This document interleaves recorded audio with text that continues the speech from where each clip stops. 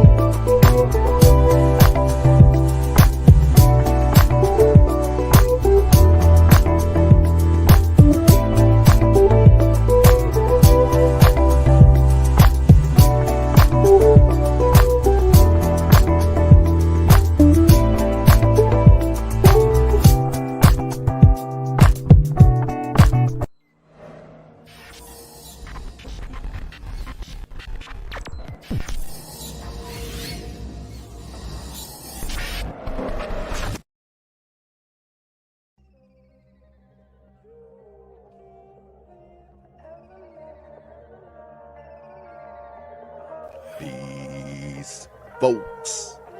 This is X from TPOT Media. Open your mind and wake your black ass up. You know what time it is. Hit that damn like button as you make your way in the door. Grab a seat, settle in, get ready. It's the Grown Man Hour with your host, my man, Bernard Riley.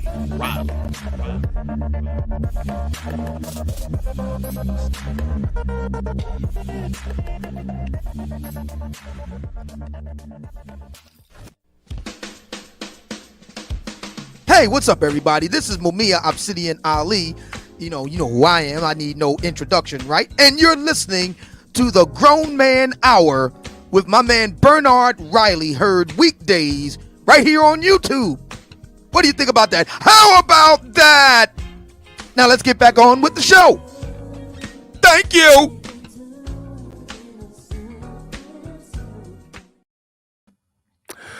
What's up, good people? Welcome back. Welcome back to the show. Welcome back to the show, the Grown Man Hour with Bernard Riley, as they call it. As they call it, the name is kind of stuck with me. Stuck with me.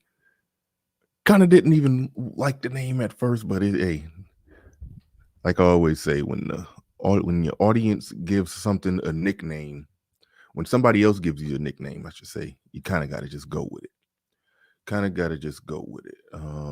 But shout out to everybody in the building. Let's get this thing going. Let's get this thing started. I just sent the link to Mumia Obsidian Ali. Just sent the link to him, so we should be joined by him shortly. Should be joined by him shortly. Shout out to everybody in the building. Ricardo Rodney, the early bird squad as I call them.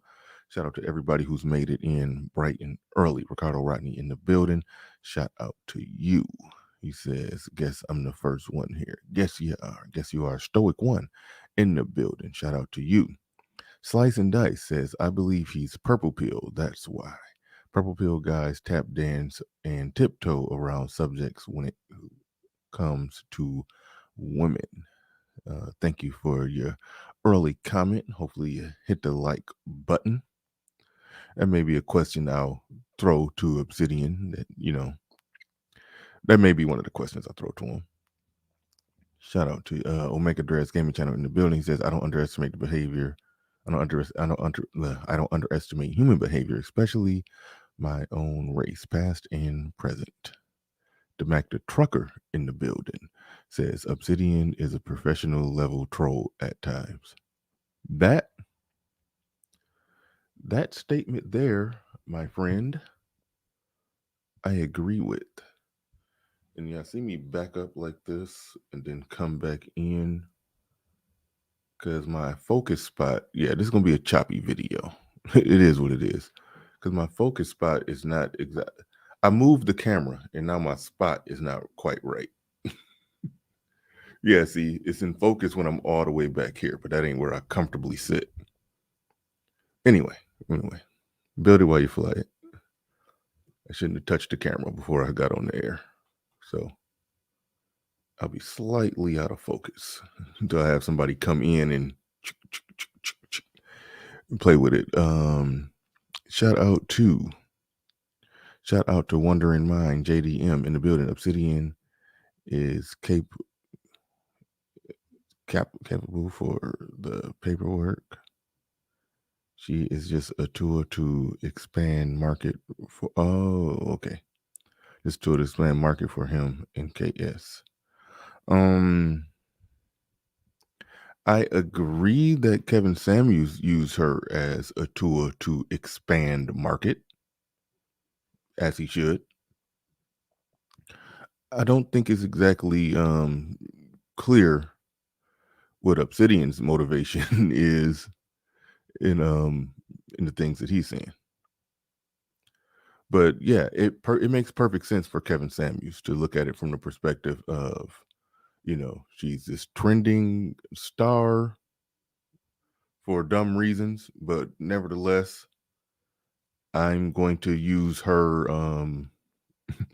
I'm going to use her rising star, her celebrity, to just have a conversation with her. In that conversation, I'm going to get off a lot of my talking points, a lot of the things that I want to say. Which he did. He did get off a lot of his. He got his stuff off. He said a lot of what he wanted to say. Basically, just use her and her name, her celebrity, as a prop to just say the things that he ultimately wanted to say. It wasn't a big deal. I didn't look at it as he was caping to her or trying to save her or nothing like that. No, he just had a conversation. He just had a conversation with somebody who, like, that's he did. Kevin Samuels adequately did the content creator dance. What you're supposed to do. In the areas where she did try to smuggle something stupid into the conversation, he smacked it down. He disagreed. He made it clear where he disagreed and moved on. I think he did what he was supposed to do there. So I think from that perspective, it made sense. But I don't know what Obsidian's exact thought process, rhyme, reason, and motivation in it is with that. But shout out to Wondering Mind with JMD.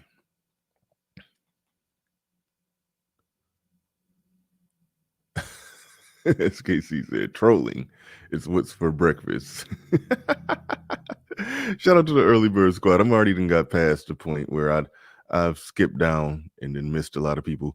But I'm gonna let's see, JC in the building. He says, I got my popcorn ready for this. Thank you for the $2 super chat. I do appreciate that. And where is it? Where is it? Where is it?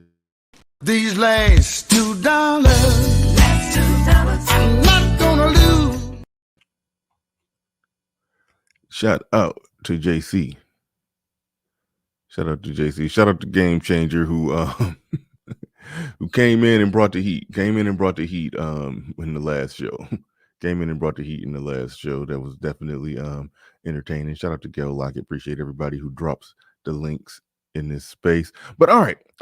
Let's while we wait for Obsidian to file on in, I'll take requests from the audience. We'll chop it up about something as we wait for Obsidian to make his way in here. I normally have like pre-topics lined up, but of which today I don't.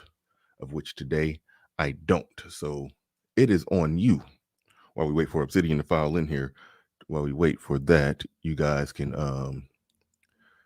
toss out there that which you want to talk about. All right, let's see. Edward Anderson in the building says, if you knowingly try to turn hoes into housewives, I don't give a damn. how old you are. The chick was 10 years your senior with her history out there. Period. I agree with you 100%. I agree with you 100% on that one. And that's part of where I'm at with this. I think that it's necessary to separate the two things. One, a lot of what the manosphere does is call out the effery of the BW. Okay, that's a huge part of what the manosphere does. It talks about it. It doesn't sweep it under the rug like everybody else does, as everybody else would. No, we're going to talk about it. We're going to stare it right in the face, and we're going to have a real conversation about that. That's one thing that the sphere does. Now, another thing that's going on. Hey guys, y'all block homeboy down there. As a matter of fact, I'll do it. Can't come in here with a trolling name, super chatting or not. You getting up out of here. So yes, that's something that we do. We're gonna call out that effery 100%. Lead the charge, tip of the spear when it comes to calling it out. Okay. Then there's another aspect of it where the guy who willfully engages in that effery, he's just as culpable. He's not a victim, he's a volunteer. For me, that guy don't get a pass. That doesn't absolve, that doesn't make the woman innocent. That doesn't make the woman innocent. If a woman if a woman puts a roofie in a guy's drink and runs his pockets, as they say, after she's roofied him, shout out to Cardi B, she run his pockets afterwards. Okay, yeah, she's a bad person. She's a horrible human being. Yeah. Now, if this woman was a known card carrying, roofie slipping pocket runner, and you still mess with her anyway because she was fine, okay, you're a dummy. You're a dummy. No ifs, ands, or buts about it. You, my friend, are a dummy. I believe we live in a world where we can call that guy a dummy, but then still acknowledge that, oh, these chicks are wrong. Yeah, they wrong, and we need to stay away from them. That part, that part right there. Those chicks are wrong. We need to stay away from them. But we can't get into the realm of talking as if they didn't do nothing wrong. And some people go that far with it. They will go as far as to talk as if she didn't do nothing wrong. It's like no, there are cultural norms in society. There are. I mean, listen, we can pretend like we amoral all we want, but that's just blatantly not true. You should protect yourself at all times in this society. But the bad actors in a functional, thriving society, they are to be prosecuted. They are to be called out. They are to be criticized. If everybody sweeps under the rug the bad actors and pretend like they don't exist, then we end up in a situation where it's just law of the jungle. It's just chaos. And some people like that. Some people thrive on that. But the people who try to fight back against the men, the phrase, when good men say nothing or when good men do nothing. I forgot exactly the phrase, but yes, like that's one thing I liked about the sphere. We know everything that men do wrong. Everything that men do wrong. We know about it inside and out. Inside and out, 100%, down to every screw, every nail, every drop. We know exactly what it is, the who, what, when, why, and where, and men are prosecuted harshly. And men are blamed for all the ills of society. Men are trash. Well, a group of men step up and say that, okay, and there's women that like trash men, that engage in trash behavior and get trash outcomes and produce trash kids with trash men, and that's why all this trash is going on. Nobody should step up and try to say those women didn't do nothing wrong.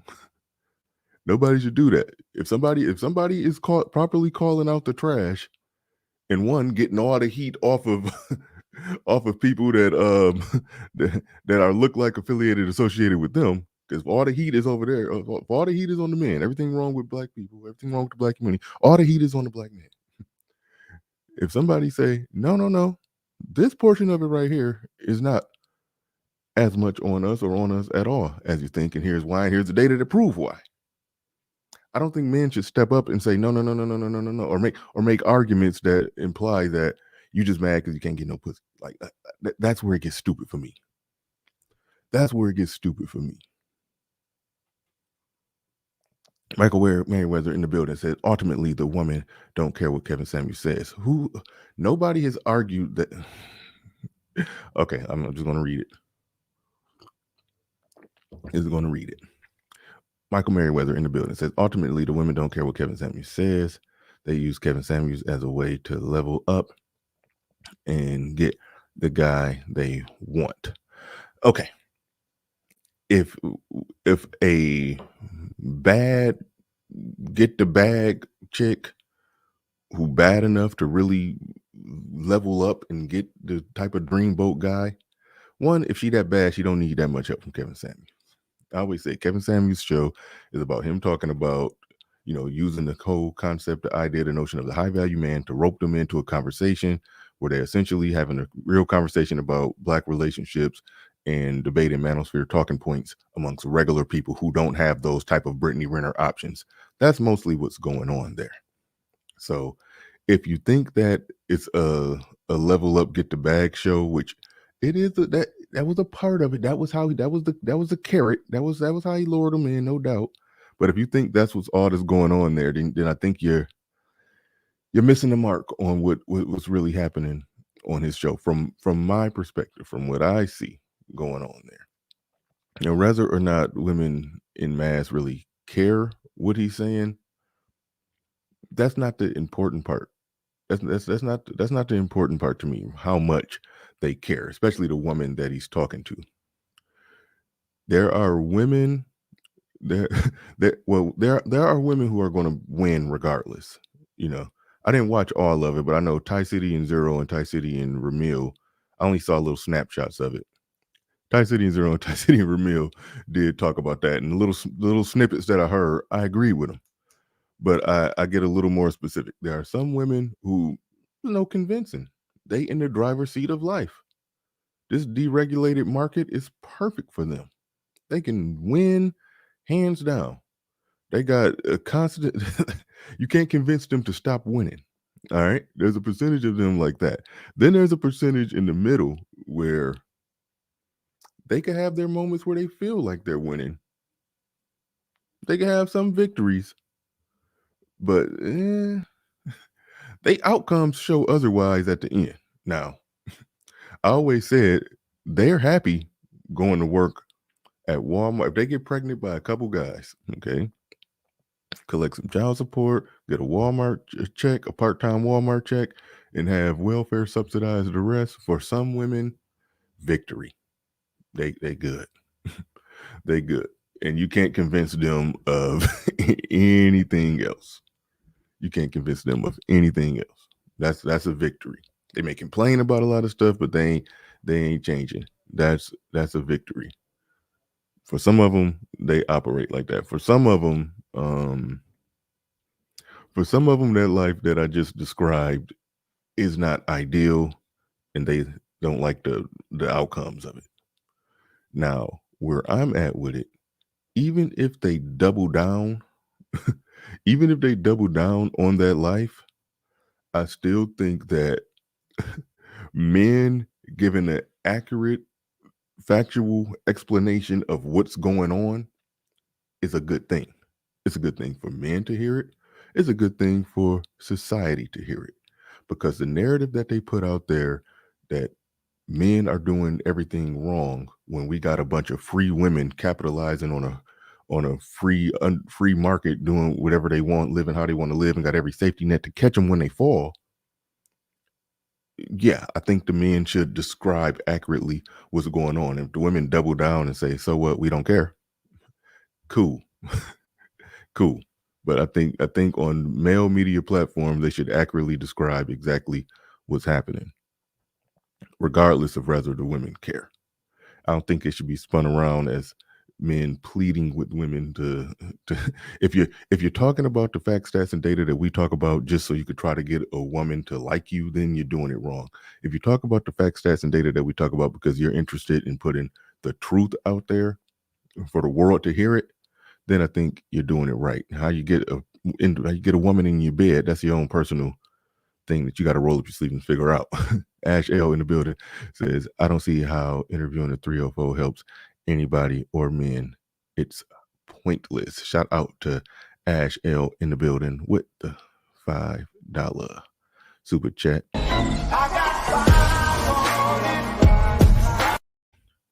Yeah, I just went on a long diatribe explaining that. He said, I don't see how interviewing the 304 helps anybody or men. It's ultimately good for Kevin Samuels and his channel and the overall growth of his channel. I'll say that. That's the Kevin Samuels angle of it. I do believe that if you bring in an audience and you make a lot of true statements, that's good. That's good. If a lot of true statements are made, that's good. That's where I'm at with that.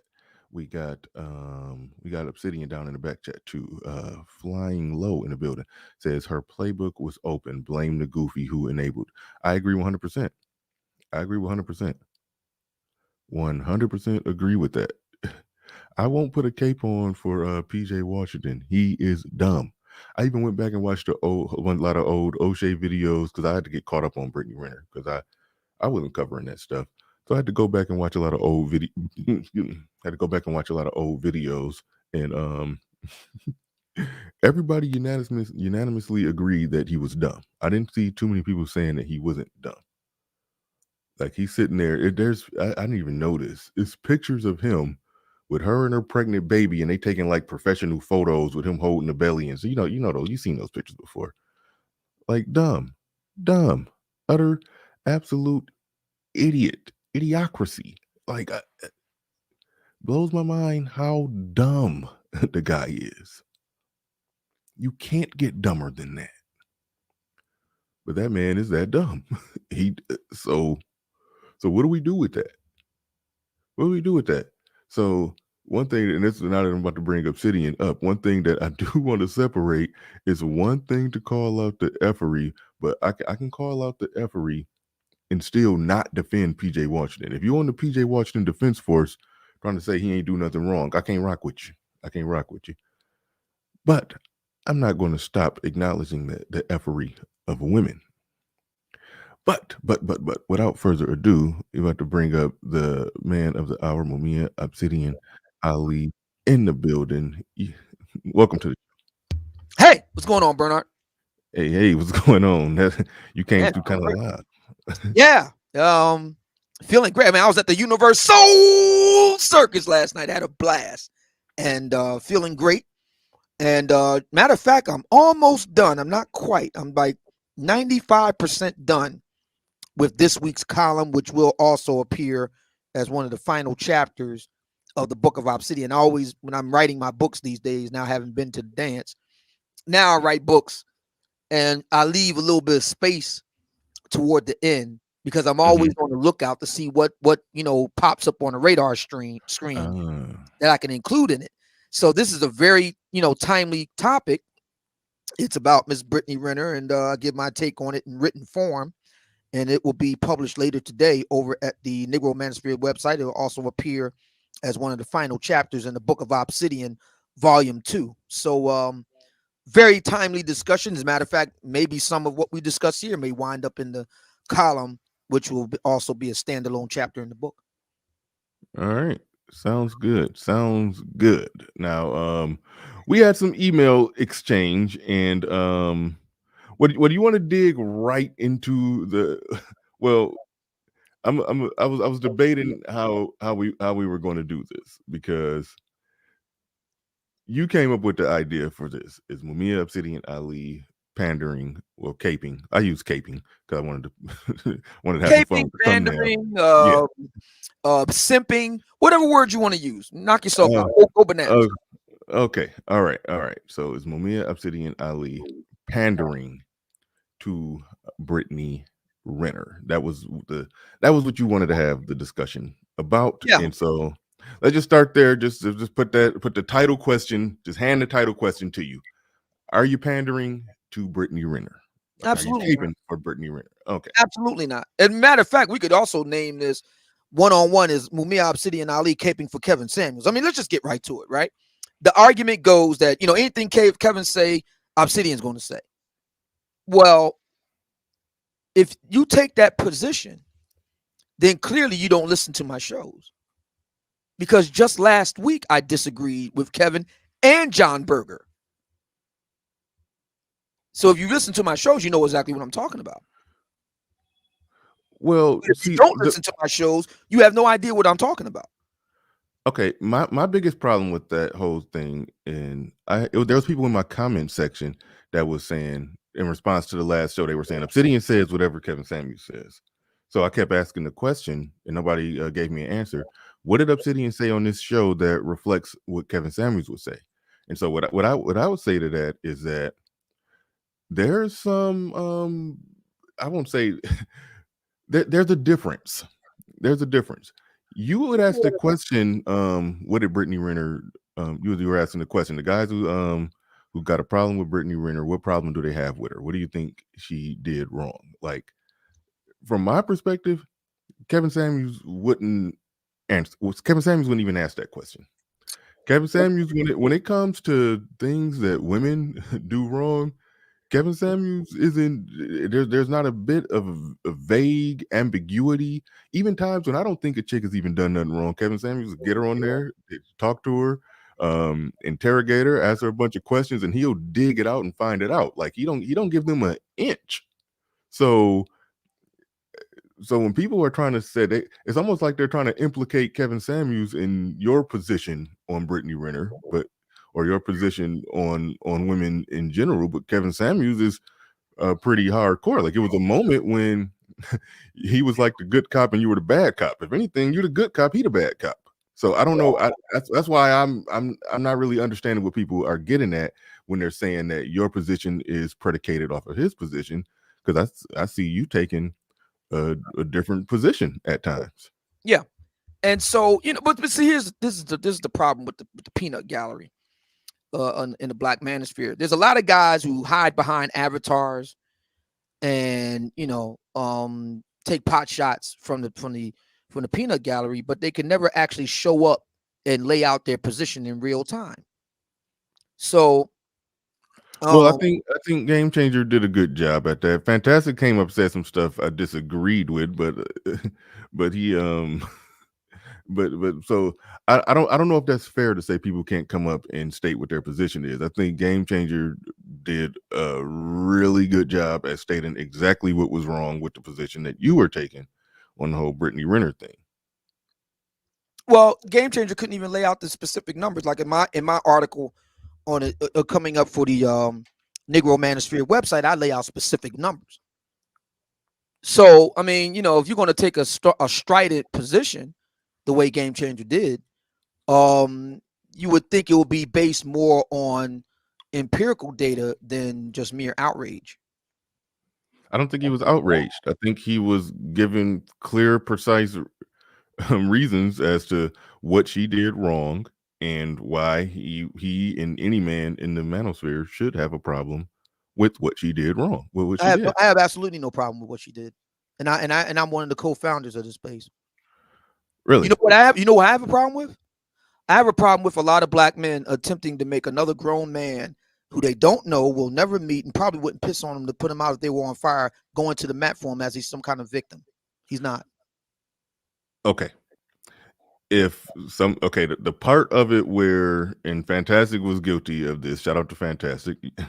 I rock with Fantastic, but he uttered the phrase. I wish I would have been able to let him elaborate on it a little more and probably clear it up. But he did say the words, something like he had no choice, or I don't know. PJ Washington got all the options in the world. He didn't have to go that route. So it's two things on the table here, and I was alluding to this when I was doing my little pre-ramble before you came up. a guy who engages and messes with a chick like that, and I think we both can agree that, okay, if you run into a Brittaney Renner, a card carrying, I'm trying to keep it clean, but we know what she is. I don't even need to put a name on it. We know what she is. If a guy runs into a woman like that, if he does anything more than just a weekend fling, he's tripping. A weekend fling with a condom on. That's the most you could do with a chick like that. Punch and get out. Get out. Get to the chopper. That's the most you could do with a woman like that. So any guy who tries to actually wife her up is an outright utter dummy. So But I think, hold on, but wait, real quick. You can have a problem with PJ Washington and say he's an outright utter dummy, but as somebody like yourself who wrote the book metaphorically and now literally on calling out BFF, black female effery, somebody who wrote the book on that, who is who's criticizing other guys who are ultimately doing the same thing, calling out the effery. It's like it does turn into a situation like, wait, what are you doing? What's going on here? This is this is in many ways the monster that you created. This is what we do. when we see some nonsense going on, public nonsense going on with women, ultimately, yeah, we do content on it. We call it out. That's what a lot of brothers are doing. Why are they being criticized by the person who led the charge in that? Are you done? Yes. Oh, okay. So yeah, I don't agree that PJ Washington was dumb or silly or stupid. I think that PJ Washington did something that a lot of black men try to do and they don't want to own up to. There's a really good book called Promises I Can Keep. You know about this book. And two top flight white female sociologists wrote the book. One of them, Catherine Eden, is at Johns Hopkins University. They outline, in the book, and I'm about to drop some vicious game here. You want to know one of the most powerful pickup lines in urban America is? No, what is it? I want to have a baby with you. Pickup line? Yes. I never viewed that as a pickup line, but I okay. See, a lot of guys, nobody's going to admit this, but there's a lot of brothers that try to lock down a woman by making her pregnant. Okay, let me push pause real quick. Obsidian, there was a time when you used to refer to guys like that.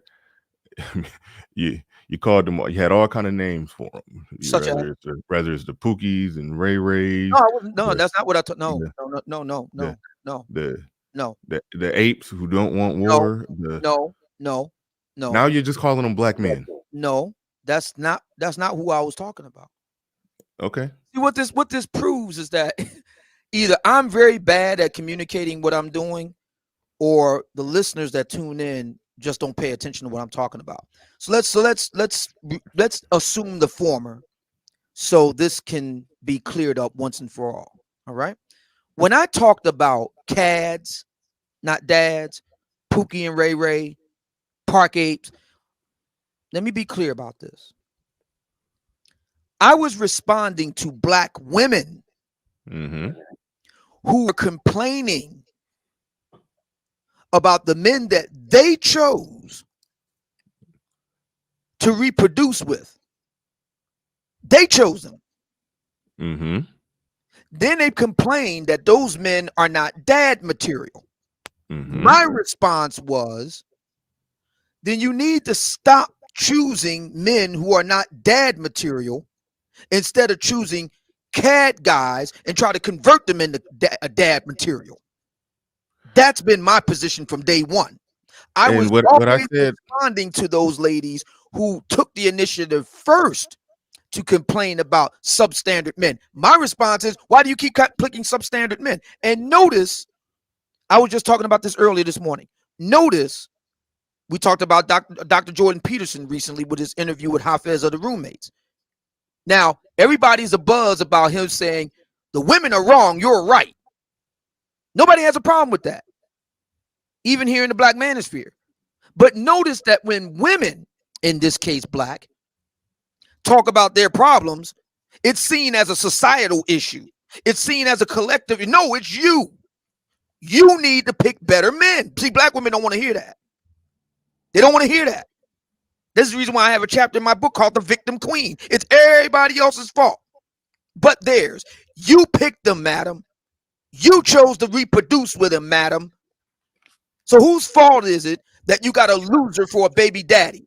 See, if Brittaney Renner, from this point forward, start talking, greasy about her baby daddy, guess what I'm going to say? You picked him. You picked the guy. Whose fault is it that you got a loser for a baby daddy? Whose fault is that? Now, that ain't happened yet. And until it does happen, I'm going to keep my foot on PJ's neck. My man, you chose to put your thing up in there and shoot the club up. You chose to do that. Nobody made you do that. Nobody held a gun to your head and made you do that. You chose to run up in that Raw, shoot the club up, take pictures like you Russell Wilson or something. Got your hands around Sierra belly, that type of deal. You chose to do that. Mm-hmm. And you did it because you wanted to try to lock a free-spirited woman down and see how that worked out for you. Right. Okay.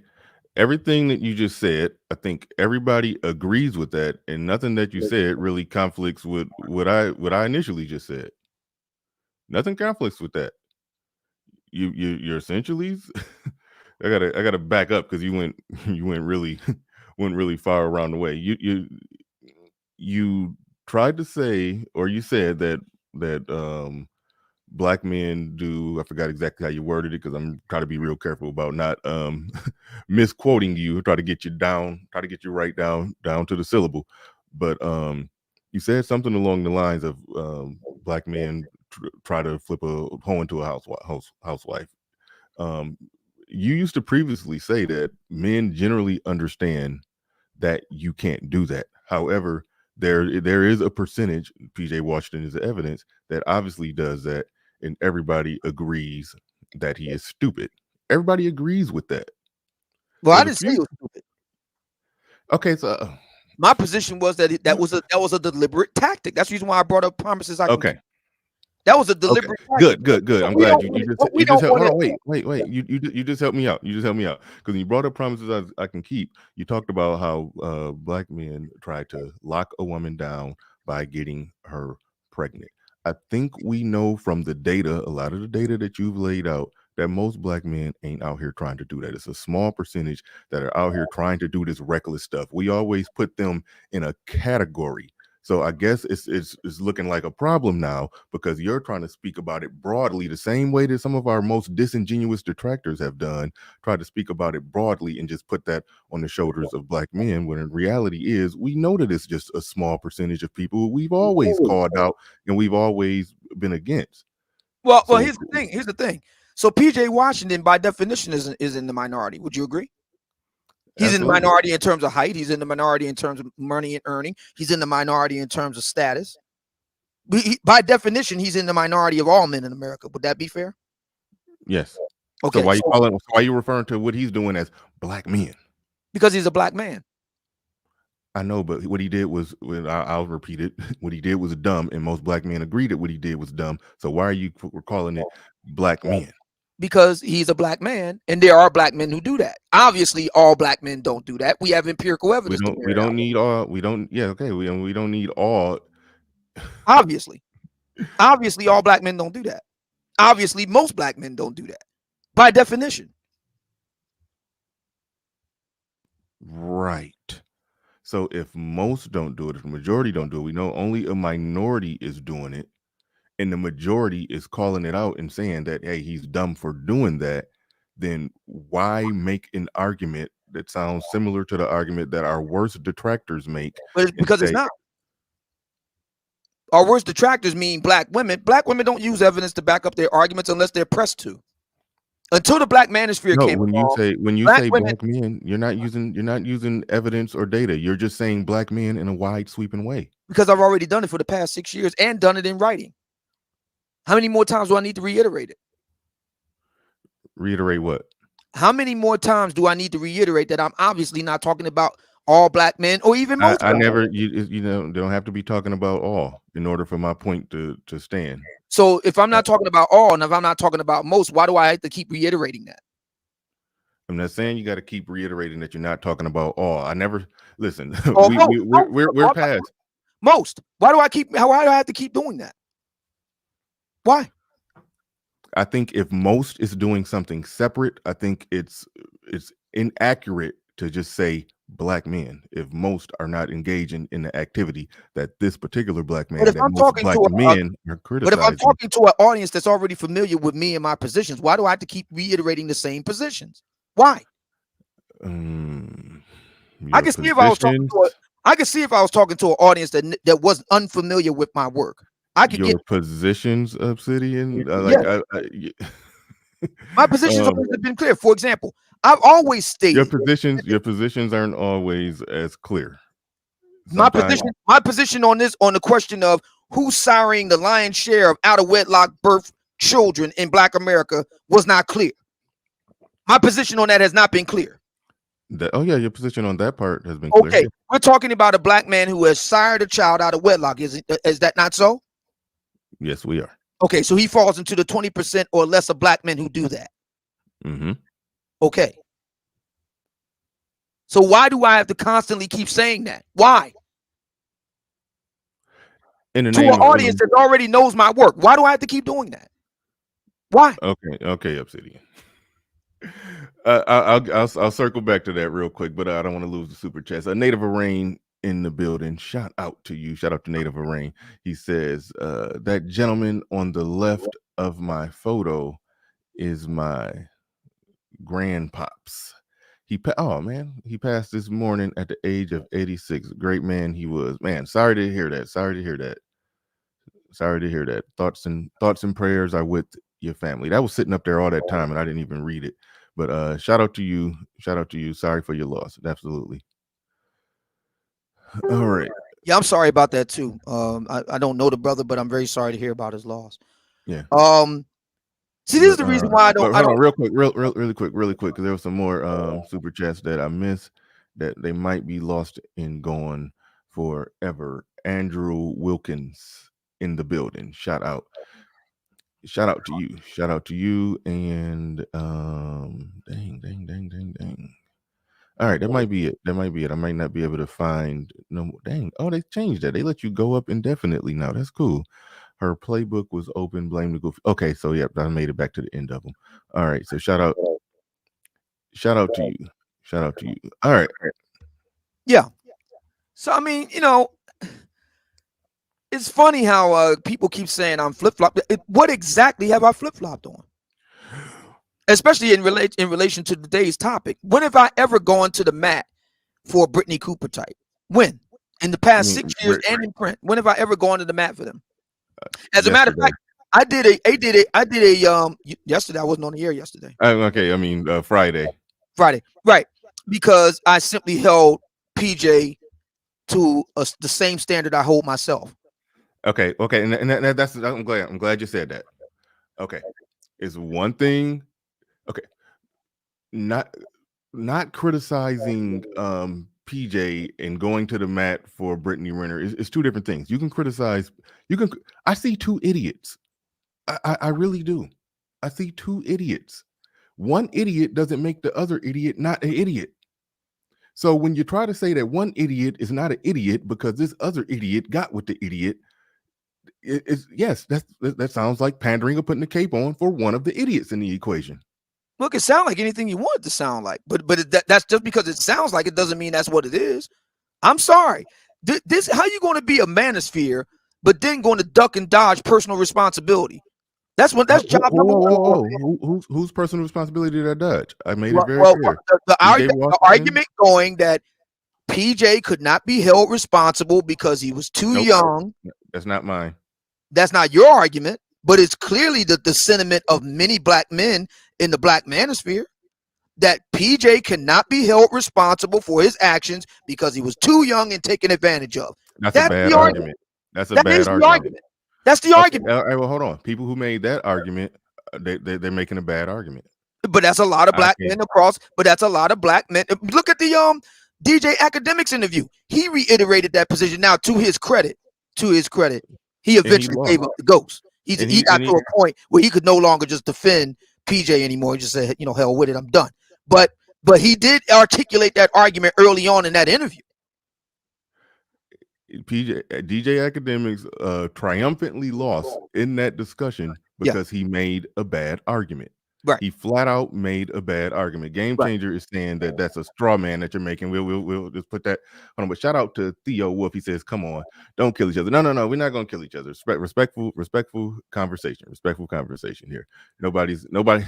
this ain't gonna cause no beef or nothing like that. Me and Obsidian don't do that. We can disagree. No big deal.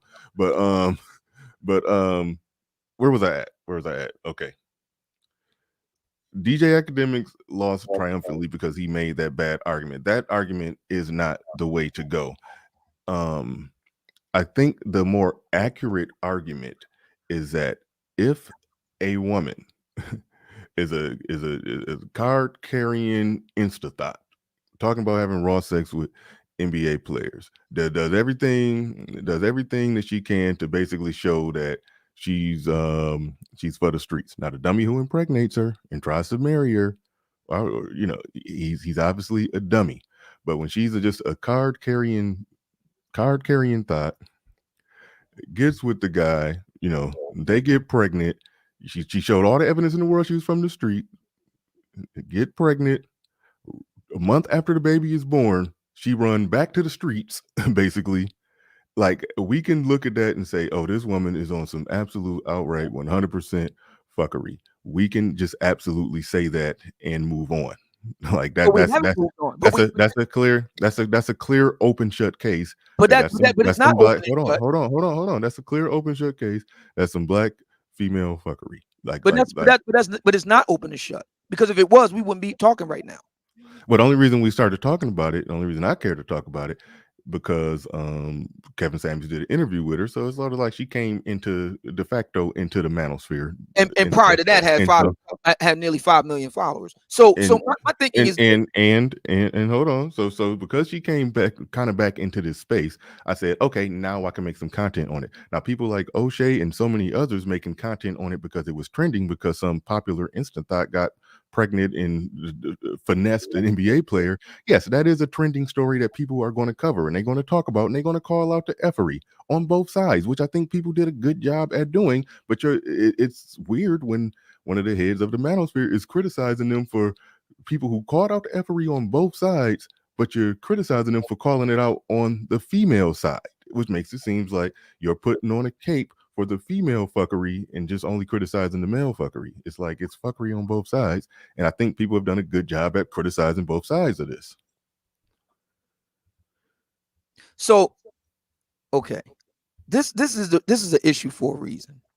Mm-hmm. So I've been getting emails from my listeners back in the summer about Brittaney Renner. Back when I was laid up sick, I was getting emails almost on a daily basis asking me to talk about it. Back then. So this is around the same time. Well, no, yeah, this is around the same time that Miss Mercedes Moore got killed. So my question becomes this. I asked this the other day on the air. I'll ask it again. If women like Brittaney Renner are so bad, why do so many black men like watching it? Why? If Brittaney Renner is the devil incarnate, you know, like that movie, The Devil Wears Prada. If that's true, why do you like watching it? Why do you keep watching it?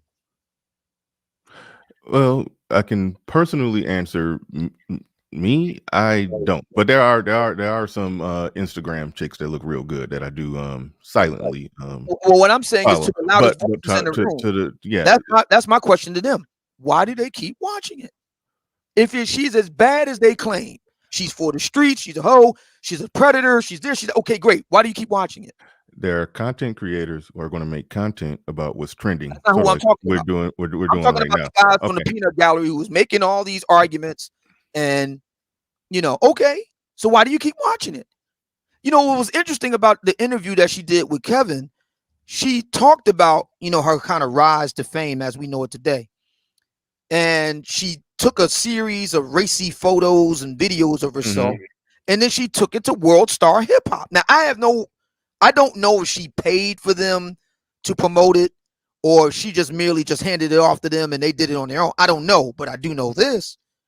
The one video she did in that basement of her in various states of undress got her an instant 100,000 subscribers.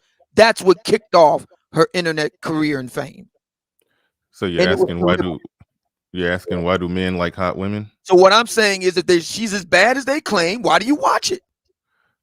Well, okay, going back to her rise to fame, this was, she was just posting hot pictures, men like hot women. When she made the video, the first time I ever heard of her, that video in the car talking about how many professional athletes she had raw sex with, that was my first time ever seeing her. And that lightning rod of a conversation made her go beyond just a hot chick to a personality who says controversial things. So yeah, once you get the ball rolling on that, you're a social media Insta star influencer chick. So that's kind of what she had going on. So I understand the question, if she's so bad, why you're watching it. But once the ball get rolling on that, it's rolling. Even if some people take a stand like, nah, this is some bull, we ain't watching it, it's still going to be enough people who are just going to just tune in just for the enjoyment, the hot pictures, and just to hear what she's going to say next. It's so. I would go along with that if that was the prevailing view, but that's not the prevailing view. And by the way, this ain't just with regard to Ms. Renner. I mentioned Mercedes Moore, and at the time I wasn't online. I was laid up sick, but I'm just listening to guys how they spoke about Mercedes Moore. To tell you the truth, it sounded almost as if these guys were almost in a orgy of glee that she got killed. This is what happens when you do that and do this and do it. You shouldn't be doing that and all the rest of it. And I'm like, okay. They let me try. They took glee with her being face down in her own vomit, Obsidian. I'm sorry. Yeah. No, not vomit. Blood. Oh, blood. I thought it was being vomit. being murdered not by somebody who she knew, but somebody that she didn't know. For those the new people who don't know why I'm laughing at that was it's an old Obsidian video where he talked about the outcomes, the choices that women make, and the outcomes that they get.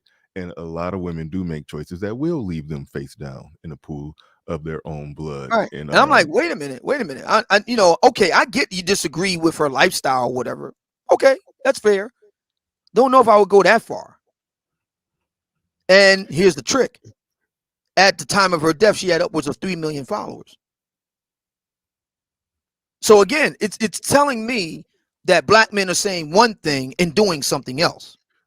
Well, no, it's telling you that black men are attracted to attractive women. So why can't you control your dick? Why can't you control your impulses? Whoa, what are you talking about? If the argument is they like to look at those attractive women, why can't you control those impulses? I don't even understand the question. If the argument is the reason why we do it because we like looking at hot women, got it. Reason why we do what? Hold on. Reason why we do what? We keep looking at it even though we don't like it. Got it. Huh? If the argument is that these women are not good people. I just said I just said that they like it. They like it. They like looking at it. But they're saying that they're not good people. She's for the streets.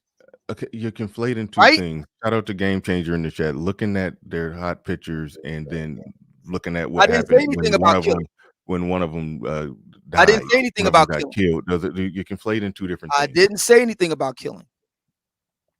I'm saying if the argument is that women like this are bad people, why are you consuming their content? Okay. I will grant you a somewhat that's somewhat a fair question. That's somewhat a fair question. Even though I don't think there's nothing wrong with somebody looking at pictures of an attractive woman.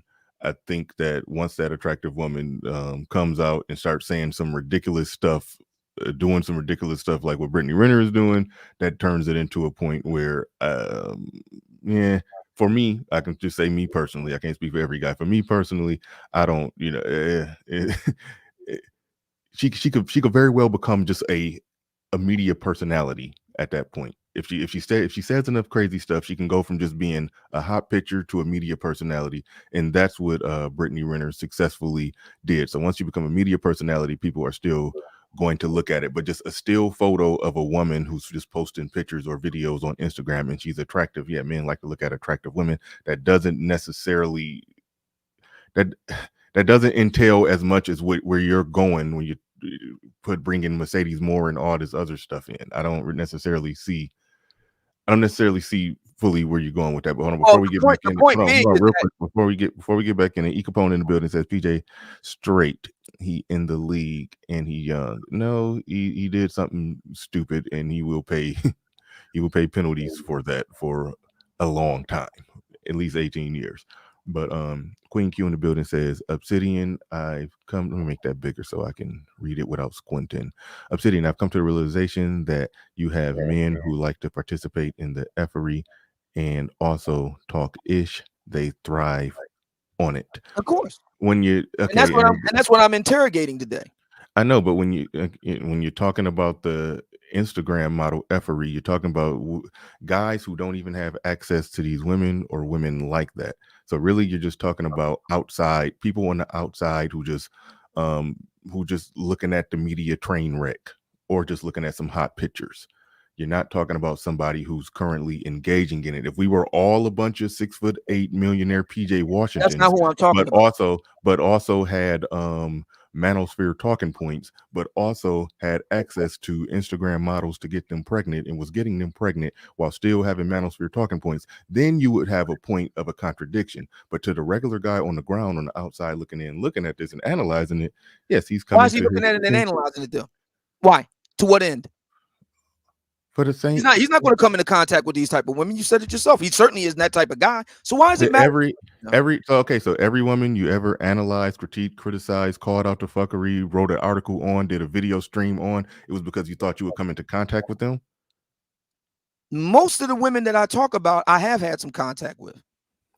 Sophia Nelson, Feminista Jones, Deborah Cooper. That doesn't having the ability to contact them is not a prerequisite for watching them and giving commentary. What I'm asking. No. See, you're a commentator. I'm a commentator. We got that. I'm talking about the rank and file.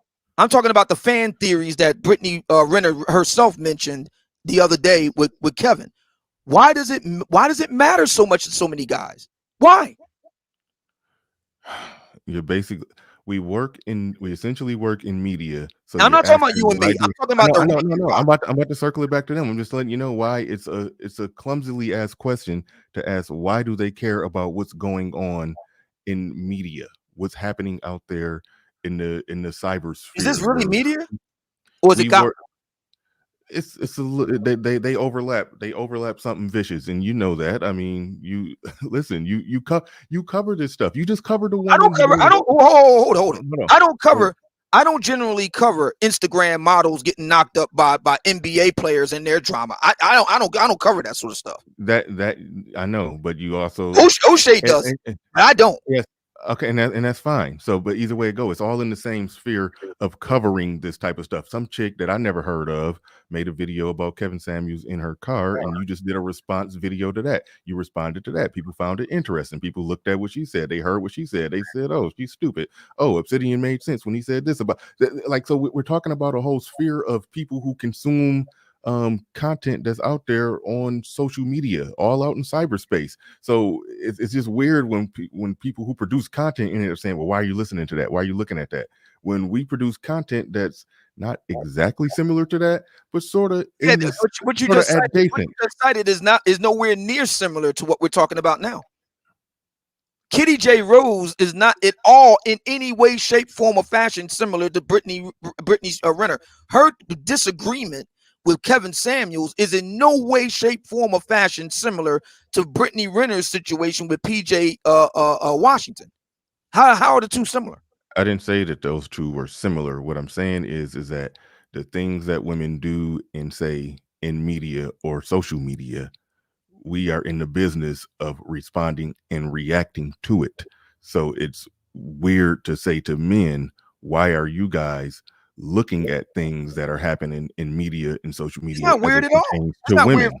It's not weird for you and me, but it is weird for guys that are just, regular, listeners and commenters. Why The they're so invested in this? the regular listener and commenter, them listening to it and them posting a comment about it, that is in many ways their de facto platform. Rather, I know that sounds strange, but in many ways that's how it is. Before I start, the reason I started my YouTube channel and started going live, because I got tired of being in the comment section typing out my whole dissertation and what I think about something. So I started a channel.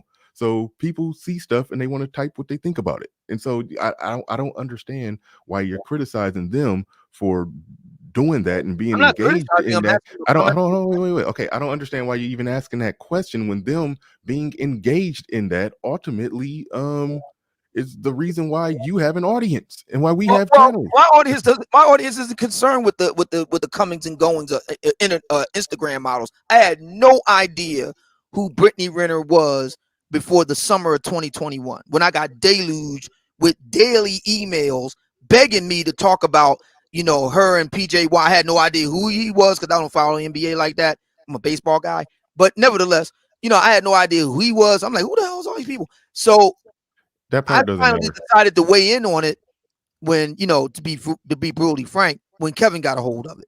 That's when I decided to go ahead and weigh in on it, Yeah, because me too. now I considered it a black manosphere concern to some extent. And I'm in lockstep with you on that. But just like you receive some videos or people emailing you asking you to respond about it, that shows that our audience do keep up with this kind of stuff.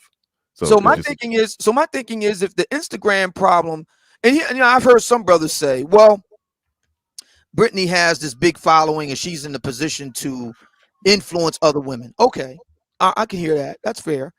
So then you would have to explain to me how she has influenced more black women to become baby mamas more than they already are, for example. Because that's the argument. The argument is that she's got this I big haven't. platform and she's in the position to influence black women to do what she does. Okay, so she became a baby mama. To let these guys tell it intentionally, trap a guy, get money out of him, get a come up. Okay, fine, gotcha. So then you would have to explain to me how she's really kicked it up a notch in that regard among the lay black women across America in doing the same thing or something similar. Um, from my perspective, you just stated an argument that I never heard anybody make. So it's like you created the problem and So you're accusing me of making a straw man. I'm just saying I've never heard nobody make that argument. All right, well, we're gonna ask right now. We got over upwards of 450. But Right now. We can well, put it out there. Do you believe that one of the reasons why Brittaney Renner is such a huge problem is because she has such a big platform and she can influence other black women to become baby mamas and trap guys and take advantage of guys and try to get money out of guys? Do you believe that? Put a yes in the chat room if you believe that. Put a no in the chat room if you don't believe that. okay, and while they do that, I'll say that part of the premise wasn't problematic. The part of it that was problematic is that when you said that now you have to prove that she has made a spike in the amount of women that are doing that. That's something that's impossible to measure. But in general, this goes back to what I said about the manosphere. The manosphere should generally agree that a woman saying anything to normalize getting pregnant on purpose with no intention on staying with the man is bad. We should generally agree that that's bad. So I don't understand even why I don't even that's why I don't even understand the question. You don't understand the question because you think that we should be calling out that bad behavior. Well, no, it's like that's just a non-negotiably horrific thing for a woman to do. And if a woman is talking about that in any way, shape, or form to try to normalize it, that yes, men should think that is wrong, and the woman is wrong, and that's just that. It's just an open shut case. So do we believe that Brittaney Renner is a good person? Is a redeemable person? Do we believe that? I don't, but I don't care. Okay. I So mean, why are we expecting good behavior to come from bad people? I know you don't have to expect good behavior to come from bad people, but if somebody has a major media platform and they're trying to normalize get pregnant on purpose with no intention on staying with the man, I think we should, bare minimum, generally agree that yes, Okay. that's pretty bad. So That's pretty bad. our impromptu straw poll seems to be almost dead even. I wouldn't say straight up 50-50, but it's pretty damn close. And to tell you the truth, I'm surprised. I'm pleasantly surprised. Roughly, I would say maybe 45% of your audience, let's say. I would say about 45, something like that, percent of your audience says no, they do not believe that Brittaney Renner is in a position to use her platform and influence more black women to intentionally have kids out of wedlock, trap the guy, the baby daddy, take advantage of him, and and try to juice him for his ducats. Roughly 45% of your audience does not believe that. They Now, don't believe they don't believe that her being on a major media platform flippantly talking about that like is normal. They don't believe that No. over time will, if that behavior is normalized, that over time it will ultimately result in a higher percentage of women doing that. No. Okay, well, I disagree with the roughly 45% on that one. I do think I was shocked. I thought that, I ain't gonna lie to you. I thought it was going to be, pretty much a shutout. 90% plus of your listeners would agree with that. But no. See, this is the reason why. I think it's this because is the reason why empirical evidence is so important. Polling, studies, research. This is the reason why you can't assume. You can't assume. Mm-hmm. This is the reason why you can never assume. Unless you can actually take polls and surveys and things of that nature, you never really know, because you'll use your own assumptions. And this is true of all of us. You use your own assumptions, which may not be right. Evie now in the building with the super chat. She says, Bernard Rowley, then there are a lot of idiots out here based on the out of wedlock babies in Black America. Yeah. Number 16 in the building says, did not want to do anything about it until, the Daddy Samuels said something, right? See, now, I disagree with that one. Obsidian can respond to that, but I'll respond to it. I was in agreement with Obsidian that, yes, some insta thought getting pregnant by some dumb professional athlete and then just high stepping up out of there like Deion Sanders a month after the baby was born. She it's like she just couldn't wait to get back to the streets. But that's what it looked like clearly happened. But something like that, I personally didn't care to cover that, because to me that is an open shut case. But I understand how that's a lot of red meat content. So I understand content creators making content on it, and I understand people just having a reaction to it. It's a lightning rod train wreck of a shit show that I understand that people are going to respond to it. I just me on some pure me personally, if something is just some stupid ratchet stuff with no rhyme or reason, I tend not to cover it. I like to cover it if it's something that we can kind of probe a little deeper. And Obsidian is the same way. This is what initially made me really like Obsidian. That a lot of people looked at black female effery as him just calling out trashy ratchet chicks.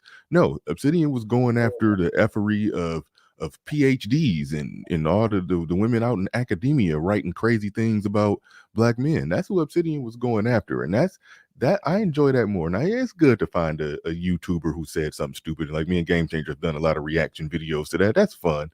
But I do like to find the intelligent among them attempting to make a good argument, and then try to pick and then pick that apart. That's more interesting to me. So it's just a matter of taste and content. So I don't knock the people who covered it. Shout out to O'Shea. He's in that lane, in that celebrity junk, celebrity gossip lane. And I don't knock the people who engage in that, because like Pablo said in the chat, it's fun, it's entertaining. So I get it all the way through. So I don't knock Obsidian for finally talking about this now because I finally talked about it when she sort of came into the sphere a little bit. So, but you can respond to that statement if you Yeah. want to. Yeah. Yeah. So yeah, I have been getting messages about Renner going back to the summer. And I sat on them intentionally because I was like, I don't normally do this sort of thing. This is more like a O'Shea type of thing. I decided to move in after Kevin did it because I consider Kevin part of the Black Manosphere. He introduced Brittaney Renner to the Black Manosphere. She's now therefore, fair game from my standpoint, my point of view. I now have a legitimate reason to discuss the matter. On top of the fact that so many black men in the Black Manosphere had so much to say about her. So I was like, all right, well, here's my take on it. You're 100% correct, Bernard, and I'm glad that you point this out about me. I go after what I call the loudest voices in the room. The loudest voices in the room are the black women who have been driving the black love discourse over the past 40 years. And if you look at, I know black people are very sensitive to the word profiling. I get it, but it's still a very useful tool. If you look at the profile of the women that do that, they're not the Brittaney Renners of the world. They're not the Mercedes Moores of the world. They're not the Keishas. They're not the Sharkeishas. They are the Danielles, the Wendy's, the Jennifers of Black America, suburban, upwardly mobile, professionals, educated, graduate or professional degrees. These are the black women who are driving these conversations. And so that's the reason why I made them the target of my ire, so to speak. I personally consider black women like Renner, no disrespect to her, but I personally consider them low-hanging fruit. I don't consider them a challenge, especially somebody like Renner, who, as she put it in her interview with Kevin Samuels, she's balls out with the cock out. I mean, you know exactly what she's all about. So what am I supposed to say to that? I think it's a very telling commentary on a lot of black men who seem very interested in this sort of thing. Because like I said, I didn't even know who she was before this past summer. I didn't know who Mercedes Moore was until brothers was jumping all over her death. So I make it a point of going after a certain type of black woman. And like I said, if you look at the profile of the black women who have been driving this black love discourse, there's certain things about them that stand out. Professional, college educated, graduate or professional degree holders, a certain age. They don't tend to be very young women. I mean, Renner is now 29. Generally, the women that I deal with and talk about are at the very least their latter 30s and above. So what am I supposed to say about somebody like Renner who comes from one of the poorest states in the union? I would agree with a lot of guys' assessment of her. I haven't seen any major type of, skill or talent that she's displayed. I mean, exactly what am I supposed to say? Okay, when you say you would agree with a lot of guys' assessment of her, then why were you asking the question on Friday? Okay, so what problem do you all have with Brittaney Renner? Yeah, I was trying to find out exactly what clearly articulated. And to his credit, Game Changer I disagree with him, but he did lay it out. All right. He did lay it out. So you're right in noting the distinction that I make between and among black women. I do make distinctions. And I like going after the hard targets. I like going after women that can fight back. I like going after women that actually has something on the ball. I enjoy that. I like that witty repartee. I like that. I don't really see Brittaney as having any real challenge for me. I just don't. JC in the building says the real discussion is why are black men hating on Kevin Samuels for doing the interview, like for real. Now, I did see the title of one of O'Shea's videos where he, I guess, addressed that the issue that some men had a problem with Kevin Samuels for doing it. Again, I haven't seen any exact content on that, so if you've seen some actual content on that, the guys were actually hating on Kevin Samuels for even doing the interview, then yeah, by all means, you can respond to that. I really can't. I've heard about him. Ramil and Ty City did an interesting live stream on it. Mhm. They weren't necessarily, excuse me, they weren't necessarily going after Kevin per se, but they were saying that their position was, and they're not alone. I'm been aware of a couple of such lives over the weekend. Excuse me. Their position is that Kevin is either wittingly or unwittingly amplifying Renner. That is to say, he's essentially giving her a pass instead of openly condemning her to break the message to other women. This is not cool. He went about the interview in such a manner that would give the impression to other black women that they can do the same thing. Okay, one thing real quick. I mean, well, you kind of prefaced what you said with Ramil and Ty City. I don't believe that was Ramil and Ty City's argument. Based off what I heard from them, I just wanted to. Well, they took it a step further. They took it a step further that you guys should not be trying to save these women and all this sort of thing. And I have some interesting views and thoughts about that as well. Let's go ahead and touch on that, because I don't think that discussing what women do and giving our male opinion on it, giving our male opinion on dating, relationships, mating, hooking up, this whole social media culture, swipe left, swipe right, all the Insta access that everybody that women have to men and all. Given our male perspective on it, I don't believe that's trying to save them. So that was the only. Well, I didn't listen to the whole thing, but that was a part of what they were saying that I was I was disagreeing with, because I've always said this, and I kind of said this in my intro, that whenever anybody gives any analysis to male female interactions, it's always the men are the problem, the men are trash. It's nothing wrong with the men having platforms where we say, no, actually, the women are trash and they like trash men. And here's the data that shows that we're right. Now, whether or not the women care is a completely different thing. I'm about speaking up for men. So I'm going to speak up for men, regardless of, like, that's not speaking up for men does not mean you're trying to save the women in the situation. You're just showing that Yeah, no, I didn't. men, I would have loved Ramil and Ty City to give the names of people, and I presume, excuse me, and by people I'm presuming that they're talking about actual content creators who take the position that they were asserting, that trying to save black women. I would have loved if they could have named the names, but my position, I'll just put my position out there. My position is having the real conversation. I want to see brothers like Obsidian on the dais engaging the conversation, forcing these women to answer questions. That's always been my argument. Put the old man in there. Now we're going to have a real conversation, and just put them on the spot.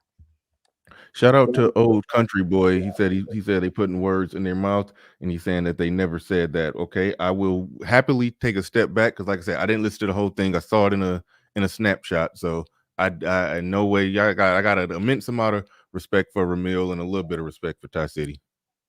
But so that was a jab. But no, I respect both of them. And so I don't want to misrepresent them in any way, shape, or form. So I'll take a full James Harden step back on everything I said, because I only watched it in a snapshot. So it was maybe clear that they felt that he should not have done that. Yeah, that part right there. And the reason why was because, at least part of the reason why was because that he would be sending the wrong message to women. See, I have a completely different take on all of this. Are you gonna give that take right now, or are you saving it? Oh no, I'll tell you right now what it is. Okay, go ahead. I think a big, and I write about this in the column. It'll be in the book. I think a big part of the problem that a lot of black men. This isn't one of them. This is just one of the problems, not the only one. I think a big problem is that a lot of black men have a problem with modernity, man, with freedom. Brittaney Renner is a free-spirited woman that lives in a time where she's free to do what she want to do. And if you don't like it, you don't have to consume the content. She said something that was really profound during the interview, which is she did with Kevin. And that was that, after she made the first video that got her on the map, and she kept doing other videos, and she freely admitted that she was showing her body, and guys like to look at it and they like to consume the content. So that brings me back to, and again, she sent this to World Star Hip Hop, which is the same place that Kevin got his start as we know him today. And again, it brings me back round robin to the question. If these women, and women, I mean Renner and black women like her, the Instagram thoughts, if they're such, why do you keep watching them? Why do you keep consuming the content? Why? Somebody could well, shout out to Game Changer in the chat. He says, by that logic, the BFFs are black female people, women who engage in black female fuckery are free spirits. No, there is no logic in it.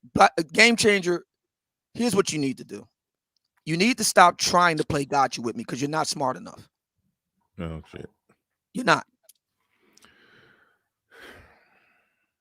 What you need to do is make up an actual argument.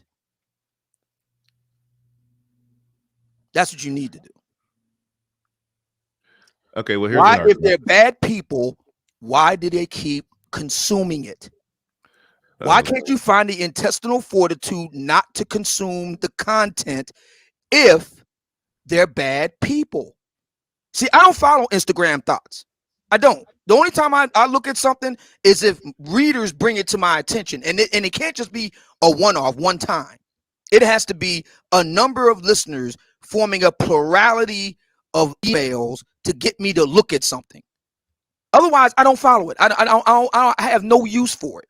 I have too much going on in my life to spend any of my time looking at women I don't know, will never meet, and I think if I'm going to use the position of many of these guys are bad people. I just got too much going on in my life. I got other things to do.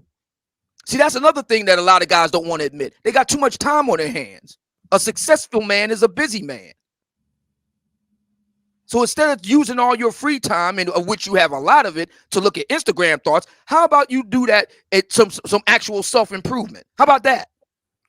Okay. Now see, now what you just did, you just trespassed on the argument that any man that consumes any type of content that anywhere in this realm, well, he's a bum, he's lazy, he's not self-improving, he ain't doing nothing with his life. I mean, like that's like you can agree that that's problematic.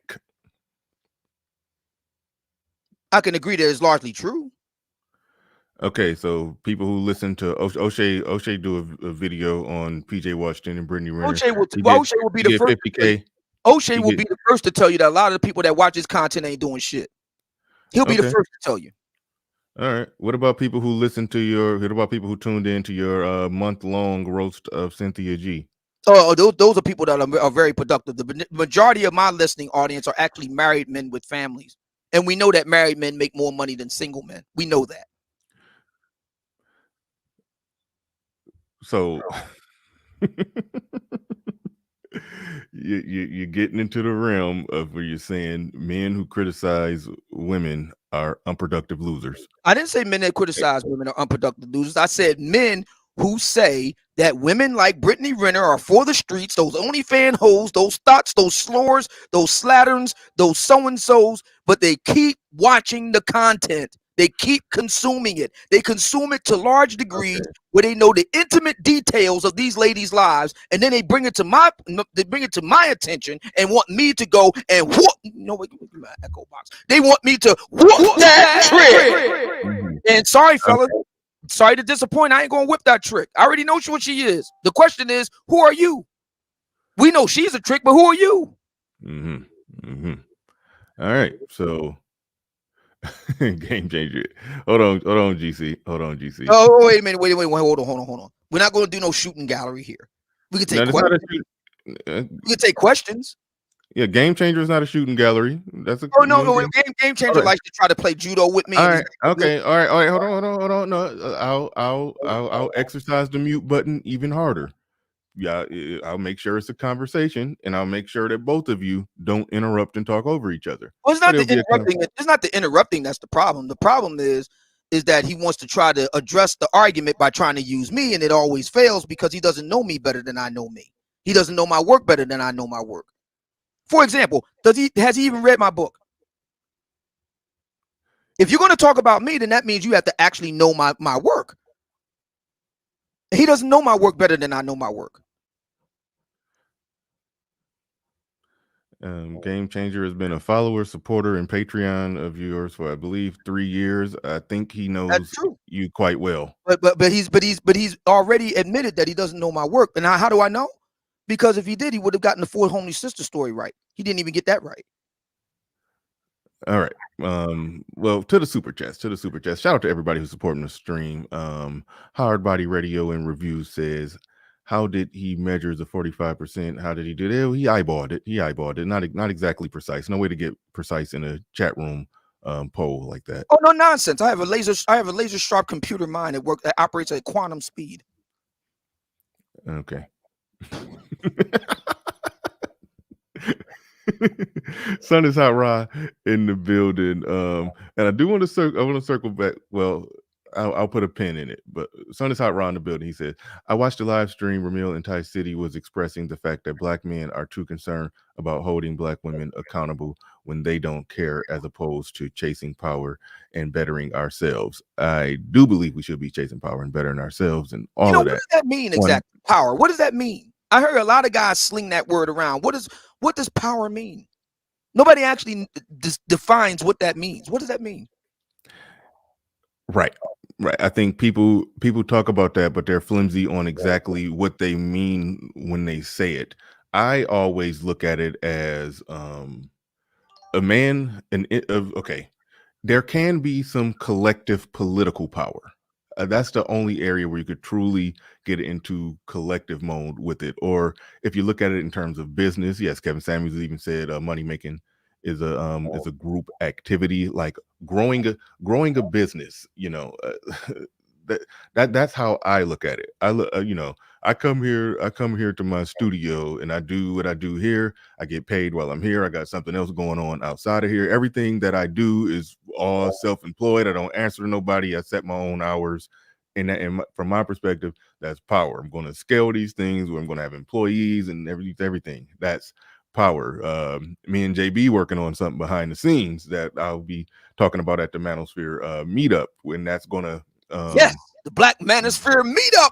I'm so excited about that, because that really does talk about power. Yeah, and so what that means? I'm sorry, what's that? Power starts with you. Yes. Having domain over your own life, having personal responsibility, embracing it, taking on as much responsibility as you can as a person, as a man, not making excuses and failing for why it is that you didn't get done what you needed to get done, or why you made a bad decision. And you can exercise power by some degree of discipline and restraint, which comes back to my point. If these people are so bad, why are you consuming their content? Let's just go ahead and just put this out here plain and clear for those who don't understand it. Men talking about women, men giving their take and their view on perspective on women and everything going on regarding the varying social dynamics between men and women, men giving their perspective on that on media platforms, that is a business. That is a business. And we know that because women have made a business out of doing the equal opposite for years. So that is a business. And if men in their leisure time like to consume that content, I don't. This goes back to the point that you was making, but men who in their leisure time, like shout out to Pablo, who says it's fun to consume this type of content. I know Pablo is working while he's listening.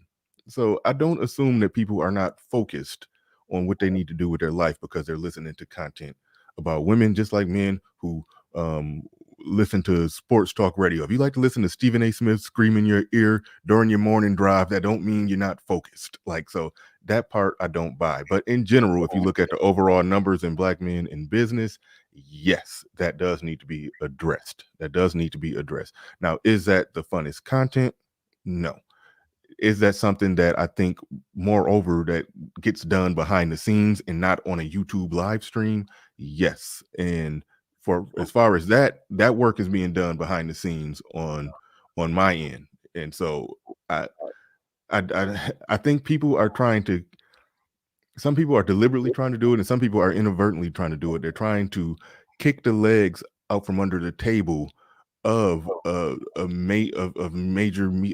growing, soon to be major media platforms created by black men, by saying, "Oh, y'all focus on the wrong thing. Y'all need to stop doing that." It's like you're trying to get people to not, trying to get men to not discuss women.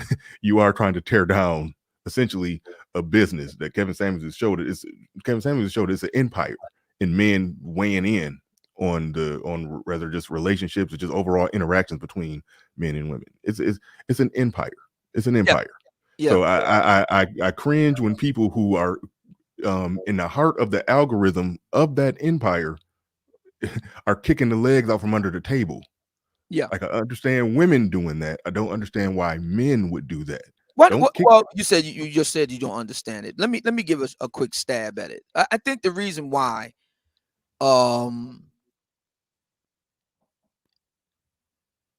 don't want to say envy, but I would say, I don't want to say that. I don't know if I go that far, but I would say, it's pretty, when you look at guys making a living, doing something that hold on, time out. I've been trying to catch RM for the longest. RM, my email is Bernard Riley 99. I want to ask you, I got to talk to you about something important, business wise. Hit my email. It's BernardRiley99@gmail.com or Bernard@thegrownmanhour.com. One or the other. Hit it, please. RM. Confirm in the chat that you heard me. All right. Yeah. Yeah. I think the reason why a lot of the guys who say those things, and I've heard them as well over the years, I think the reason why is because it does something to your mental, if I could use that phrase. To see black men making a living talking about something that you could be doing yourself as the interlocutor, but you don't. Either because you're either too lazy, don't have the talent, aren't willing to make the investment and take the risk. I think that's really where it stems from. I've been quietly observing this behavior over the years, and the guys who take that tack, they're usually the guys who think that they have the answers, and really they don't. And their life, reflects that. Okay, that part I can't go with that part. Their life reflects that they don't have the answer. No, some don't have the answer, not willing to do the work, not willing to make the investment, take the risk. In other words, they're not willing to put themselves out there. If we have such better things to do, if the things that we need to be dealing with are so important, why aren't these guys out there leading the charge and making a better mousetrap? Why aren't they doing it? Well, I think some of the guys that fall in that category, they are they have their channels. But nobody wants to watch them. They pull very low ratings. For some of them, that's true. For some of them, that's true. And I don't know. I'm not going because I'm not. The reason I'm not going because I don't know who you're talking about. We predicated this with talking about a stream that Ramil and Ty City did. That certainly does not apply to Ramil. Certainly, I don't know everything going on in Ty City life, but I know Ramil. Ramil. I could be wrong about this because I'm no expert on all things Ramil. But last time I checked, Ramil wasn't berating guys like you and me for doing what we do. Fair enough. Okay, good. Okay, I thought you was talking about Ramil, and that's why I started. No, last time I checked, he wasn't doing it. I'm talking to the brothers who, and like I said, I've known about these guys for quite some time. Why is it that y'all always talking about women? Y'all need to be talking about this and need to be talking about, okay. So if it's so important, how come you ain't doing it? There's gold in them there hills, son. Go for it. How Well, come you're not doing it? to paraphrase Angry Man, because somebody tried to say to him one day, all you do is complain about women. And Angry Man rightfully pointed out that this space was built on men ultimately complaining about women. I don't like the word Correct. complaining. I like to Correct. I like to Correct. use no, yeah, but I prefer to say that accurately describing the situation between men and women nowadays. But either ways, I'll use the word he used when he was responding to somebody who said that all you do is complain about women. He said the space was built on men ultimately complaining about women. If you have a problem with that, why are you here? That is one of the few times where I will use the "why are you here? Why do you care?" argument, because I tend to not like to do that. I like to look at what somebody is saying on his merits, but that is one of the few times where I will do But I the am looking at what they're saying on their merits. Their argument is you guys are complaining about women, talking about women, discussing women, criticizing women. It's all about women. We black men got more important things to do. Okay, go do fine. it. So why aren't you doing it? If it's so important, how come you're not doing it? See, I'm putting them No, right on blast. If it's so important, why aren't you being the leader that you are and making it happen and showing an example and building a better mousetrap and getting all the guys and the girls out to the yard to watch you do your thing? Why is that? Why? Exactly. Crickets. The Naked Truth by Annette's Worldviews says KS title called her a dove. Come on, you know titles are provocative and metaphoric at times. It was called When Doves Cry. You know, he quoted a Prince song. Like, cut it out, cut it out, cut it out. But Ken Thing- wait a minute. But wait a minute.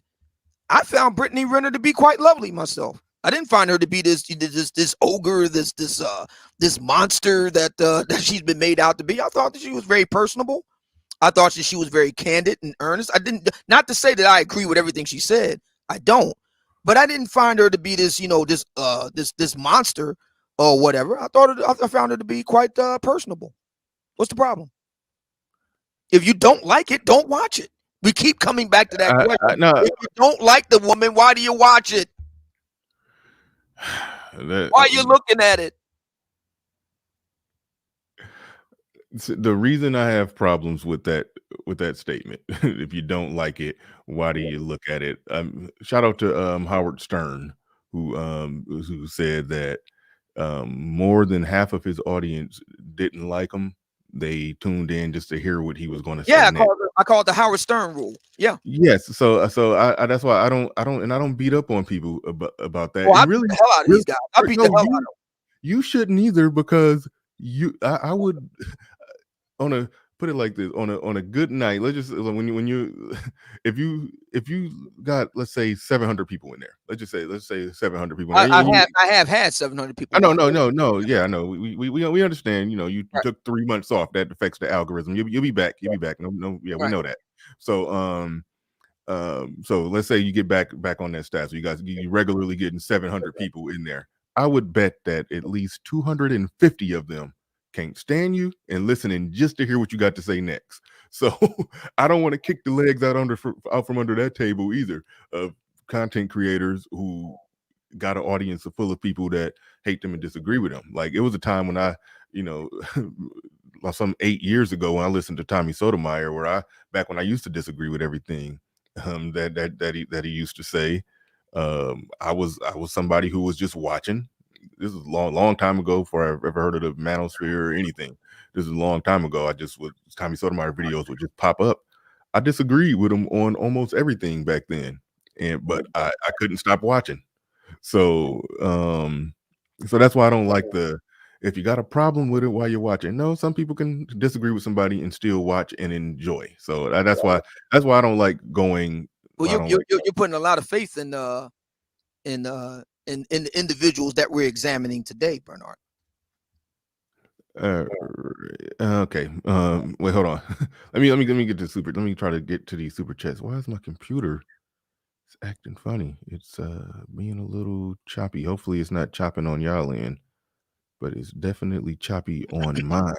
Naked Truth by Annette. She said Kevin Samuel title called her a dove. Oh, and I just a woman, a seductive woman being able to sit in a chair and have a personable interview and seem pleasant. That don't give her the title of dove. Like I Well, disagree. who does deserve the Hold title? on, hold on. I don't really care because I don't just go around calling women Oh, dove. no, but wait a minute. But who does deserve the title of but dove then? not the woman who went viral on a video talking about how many NBA players she have raw sex with. And I agree with that. Listen, you don't get an argument from me on that. So my question becomes, since this is a lady, now we got to turn it to the lovely ladies. Since this is a lady, here's my question to you. Okay, we get it. Brittaney is this, Brittaney is that, not fine. So how come the good girls can't how come they can't build a better mousetrap? Why can't they go and, I mean, social media ain't closed to them. They can do it too. The social media game is open to anybody.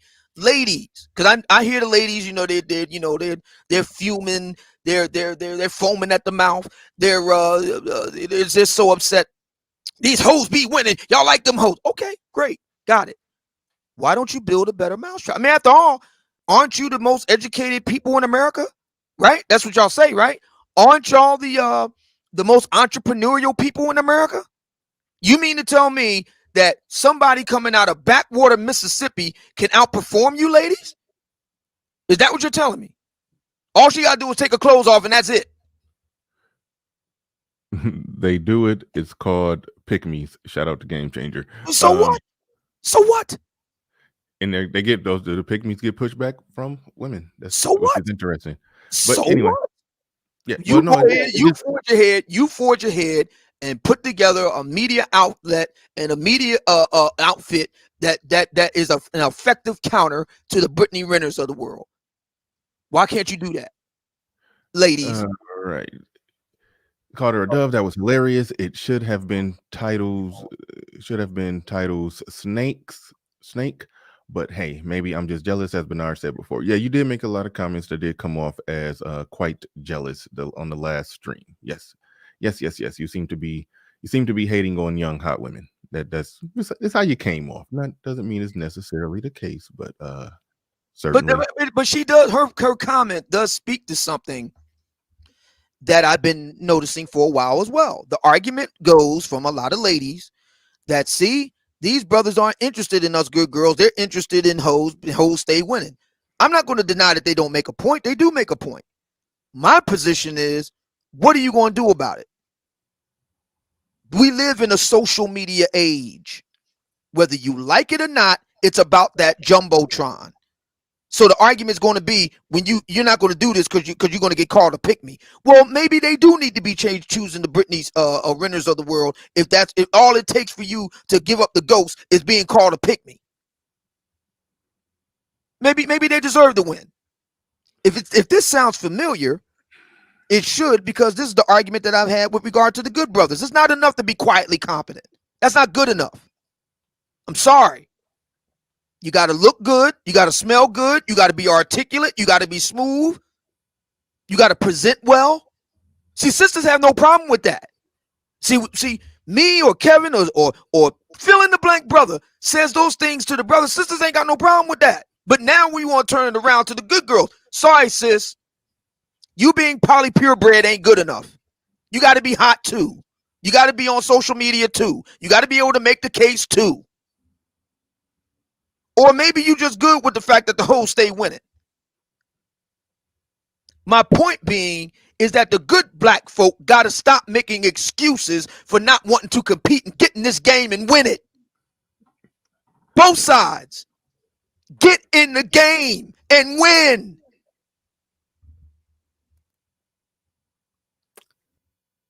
Right on. Shout out to David Johnson. I had some super chats. I was closing in on that I may have lost. Them. Well, I think they got a new feature where they let you go up indefinitely to find the super chats nowadays. Yeah, I've done that the other night. Yeah, I did that too. Yeah. This StreamYard is coming along. I have to say, on a Yeah. little bit of a tangent, because I've tried them all. I got Zoom, I got Streamlabs OBS, I got StreamYard. I got them all, and all the different various streaming platforms, I guess you could call it. And StreamYard is the one I like best of all. It Yeah. truly is made for streamers, and it's got good features, but it's not overly techy. Right. And it's got a smooth, clean interface, and I think the prices are right too. Mm-hmm. Yeah, absolutely. Stream. Yeah, I remember Kevin Samuels and a lot of people was trying to get me to dump StreamYard and go with Zoom. I stood in it. Even I was having some problems with StreamYard because I bought Zoom for a second too and tried. And Zoom is complicated. StreamYard is very user friendly. Very user friendly. But Mr. C in the building with a $30 super chat. Appreciate that. J Speed in the building says, damn, all the dumb stuff the lady who pee today. What? OGJ Speed, thank you for the Cash App. I mean, and yesterday, Stack or Starve. Stack or Starve. If you are listening, my brother, thank you for the $50 super Cash App that you sent yesterday while I was on the air. My phone was nowhere near my hand, so I did not see it, but I am acknowledging you today. Hopefully you are. My phone was nowhere near my hand. Yeah. Well, anyway, go continue. I missed something. But Mr. C, thank you for the $30. J Speed, thank you for the $10. And Stack or Starve, thank you for the $50 yesterday. I appreciate everybody who come through on the Cash App end. Y'all are very loyal supporters on the Cash App end, because sometimes I don't even acknowledge my Cash Apps because I'm busy doing the show and I don't see them until after the show. So those of you who do hit me on the Cash App end, I appreciate each and every one of you. But V Dub, let me make that bigger so I can see it. V Dub in the building. He says, "Rip to Darren Marion, a successful man who consumed all of our content." I have no idea who he's talking about right there, but if he's serious, yes, RIP to the brother. Thoughts and prayers with his family, but I have no idea who he's talking about. Yeah, me neither. I'm not familiar with that name. I'm very sad to hear of his passing, but I don't know who he is. Yes, and V-Dub is implying that the consumption of Manosphere content has something to do with his death. I hope he wasn't implying that. But but all right. Moving along. Shout out to Azrael the Daywalker. Power, ability, influence. Let me make that bigger. Azrael the Daywalker said power, ability, influence said environments, whether it's politically, economically, and in terms of mating overall, creating new social constructs and paradigms for the cultural landscape around you. Man, I like what you said right there. That was good. I think you were hearkening back to ultimately what men do in this. I don't even know the context of what you're saying right there, but when I talk, I like what you said. I wish I knew the exact context because you sent it a while ago. I knew it, which I knew exactly what you were. Oh yeah, okay. Now I got it. You were responding to when you Yes. When you talked about, you responded to when we were talking about power. Okay. Yes, and all of those things are great, but they presume that you already have power over yourself. See, that's the prerequisite. See, I don't think that discussion can be had that Azrael is talking about until we get the individual down first. And this, I will agree with Dr. Jordan Peterson. He's right about that. So if you can't exercise enough power over your dick to the point where you can't help yourself but to get that smartphone near your hand and start swiping and looking at Instagram thoughts and going to OnlyFans and Pornhub and all the rest of it, if you can't control yourself to that extent, how are you going to have control over the political environment, the economic environment? You can't even have any control over your personal phallic environment. Obsidian. You just talked about somebody just simply having their phone in their hand, looking at pictures on Instagram. Like to me, that's not a problem. You don't think that the Pornhub piece isn't a problem? No, I don't think. There's been numerous studies that have been done about addictions in this regard. Yes, if you have and if you watch an unhealthy amount of it, Well, then do you think that the guys who are so seemingly obsessed with the Mercedes Moore and Brittaney Renner, do you think that they watch an inordinate amount of Instagram thought, OnlyFans thought type content? Do you think that's true? no, because I don't like even the notion of her people them being obsessed with her. I mean, if you understand how Instagram works, like I a didn't lot say of obsessed the with her. I said addicted, addicted, addicted to the obsessed. content in general. No, Obsidian. The Mercedes Moore thing. She became more of a household name when she died. Before So she was explain the 3 million followers then no, prior to her death.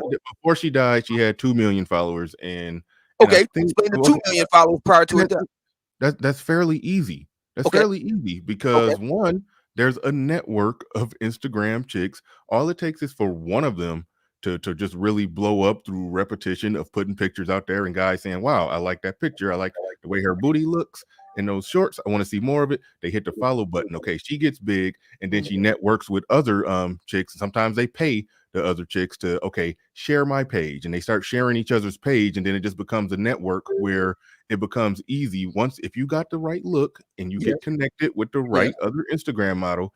yeah. It's just a simple share, hook up, connect, share thing that they do with each other. And then very quickly, a chick could go from, having a normal 20,000 followers on Instagram to 100,000. Like that can happen in a month. You can get 1 million in less than a year. Oh So yeah. it's not really that. Matter of fact, you can. So, I know exactly what you're talking about. I'm reading a book on it right now. It's called 1 Million Followers. You know about it. yeah. So I mean, so yeah, I mean, so Wait, yeah, go ahead. hold on. Yeah, go ahead. So the guys who do like looking at ass, no question about that. They click on one chick because they like the ass, and then Instagram sends them some more asses that they may like that was shared by the other ass that they liked, and the guy just follows that just because they like to look at the ass. I don't look at that as as that big of a deal. I mean, they're obsessed and they're spending an inordinate amount of time on their I would phone. agree They're with you. addicted to. I would They're I would addicted. I would It agree. doesn't mean it doesn't. Hold on. It doesn't mean that they're have some unhealthy addiction to porn. It just means that I they're would in there. agree with It you just if they means weren't it just also turning means around talking about how much of a thought they are. They ain't shit. They bad people. I would go along okay. if they wasn't doing All that. right. Okay. The people who let's just say those because somebody like Coach Greg Adams, his content is in line with that. So let's just say his audience, the people in his audience, if they're the same ones who are just overly obsessed, following to no end, just crazy obsessed with these chicks, to where they just got printed out pictures of Instagram models on their wall, but then they're raving and ranting and raving about how horrible to society that they are. Yes, that person does have some psychological issue going on up there. You haven't exactly proven that they're exactly the same person, but if you find that person that you're creating all in with all those attributes embodying inside the same exact individual, that individual has a problem. But Well, some we do have Instagram evidence. We some do have evidence. Instagram, hold on, real quick. Some Instagram models, 2 million followers, and the existence of the manosphere does not mean that somehow that men are in some huge contradiction. It just means that it's some men that like to look at ass, and it's some men that like to criticize certain actions when those actions go viral. But we That's do all have. that's But we happening do. there. But we do have evidence. Okay. It's called Fresh and Fit. Houseway. Well, Fresh and Fit's mainstay was the argument was that they were going to bring women that was for the streets into their show to mock them and make a fool out of them as a teaching tool to other young men to beware these thoughts. That was the argument. Did Fresh and Fit say that? Their followers did. Okay, a follower in your chat room after you made a video criticizing Fresh and Fit, a follower coming into your chat room, Mhm. trying to argue on behalf of them. They more than likely got it wrong. Okay. I'll say that what Fresh and Fit does. Hold on, real quick. What Fresh and Fit does is actually similar to what Kevin Samuels does. Is that they bring women in, they get a topic, they start talking about relationship stuff. Then ultimately, when all is said and done, they end up debating manosphere talking points against women who are not intellectually ready to even remotely counter it. But here's the That's problem. Kevin hasn't purportedly gotten one of these chicks that's for the streets pregnant. Yeah, Myra. Okay, yeah, yeah, okay. Right. I By the way, okay. for people that are listening right now, there's a lot of people that have a lot to say, and we want to get to it. But the only way that's going to happen is if you either super chat Bernard or Cash App him, because we don't respond to anybody else. But I think it is fair to respond to the moderators and the members who make comments.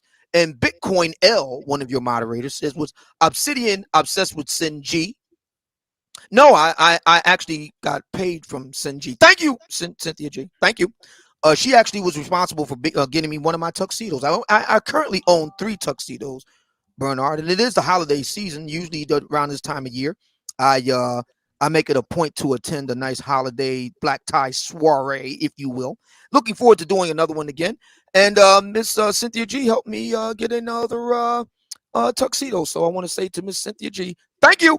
He also asked, you see how you preach fire and brimstone when somebody else do it, and when somebody try to pin you down on it, you just joked your way out of it by saying she bought you a tuxedo. I mean, come on, like you can't be charging brothers up by saying that if they got any type of critique of things that women do, that something is wrong with them, or they're losers, or they're obsessed, or they can't control their emotions or their dick, and none of that. It's like that when you've built the empire off of the critique of women. But that's just it. I've actually done something with it. Okay, so you just shitting on your audience then? No, I'm not. My audience doesn't say this. Okay. Also, Bitcoin L asked me, do you obsess over Feminista Jones? Absolutely not. That big wobbly ass has gotten me all kind of stuff. And I want to let her know right now, I want to thank her so much for helping me get me my nice velvet dinner jacket. And I also want to thank her for getting me some nice boots. Nice, really nice zip-up dress boots, man. I wouldn't be wearing them at the Black Manosphere meetup. Feminista Jones, buy you that. And I want to thank her for for a nice tailored suit. Very nice. And Hugo Boss, as a matter of fact. What kind of boots you gonna be wearing at the Manosphere meetup? Some nice black boots that she helped get me. I was inspired by Kevin. I said, "Wow, you got some nice boots. You got them kitten heels." Now I couldn't get a kitten heels. What I could get, I checked around. I couldn't find no kitten heels. But what I could find was some really nice black boots. They were nice zip-up boots, that you wear with your suits and everything. I said, man, let me go and grab those. And I had the money to do that. Based on the basis of Miss Wobbly Booty Feminista Jones. And I want to thank Miss Millennium Falcon Butt for her generous contribution to the cause. Thank you. Thank you. I was just about to ask you, because I know you look at Kevin Samuels his fashion, and and you I guess you draw some inspiration from Kevin Samuels' fashion, and you start talking about what kind of boots you're going to wear to the Manosphere meetup. I was like, hold on, Obsidian, how tall is the heel on them boots? I couldn't find the ones that unfortunately it was just a regular standard, inch heel or whatever. I couldn't find a really all right. Okay, all right. I don't want to have to see you there and getting in. I'm bringing a tape measure, Obsidian. I'm measuring. I'm bringing a tape measure. There, I'm measuring the length of the heel on your boot. Yeah. I got to make sure that it's standard. Now, if it's a quarter inch above standard, now we gonna have to. Yeah, he's not that damn tall. He looks taller than usual. What's going on there, Obsidian? Take those shoes off and stay flat.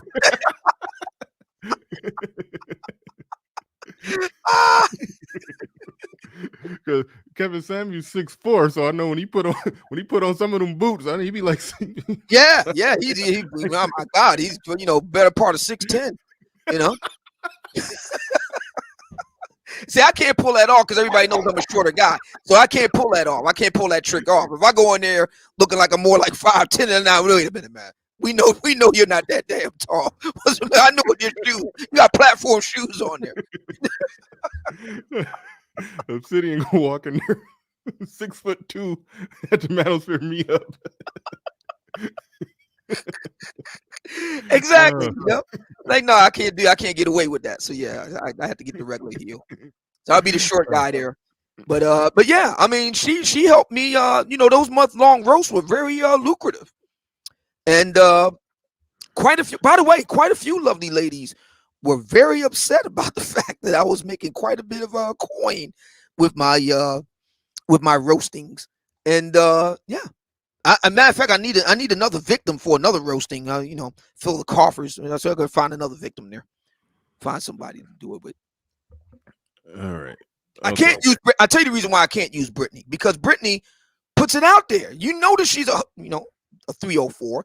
You know that Yeah. she put everything out of there about herself. So what do I see? If Feminista Jones would have admitted that she on some BS, if Cynthia G would have confessed that she went coast to coast for the Dusty D, there will be no roast. Mm-hmm. I can't roast women that confess that they on some BS. All right, and more or less that's where I was at with Brittaney Renner from the start, and just going back to what I said earlier in the show, that I didn't care to do content on it because she, when it came to being a card carrying thought, that's what she was. She was card carrying. You saw her. She wore it on her sleeves. It was you knew exactly what she was about. As soon as I heard about an NBA player in some type of relationship taking her serious, I just face palmed that and just kept it moving because I just like he's an idiot. Now, but again, a woman who wore it on her sleeves. When I see her get pregnant and then leave a month after the baby is born, I know I'm looking at a well executed plan. I know I'm looking at some outright effery, and so for that reason, I'll call out the effery. I'm not going to give her in my dismay in the stupidity of PJ Washington. I'm not going to provide cover for somebody who's on who has a major media platform now because of that effery, because she promoted her effery so bad. And I didn't even know. I had assumed that the baby. See, this goes to show you how out of the loop I am on the Instagram thought, OnlyFans thought, basically the thought social media chitlin circuit. Yeah. I was under the impression, or maybe it was just me, I assumed that we were talking about a child that's not an infant. We were talking about a child that he might be a toddler, perhaps. I was thinking more along the lines of 5 or 6 years old. She just had this kid. Yeah. I just saw a picture of her. I think it was either last night or this morning. You got the little papoose thing happening there. You carrying the kid in the front. She had that on. I was like, oh my God. Yeah. So when you say that she's back out on the street, I mean, no, she barely, had the child, and she's already back out on the streets. Yeah, if it was a 5-year, like if they had a 5-year relationship, then I could say okay, then there's some plausible deniability that okay, they tried and it just didn't work out. But 1 month? Yeah. So I'm like, what do you say to that? I mean, there's really nothing to say to, especially if she's owning it. Now, if Brittaney was the type of chick that we talk about in the black manosphere, Cynthia, that doesn't, take responsibility for what they do. She says in the interview with Kevin, look, there are men that are off limits to me. I won't be able to appeal to men because of the lifestyle choices that I made. My situation now, I'm a single mom now and all, and I accept that. Well, what do you think of that? It was some womanese in there, because really what she means is the millionaire pro athlete rapper entertainment millionaire crowd. She's off limit to get wifed up by one of them. That's done. That's done. But I mean, what was she supposed to say? I can't get wifed up by the average at best, barely eking out 40. And down in Mississippi, I doubt they even make that much. Is she supposed to say that? No, no, that would be inaccurate, because like I said in my opening diatribe in my last show, that and this is this is where I will criticize. I got to criticize some brothers on this one. I tend to believe that once you get out of like the top 10% of men who, once you get into that 90-80%, most of them, if they can get a shot at that, they gonna take it serious, full blown, holding hands, walking through the park with it. They gonna take it serious, try to go all the way, just because of the nature of who she is. I mean, so that's the unfortunate thing. That's unfortunate. There's so many really good comments that are coming in the chat room. So it's unfortunate we can't read them, Bernard, because they're not putting it in the super chat. But but we can read the guys that are coming through that are moderators and members and that sort of thing. I think that's only fair because they got some skin in the game. But everybody else, if you want want it read on the air in the dress, I have no problem doing that. Right. Yeah. Now, what's Well, interesting, you made a really good point about these guys, these top flight guys, and that Brittaney is really saying in code, womanese, if you will, that she can't have access to them. That's another dimension to all of this. I think that there are a number of brothers that are feeling some kind of way that the average at best guy has to deal with the ASU honeybees. Meanwhile, the PJ Washingtons of the world get to shoot up the club in Brittaney. No, I don't think so. I think okay. Isn't that more of your argument, your position? That I'm mad that that guys like PJ can shoot up the club in Brittaney. Meanwhile, I got to deal with an ASU honeybee. I mean, when you say that the women you wanted didn't want you, and the women that wanted you didn't want them, were you not describing that same situation that you just described and put on other men? Absolutely not. Okay, explain. Because okay, in my position, in my view, if you're a guy and you get to shoot your shot at the hot chicks and you get shot down, you still had a chance to shoot your shot. See, that's the great thing about America, is that you have the chance to shoot your shot. See, me, it wasn't the getting turned down that was the problem for me.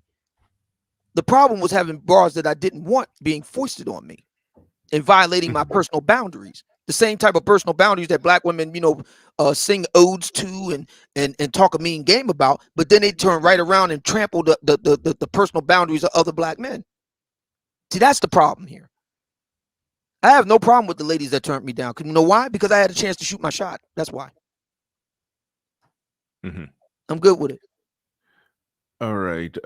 Big Capitalist Daddy in the building says, awesome show today, guys. Here's a tip. Thank you very much for that. I appreciate that. Deadly Raver in the building. He says, what's up, gents? Get into this one late. I'll catch up later, but I'll put 5 on it now. Keep it rocking. Absolutely. Thank you. And thank you for that. Where is the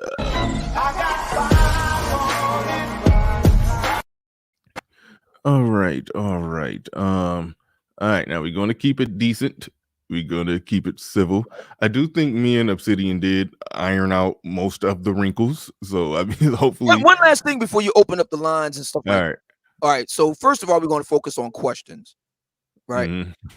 We're really not going to, all back and forth. Focus on questions. That's number one. Number two, I can identify with Kevin with what he's dealing with right now, because some of you may kindly recall, I hosted the lovely Miss Courtney Michelle on my channel, and I got the same type of treatment that Kevin is experiencing right now. Why did he put her on there? You shouldn't be pedestalizing her. He's simping for her. Why didn't he? Where's my echo box? Why didn't he whoop that trick? I was supposed to go after her for being a baby mama and all, and so they didn't consider the fact that I was trying to do an interview and give the lady her chance to have her say in her own words. She wasn't there to be flayed by me. And I think that's what a lot of brothers want. A lot of brothers want, and matter of fact, even Kevin even said this toward the end of his interview, and I think it was very profound of him to do so. He said that there are those, and I'm paraphrasing him, there are those who want to use Kevin as a blunt instrument against black women who have hurt them. And I thought that was a very profound statement. Okay. The only thing that I require and expect of a man, if you're doing a collaboration, especially if that collaboration is actually beneficial for your channel, I don't expect you to beat the person over the head. I do expect when she says something disagreeable or just outright wrong, I do expect that the content creator to be consistent and stand on his square and stand on the things that he would normally say, and challenge it in a respectful way. Like, anytime I've had a woman on my show, I've never went off on them, never called anybody out their name, never whooped that trick, as you say, but I have held feet to the fire when they said something that didn't make sense. I properly interrogated it and left them pretty much silent. So I do expect I do expect you to properly respond. And I think Kevin Samuels did that. Whenever she tried to smuggle in something that didn't make any sense, he respectfully countered it and said what did make sense.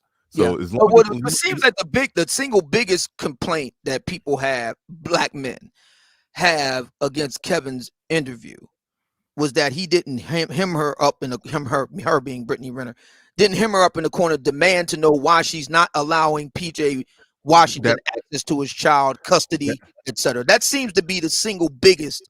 I was just about to say that, because again, I was new to this Brittaney Renner situation, like you, just haven't been following along. I didn't know at the time of watching that video that she supposedly was not letting him see his child. And even when I did watch another video where she said to some, I think she was talking to DJ Academics, I watched that after the fact, where she said, I let him see his child. I even hate the language when women are saying, I let him, I allow him. I mean, let's be honest. That's exactly what's going on there. They have the home court advantage. Right. So overall, yeah, that I will say he dropped the ball there. He should have asked her. He should have asked her about that, because that's something that he gets on women pretty hard about. So he had to beat her up about it, but that question should have been on the table. But the question should have been on the table. He should listen to her answer, and if she say something that he clearly knows is BS, he needs to address it then and there. But overall, I think he addressed everything adequately and kept it a respectful interview. I mean, two people don't catch a flight and meet up at a location and do an organized, planned, organized, planned, interview discussion with, you don't plan to collaborate with somebody like that just so you can take a crap on them. So you have a discussion, you stand on your square. If you say something you disagree with, you make your disagreement clear. That's the only thing that I expect that to be required in those type of situations. All right, Freeman Journal in the building says average. Let's see. Average men are not sentenced to honeybees. I have standards. Did I get turned down? Yes, but so what is the game? So what? That is the game. Enough said. Right. Yeah, I don't think average men are sentenced to. I mean, some of them are. But no, if you're an average man and that's the best you can pull, then yeah, it's something you can do to get out of that situation. But KD in the building with a $10 super chat, appreciate that. All right, shout out to everybody in the building. We're going to go to Game Changer. Let's keep it clean. Let's keep it respectful. Let's go. Okay, so since he's here, shout out also to KD. He sent me an offline Cash App, so appreciate you, brother. He sent that during your show, Bernard. So Obsidian. Yeah, so Obsidian, there was some confusion before, and I couldn't really get to the phone on, to explain it. When I mentioned the prom story, your prom story, it wasn't to shame you for the rejection of the 12 women. It was really to highlight how your behavior really mirrored your mom's. And I'm gonna elaborate on that. So you were suggesting that PJ Washington should have gotten with, or why didn't he get with a what was her, Stacey Abrams or something like that? I think it was Stacey Abrams, and which is a woman who is less attractive than Brittaney Renner now, and he's less interested in than Brittaney Renner. So I was saying that is very similar to how your mother was suggesting that you get with these more homely sisters. So that is what I was getting at. So I don't want to leave you with the impression that I misunderstood or was attacking you for the rejection. That can happen to anybody. But here's the problem. Mm-hmm. I could see so you want to try to make a one-to-one. So here's the problem with your argument. The problem is I didn't then turn around and get with really pretty problematic women that was known to the general public that they were pretty and problematic at a very young age. And I was basically 1 year older than PJ. If it's to be believed, everything went down. He was 17 at the time he met Brittaney. Is that right? I'm not certain. Bernard, do you know? Does anybody know the exact age that PJ met Brittaney? My understanding was that he was in his latter teens.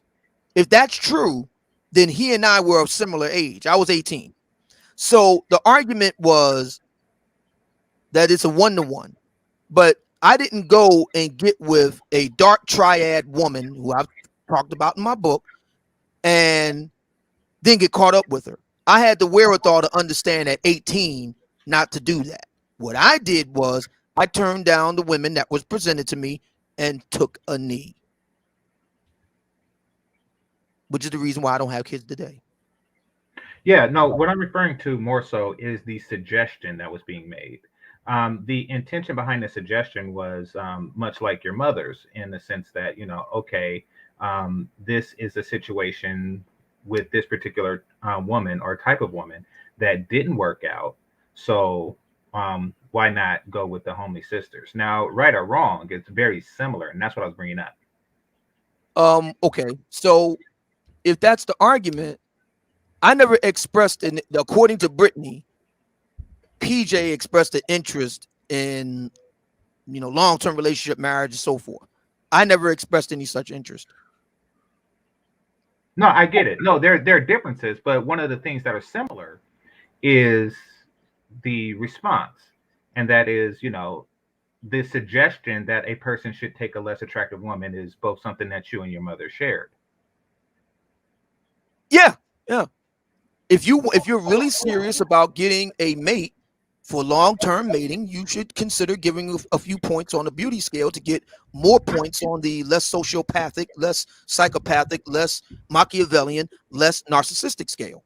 Okay, so now we understand what I really meant behind the prom story. It wasn't to berate you or say that you were rejected by several women, because in our lives, in my life, I've been rejected by more than 12 women. So yeah, that 12 women in the stretch, though, not 12 women over the course of your life. I'm talking about 12 women in, say, the course of a week. No. However, real quick, RM, drop your email in the chat. RM, drop your email in the chat, or email me so I can have your email. I need to email you about something. All right, had to do a quick announcement. Okay, go ahead, carry on. Yeah, no problems. That wouldn't have been really feasible for that to happen to me during prom. And I'm not saying because I'm that dude. I'm saying because the way our school and city structure was set up, there was always a woman or a young lady who was a high school junior who would go to the prom with pretty much just anybody. Even the prettiest junior in school would do that just to go to prom. And there was also girls from other schools who would just kill for the opportunity to go to not one but two prom, her own and mine.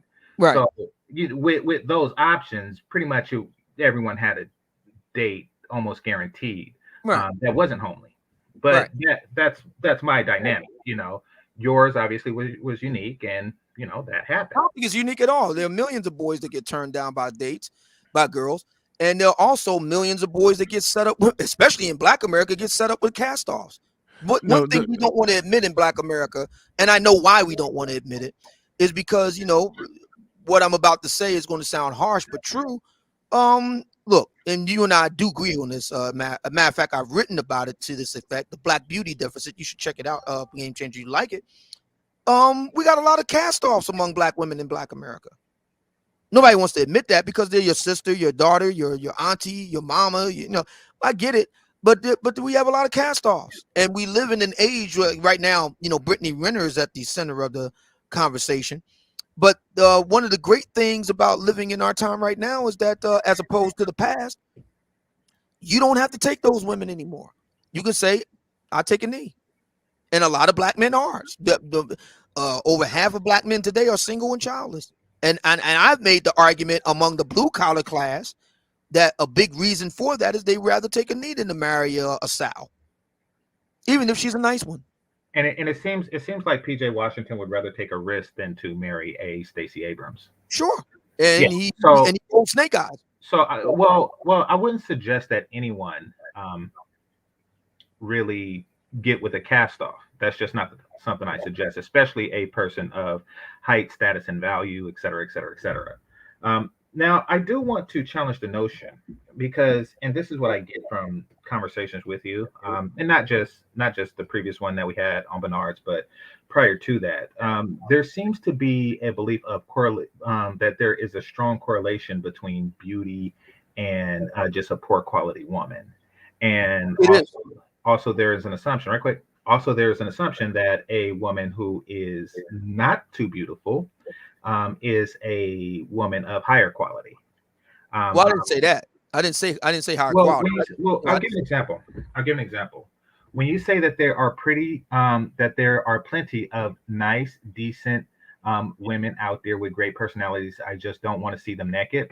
You see, Yes. I want to challenge the notion that a lot of women that I do wish to see naked also have great personalities, and there are just, and this is something I've seen, in abundance. There are also women who I don't want to see naked with horrible personalities. Okay. That is something that is consistent throughout Black America. Okay. I, if I see somebody yelling at their boyfriend at a Sizzler, chances are she's somebody that I don't want to see naked. In addition to having a horrible personality. Okay. So why didn't PJ, given that we both agreed that he hits won the genetic lottery and he's winning at life. So why didn't he find one of those really pretty, great personality ladies and do what he did with there and ride off into the sunset? Yeah, I think it's because he's none too bright, and maybe a little impetuous. I There think we go. that he made the decision to find a mate at a very very young age, and he was just way too eager. He didn't explore his options. Well, he was at the University of Kentucky. That's considered one of the legacy basketball powers of the Division I NCAA system. I don't know the size of the campus and in terms of the population of the campus and all. I would imagine it's fairly large. I would imagine that him being there being tied into the basketball system would give him entree to quite a few lovely ladies, I would think. Well, once again, he's none too bright. Listen, I'm not saying that what his decision was a matter of lack of options. What I'm and it might have been, but what I am saying is that his decision really shows that he's not too bright. Mhm. Okay. Uh, yeah, students. I'm looking up Wikipedia right now. They have a overall student population of a little over 30,000, like 30,546 as of 2019, 2020. So, uh, that's a pretty big school, man. That's pretty big. No, it's a big school with a lot of beautiful women in it. I'm sure he's non too bright. Yeah. Like once again, and this is what I mean by non too bright. When you have a decision or you don't have a decision, well, actually, you always have the option to just abstain.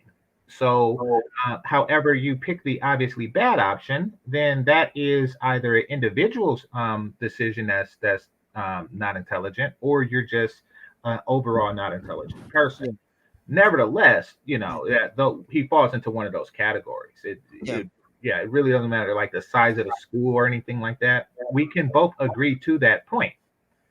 So yeah, but I do want to say that knowing that, I'm pretty sure even within that university or the pretty put it like this, in his pool of women that he has available to him is one that is both beautiful and not um whatever you wanted to call, not a bad person.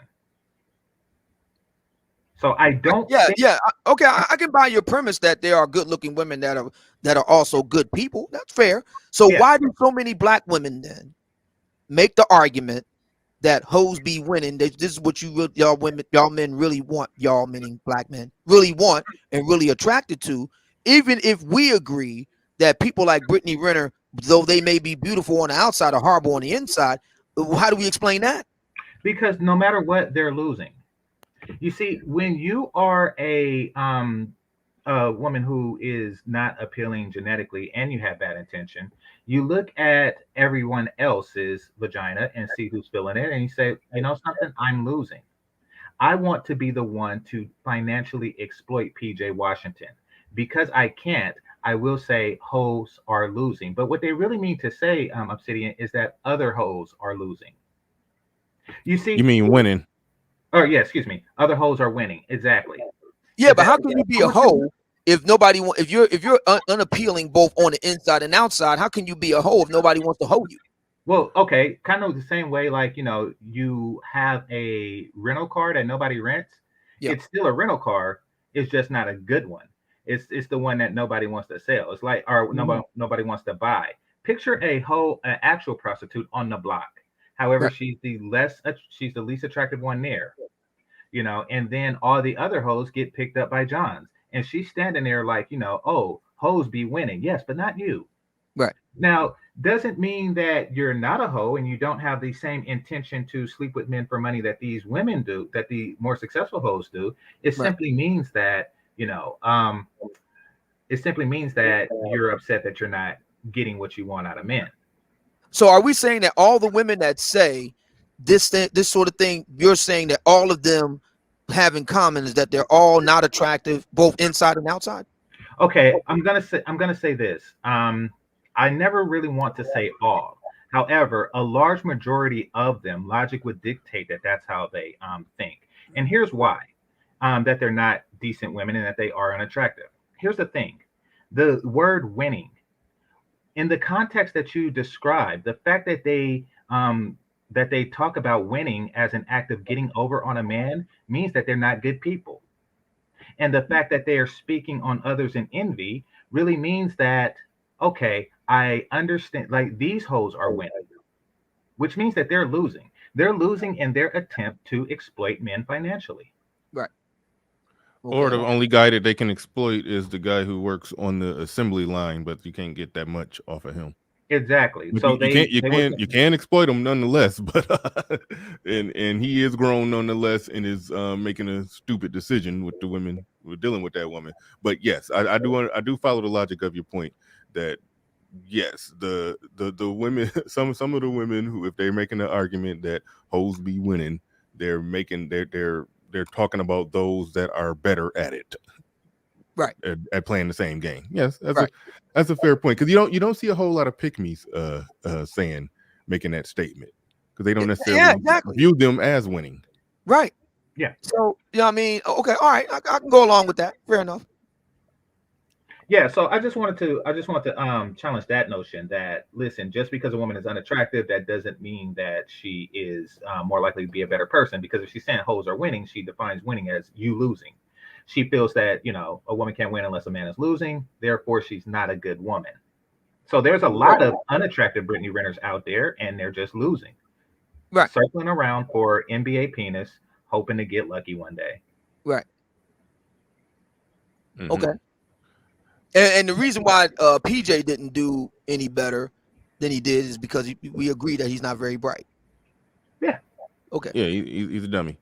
He's a dummy. When I went back and did research on this whole thing, I was hard up to find any guy who did content on it who didn't, even if they were talking about Britney and how she for the streets or whatever, they still all acknowledge PJ Washington is dumb as hell. Like that was the universal across the board statement that was made. This man is stupid. Like, and he is. She's a card carrying. She wear it on her sleeves. She wears it on her sleeves, and he proceeded forward anyway. But one thing that I do want to make sure of, even though he's stupid, she still is. She's still what she is. That doesn't negate. That doesn't mean men she's still for the streets.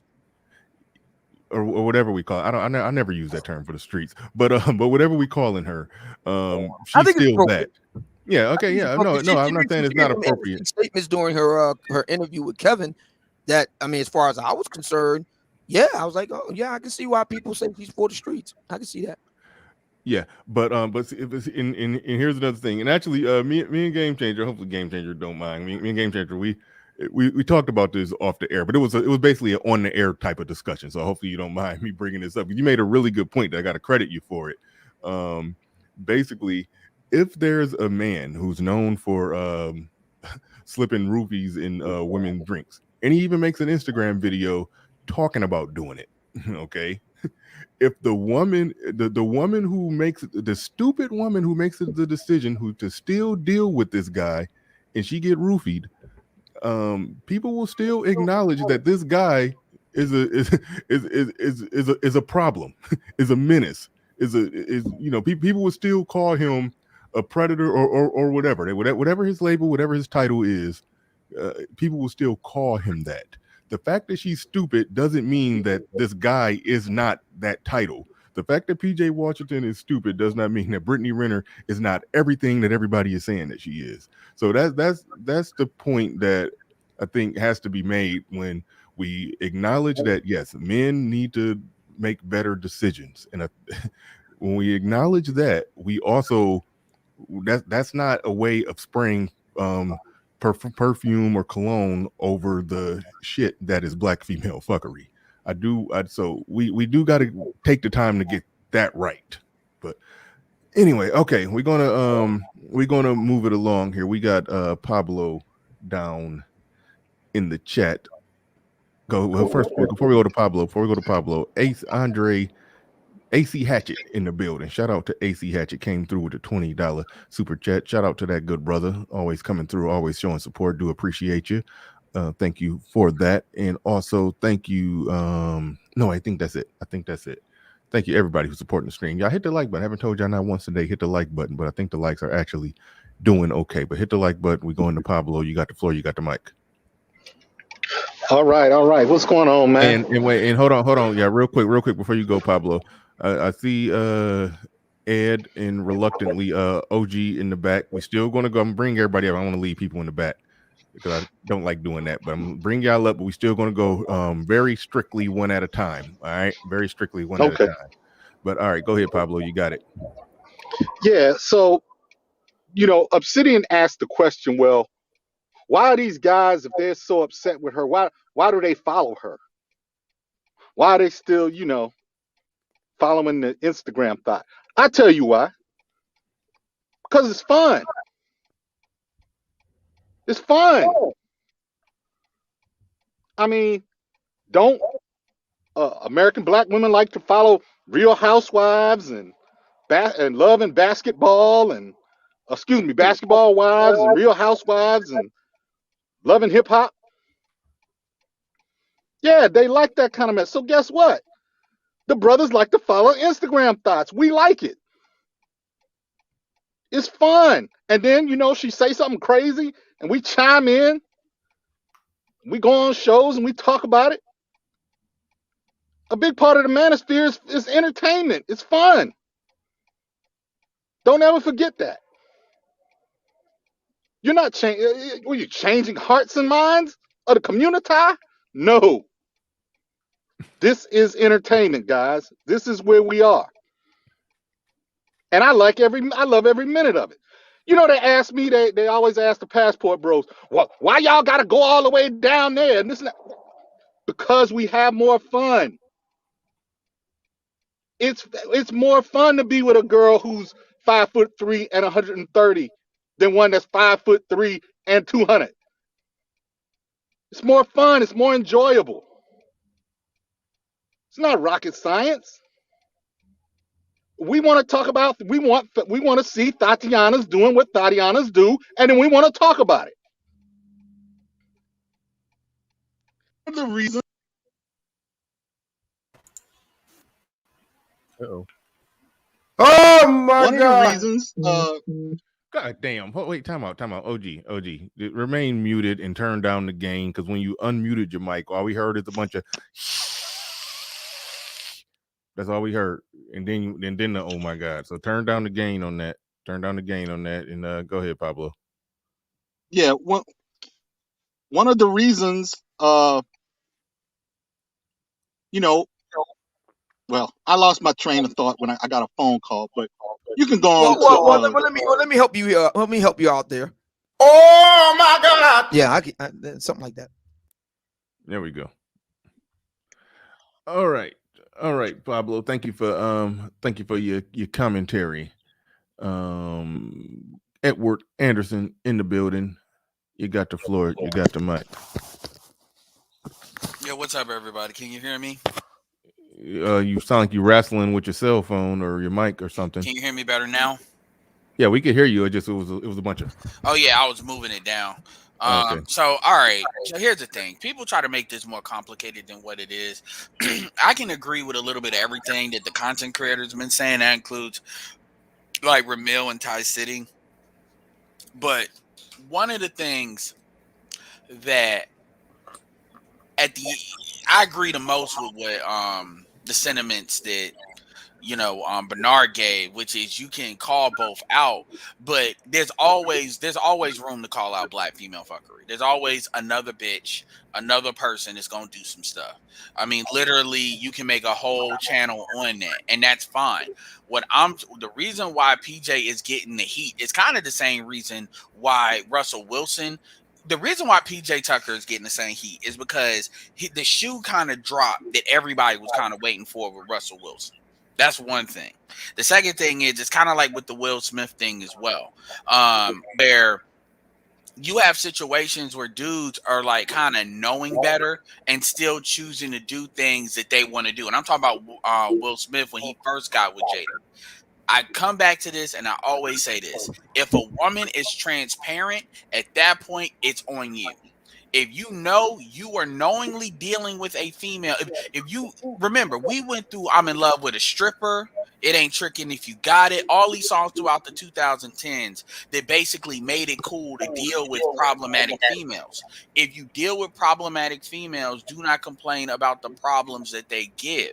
I do not understand how dudes can understand this when we tell women that if you fuck dudes that are bad men or they don't do what you think they should do, aka the CAD thing Obsidian was talking about, I don't understand how we can check them and say, well, you knew what you was walking into. But with the dudes, we want to now use the same female talking points of they were young. Now, that being said, the biggest thing that I pointed out with the Brittaney Renner situation is the hypocrisy on the predatory thing. I've said it, and I stand by this, that in the black community, and this includes black men, there is no there is no real recognized age of consent. Legally there is, but mentally there's not. There's not a recognized age of consent for black men. If that nigga is 5'10" and he looks like he's 20 and he's 13, people are not gonna blow up. I'm not talking the manosphere. I'm talking about in the general black community. They're not going to get as angry if that shit was in reverse. And it's not going to be even close.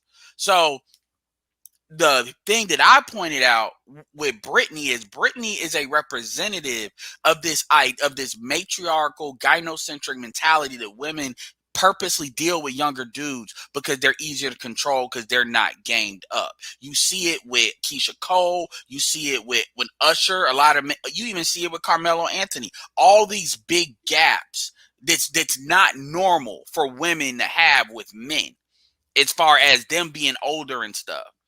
And so that's what I pulled out on Brittaney Renner. But at the end of the day, Brittaney Renner is making the block hot. There's a lot of athletes that are going to be smarter than they otherwise would be for the very reason of how flagrant Brittaney Renner is. And you actually have some women that are thoughts that are low-key talking shit about Brittaney Renner because she's making the block hot.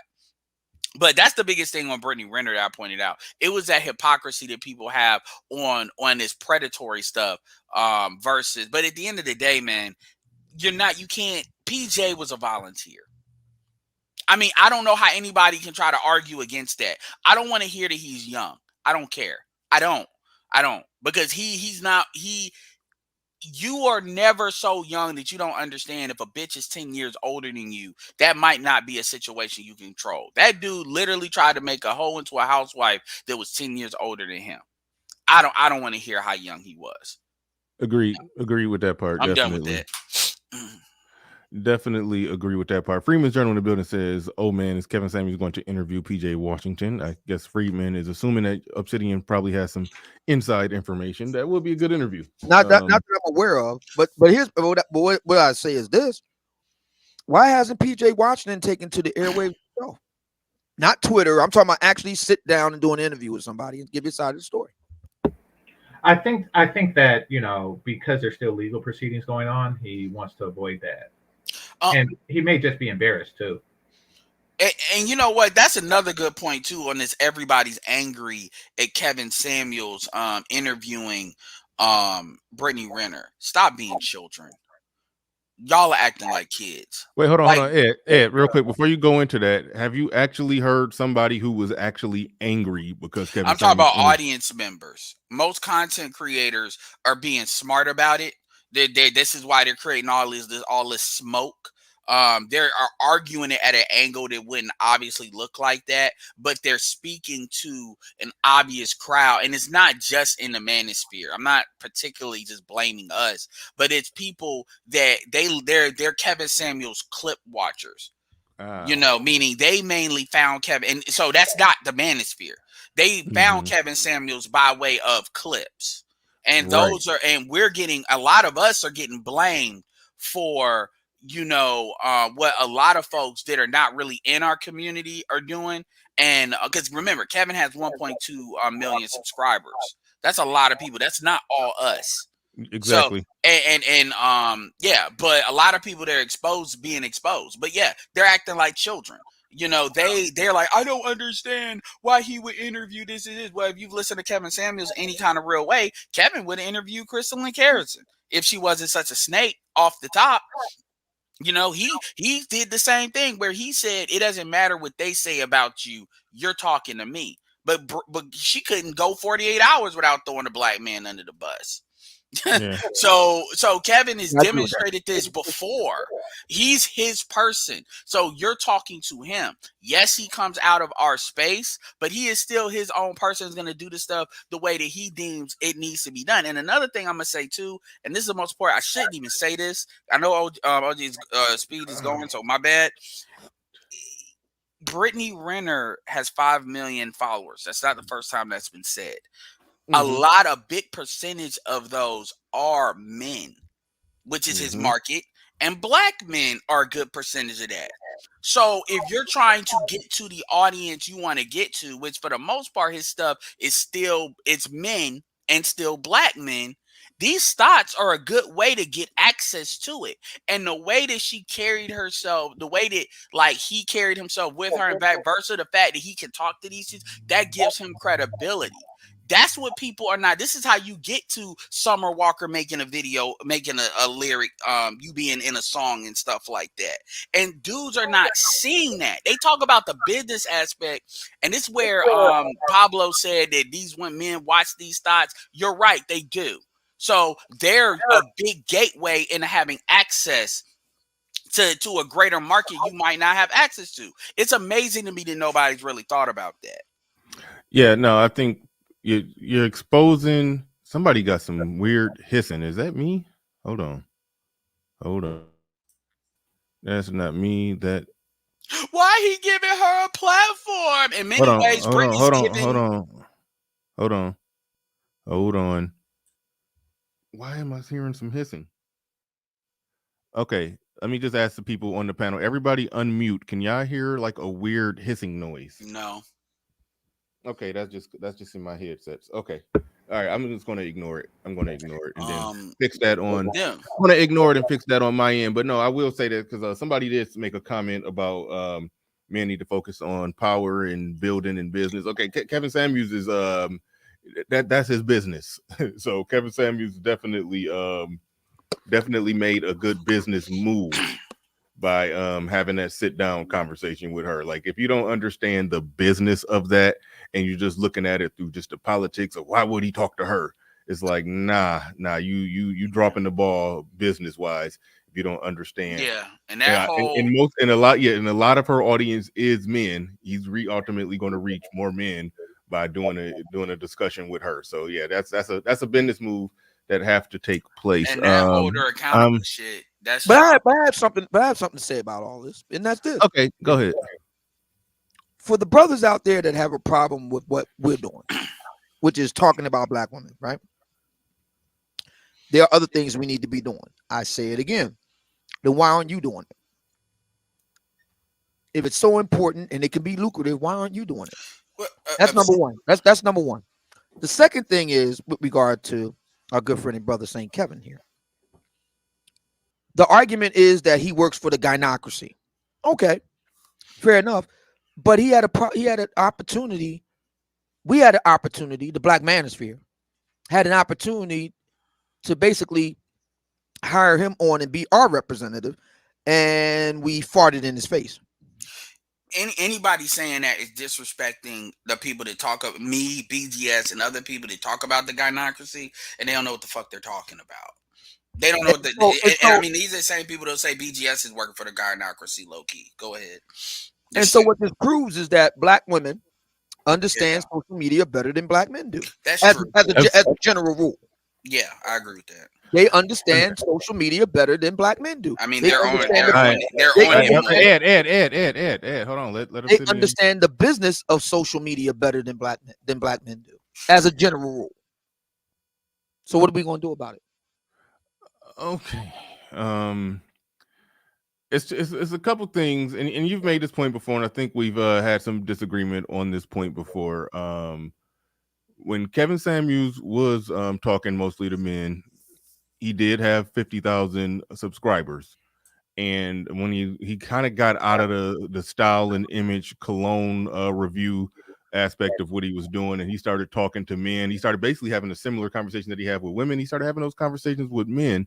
He had a majority male audience, and given the size of his channel, men were there. Men were supporting him. So he became a household name through having a conversation with women, but his male audience didn't die down, and it was men who supported him financially and through the super chats and everything. So do you know where the people that supported him came from?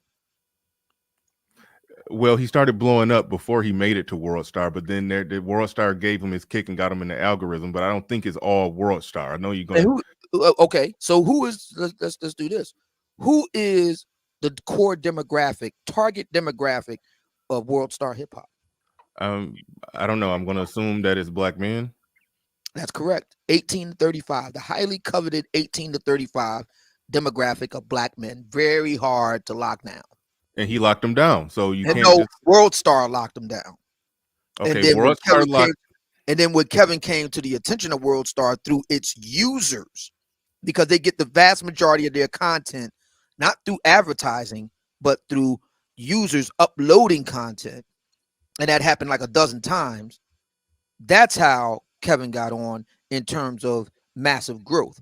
So it's actually black men that's driving it. And what are they driving here? That's what Hang on. What are they driving though? I know. Are they driving the you got in the car? Hang on. Are they driving the suited and booted, look better, smell better, be the level best every day? Or are they driving the that trick?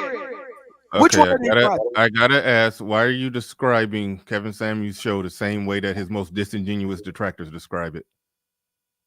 What do you mean? How am I describing it? You're describing it as just all he do is just beat up on women. Well, that's all they want him to do. He's talking about for the people, and that coincides with World Star when you look at what generally gets uploaded there. So you have an audience, you have a sizable audience, because like his audience is about 400,000 women based on what he said a while ago. At this point. And the thing about it is, this is the folks that I'm talking about. You have folks that they don't even listen to whole shows. They listen to clips, and they don't donate. Wait a minute. I gotta back up before we go far down the rabbit hole. I do gotta back up. If the clips of him going off on a chick, I remember the first time he was on World Star, it wasn't even an average at best. It was telling that one woman who was I forgot how much she weighed or how old she was, how many kids she had, and he just told her it's over for her. Yep, it's over, done. Yeah, that's what first got him blowing up on World Star. So you can explain getting a bump and a boost from that, but those type of out of the 2 to 3 hour live stream, him literally going on a chick, that probably represents a total maybe 5 to 10 minutes of it. So how do you explain on a great night? I think maybe his numbers maybe slightly at a dip, but still on a great night, we're talking 25,000 at his best, 20 to 30,000 people staying there and maintaining that audience for virtually the whole entire 2 to 3 hours. Hold on. That explains that people are not watching just to watch a man beat up on women. That means that his platform adds more value to somebody than just beat up on women. It's entertaining. Bernard, It's entertaining. It's entertaining. And him going well, off. actually, Bernard, I've talked about this on my show. I know Actually, you have. And this is nothing scientific, but it was just something that I would notice. Kevin would start his show around 10 o'clock. Everybody knows this. He would start his show around 10 o'clock, 3,000, 4,000, 8,000 listeners. He goes through his first hour, plays music, talks about the scent of the day, talks about, or the perfume, as the guys like to call it, and candle of the day. Then he goes into his monologue, or his opening diatribe, as we like to call it. He goes into that. Now, all through that first hour, he's cruising around 8,000. I already know where you're going. But when he hits that 11 o'clock hour, when he goes to take the calls, that's when the numbers shoot up. Of course they do. That's the best part of the show. That's the whoop that trick power. But hold on, and like I said, wait a minute. Hold on, Ed. Like I said, a woman literally just getting hardcore berated to the point of just where he just really just beating her over the head. That probably it don't even happen every show. And when it does happen, it probably lasts maybe 5 minutes of the show. So you got to understand something. I have an answer for that. Wait. Hold on. All right. Kevin applying the strap is different than Tommy Sotomayor applying the strap. That's two different types of whoopings. See, Kevin is a Salt Bay type whooper. You know Salt Bay? So he's like a Salt Bay type. Because that's not answering his question. Okay, Ed, go ahead and answer the question. Shout out to JB. Appreciate the super chat from Jonathan Barreville. Definitely appreciate that. Go ahead, Ed, answer the question. Okay, so how it accounts for is, number one, you have to understand the pool of people he's got. It's 1.275 million.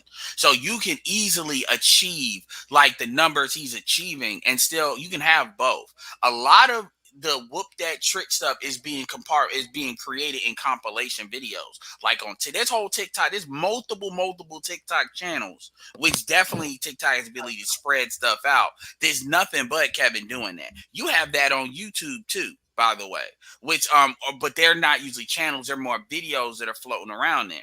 So again, how people what you're talking about, Bernard, is just on his channel, but they're taking clips throughout all of his whole catalog, and they're compartmentalizing them. And then you have the reaction videos, by the way, which are all the whole crew. These are people that's got 100, 200, 300,000. Some of them are black women, some of them are black men, some of them are white. That whole sector, that reaction sector, where they do videos on reacting to people's stuff. Kevin is starting to be one of those because of the outrage that it'll pull out. And they're not even necessarily mad at Kevin. They're just reacting to what he said. So you have all of this energy that basically is not on his channel. Then you add in World Star, which is Obsidian talking about, which drives people. Another thing, this goes into the people you're talking about, Bernard. Hold on, this goes into the good people. One thing that the algorithm helped with Kevin that nobody pays attention to is Kevin brought a lot of people on the platform outside of the internet. Kevin had very, very strong word of mouth, meaning a lot of people found Kevin through somebody they knew. A lot of women found Kevin through somebody they knew. I'm talking about verbally talking to people, not necessarily on social media. And the algorithm can actually pick that up. It can source if you're coming from the internet, and it can source if you're bringing people onto the internet. And that's also what really started to boost Kevin outside of the World Star stuff, because that's that's something that if you can pull that off, YouTube finds very, very favorable, because you're bringing people to their platform without the algorithm's help. So they're going to say, okay, let's railgun this, because they have all the fundamentals. And those tend to be the people that listen long periods of time, which you're talking about, Bernard. And again, I don't pretend to know Kevin's like stuff, because I don't know his analytics, but as I saw him growing before World Star, I saw that stuff too, because this is what people would say. They would say, oh, I found him from a friend, my cousin gave it to me, and so these are fostered conversations that you see reflected on the internet. We're not even going to talk about Clubhouse too, which Kevin might as well have his own category in Clubhouse, all in people that want to do 24-hour rooms. Then so it's so different. People are coming to the content differently, and who we're talking about, Bernard, is not the people you're talking about. We're talking about the clip watchers, and we're talking about the men right now, not the women. We're talking about the men that they have this expectation of Kevin that's based on them just finding him through watching clips, whether it's TikTok, which is going to be like 3 minutes, or whether it's these compilation videos. And then they're upset because what he did on that interview is not reflective of that the clip watching Kevin. And as us coming from the manosphere, we know what it is. Okay, well, no, you segued into the. I got background from somebody that's probably who was that?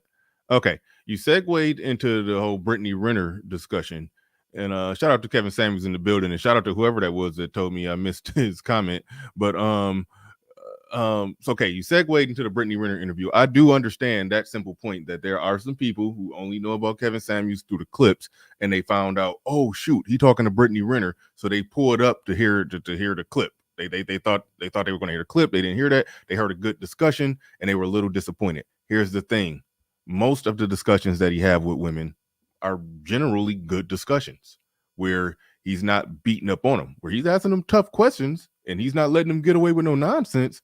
But he's not just going off on them, cussing them out. It's normally good discussions. And so seeing as he can have those good discussions and maintain an audience, even if people are pulling up to hear somebody get cussed out, they're listening to 20 to 30,000 hearing just a good discussion and good conversation. So that's why I don't like when Obsidian frames it in the holy shit. That's why I don't like how when Obsidian frames it in the context of they're pulling up to hear him whoop that trick. I think some of them are. I know, but you don't maintain. Okay, people are pulling up to hear him whoop the trick, but then when you listen to the 3 hours, the trick doesn't really get whooped that much. But you can maintain the audience for that long and got consistent, constant support. I think that disproves the whole narrative that people are just pulling up to hear a man beat up on women. I don't think Kevin Samuels' show could be narrowed down to that. That's how the most disingenuous of his detractors try to frame his show, just to try to belittle the truth in a lot of the things that he's saying. Well, see, here's the thing with me. You know me, Bernard, I'll lean into a punch. So my thing is, the fact that you got a man that's making literally millions of dollars. Now, we had Tommy Sotomayor prior to that. Shout out to him. But in the modern era, the fact that you got a brother that could make that kind of money, and black men will spend big money to listen to another brother whoop that trick. Yeah, but my question for the lovely ladies is, what does that say? What does that say? Why are so many black men in our time, ladies, lining up to make it rain as he whoops that trick? Answer that. All right, hold on. We're gonna pass the mic. Yeah, my bad. No, you good. Go ahead, OG. You got the floor. You got the mic. I see some people down in the back. Shoot. All right, I'm definitely gonna bring Pablo up. There's some people I don't know in the back, so I might cycle y'all in. Be patient. You need Pablo on this one. Good morning, everybody. Get the morning. Same changer, Edward, Senator Flo, Dollar, and People Bryson and Bernard yourself. Known as Ronaldo. Look here. The problem I think they're having with Obsidian here is when his talking points get close to mine and they're not used to that flow. And that could be a major problem with some of the people who's listening to him. Because if you really think about it, nobody brings up to Kevin Samuels is a genius when it comes down to marketing and selling a product. And that's what he's doing. No. He's selling a brand. Oh no, I do. He's a genius. But I'm just saying for the people who are the naysayers, let's just look at this. One of the things that I haven't heard in any discussion, that we just came through the macaroni virus. And the reason why I call it that, so you don't get hit, jabbed. The macaroni virus had DJs on the internet pulling 15 and 20,000 people a day playing mixed music. You got to understand that was an increase too, because people were locked down and Yeah, You if you know, go back to Kevin telling the Marvel origin story of how he blew up, he do include the Rona. He do. yeah, So yeah. I'm he pretty he sure know he he do know that because that's a factor in it. Actually, truth be told, even though I can't measure it the way Kevin can, because I started going live on my channel January of 2020. Everything got shut down, I believe, March of 2020. So or March or April of 2020. So I can probably credit the Rona for me being right here as well. So there's that. So yeah. yeah, and so there's a lot of thing comes into play into this type of business, this media type of business. Even if you want to say it's media or you don't want to say it, it is what it is. It's not like old tube TV. This is the new way in the future, and you can see that due to the point that all the majors are on YouTube, from sports to news to everything else. And so I think that Wait, the old hold on, man took some. real quick. OG, time out for a second. I got to step away for a second. Obsidian is in control. He can't mute anybody, but when he speaks, I do expect y'all to just stop talking and let him moderate it. If if I step away and y'all start talking at the same time, let Obsidian's voice be the mute button in the moderator going forward. Actually, I just realized you can actually make somebody a co-host in StreamYard to where you can man the Yes, controls. Well, okay, we gotta explore that one later. Well, Yeah. that's later on. Okay, that's down the road. Appreciate the But all white right, boys at all right. StreamYard. All right. Yeah, Yeah. you could do that now. But go ahead, OG. I gotta step away for a second, yeah. Yeah. Go ahead, Jay. yeah. Reading a city, a book, and been listening to him for a while. I think if you had been listening to him for last month, he's been pushing forward. No, I say for the last 3 months, he's been pushing forward of having a conversation, and maybe some that went over some of your head. I don't have a problem. I mean, to y'all, he might sound like Samuel French, double talking, but if you've been listening to him for the last 3 or 4 months, he's been pushing towards that conversation. I think that's what Kevin is doing. I guess I can fall under the category. Edward, I look at a lot of clips because I got a lot of other things to do. So I'm one in that type of other that looks at clips. But I understand there are brothers who come in there who just like the Howard Stern used to always say, over half of his people hated his guts. I didn't have to hear how Howard Stern said that. Muhammad Ali did the same thing. Over half the people came to see him get his ass kicked, as well Floyd as his Mayweather made supporters. money off that. Right. And so when you really think about all this, it's one of the things I came into this space talking about. If you didn't have the conversation, all the bickering about one half is the same thing the ladies was doing in the 80s and the 90s. As far as TV wise, they was doing this type of stuff on TV shows where we're talking about men. You ain't a real man. I don't need a man, and all that kind of stuff like that. If it didn't work for them, really, it didn't work for them because you see what it produced. So I guess I'm saying I'm kind of like with Cydia when it comes to that, but I have always been that way. If you ain't gonna have the conversation, then what are you go? I mean, in the end, what you trying to do? You just want to have a bunch of men saying all the dirt that the other part of the sex is doing. Wait. and Hold with on, no hold on, solutions. real quick. Hold on. You said them doing all of that didn't work for them. By what standard are you saying it didn't work for them? Well, just look what it produced. When women come out and say, I didn't need a man, 80% of, or what, 75, high 75, 80% of all the households in our community are ran by single mothers. So I guess God took away exactly what they say they didn't Yeah. need. Oh, And wait see a what minute. it produced. Hold on. Wait. Because it sounds like you are trying to equate us to them. If them doing that ultimately ended up in some bad outcomes that we talk about here, how can you say that we're no different than them? If No, we're this is what having I'm a saying. I'm not. conversation about their bad outcomes that came as a result of their bad rhetoric that they blew up on the media platforms to normalize it. Okay. this is where I think me, a city. You know, I had to run. Yeah, I had to run out the bathroom to come checkmate you on that one. I ain't even got I no hope you chance. wipe. I will hope you wipe and take Yeah, real good before you got to I roll got home on. But I hope you got that taken care of before you got I off the got mic. to. I'm about to go back and I'm gonna listen off the air. I'm about to You go got a part finish. two to this shit. Okay, but anyway. So you take it to the phone too, right? You had a phone in Beverly. Like, the fuck, like they damn. But what I'm trying to say, I didn't even read. I didn't read all of that into what you were saying. But finish your thought because I know you've been waiting. So please don't knock on my door. I'm doing a live broadcast. Okay, so what I'm trying to say is, when it's all said and done, open the fuck up. when it's all said and done, if we ain't gonna have the conversation with the other half, we trying to move past or trying to straighten out whatever your agenda is, we gonna end up the same way, end up producing nothing. That's what I'm saying in the whole nutshell. Because when the communication breaks down, if the communication breaks down in any relationship, then you have nothing.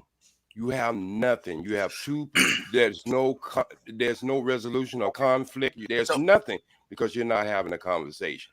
So that I guess that's been my point ever since I've been into this space, that I always wanted to have the conversation because I come from understanding both sides of the street. A brother whose mother had 18 children, who have 11 sisters, who've been in the entertainment ever since he was 9 years old, who's been around women a lot, from anything from strip clubs to regular clubs to radio station. So I'm just telling you, I don't seen it on both sides of the street. So you are doing what he said you were doing. I'm not, Edward. I'm not doing what he says I'm doing. What I'm trying to do is make people understand is if you're trying to get a solution to anything, you got to come up with solutions. Whoa! Who said? Whoa! I'm about to leave, so I got you, Pablo, because I'm about to leave though, because I know how this can go. I am gonna leave, but I wanted to really say this to respond to what you were saying. Here's the thing that we gotta stop. We gotta stop the 50-50 shit. Like, we got to stop, because that is something that a lot of black folks default to. And I actually did some rants in the last couple of days about that. Here's what the truth is. The truth is the manosphere, a lot of the main players in the manosphere, you have exceptions to this rule, like people like Ramil and stuff like that. Like, I ain't trying to talk to no bitches because I'm doing what I'm doing. Cool. And they have a right to be like that. But the vast majority of the guys in the manosphere, game changer, fantastic. Pablo has demonstrated this with Courtney being on there. Obsidian has done plenty of interviews. I've probably done the least amount of, maybe me and Pablo are the same as far as talking to women, but I've talked to women. We are not afraid. We welcome the conversation with women. It's women that don't like to come to us because what they want to do is they want to take our facts and they want to apply it to their feelings. And they want their feelings to override what the facts are. They don't want to engage in that. And here's you're not getting my point. Hold on. I'm not making this about, because I'm actually going somewhere. You talk about things obviously you thought I said versus Jay, hold on. Jay, you're not getting my point. My point is, when it's all ended up, men gonna have to take leadership. Jay, hang on a second. I want to give Edward a chance to finish his thought, and then you can respond. Yeah, absolutely. Because the thing that really frustrates me is, and I'm gonna say this, and I fuck with some of them. I do. Shout out to Shannon. Shout out to TJ. But you need to look no further. And they make some great content, so I'm not trying to shit on them, but I'm going to say what the fuck needs to be said. You need to look no further than the Lapeef Network as to what a quote unquote real conversation looks like. What is the characteristic of their real, and I'm not just talking about their show, I'm talking about the satellite shows that it's starting to create as well. And they have a right to be in the platform and all of that. But when you go on there, it is this, it's almost like peer pressure that you need to be politically correct. When you go on there, you need to say, like, and shout out to Freeman's Journal, who is a man that is married, a man that has a daughter, has a kid, and has a career. And he's in his late 40s, early 50s. So all in all, he is a black man that is wisdom on point and doing what needs to be done. And I saw him get attacked by not only black women, but black men reinforcing that because he dared to express himself. The only thing he said, he was asked a question as to what ultimately do black women need to do for us to come together. And he said, basically, shut up and be quiet. Basically, which the way he articulated it was perfectly understood as to what needed to be communicated, because he later explained that if there's an urgency in getting this resolved that black people just don't think there is, particularly black women, but even black men too. And I saw these are older people too, by the way. These are people that like in his age group, maybe a little bit younger, all collapse on that brother. Men too, talking about, well, this is not the kind of conversation we need to have. And he didn't say shut up in a loud way. He said in a very monotone way. If you've heard Freeman, you know how he talks. And it's this expectation that I'm playing by your rules. I'm going to the seat of power that is the black female. And black men, Eddie, I'm not saying that's you, Jay. I'm just saying, and the people I've observed have these conversations, that's what I see. That these dudes, everything is about catering to that black female emotional disposition. And it's like, well, what do we both need to do? Well, men need to self-improve, put themselves in position so they can enforce a higher standard and then execute that standard, whether that's with a black woman, a diaspora woman, or that's with a non-black woman. That's their job as a man to do that, because women can choose what they choose for whatever reason they choose. But what the women want is want basically men to do what they say. These women are not interested in negotiating. They want to pretend like they don't know what they should know. They want to pretend. They want to basically remix stuff from 10 years ago. So I'm going to end it with this. You can look at those whole shows and get an understanding as to what that looks like. They're not really wanting a real conversation. What they want is for us to hang around them until we eventually do some PJ Washington shit or some Will Smith shit or some Russell Wilson shit. And that's and as Pablo is gonna probably say after I'm done, that's just dead on arrival. There's nothing to talk about if that's what they want to do. Well, what I'm gonna say is, let me respond, Pablo.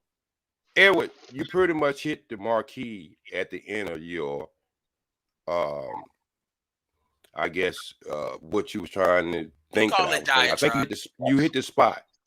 The spot is not to go in and do what they did in the 80s and the 90s.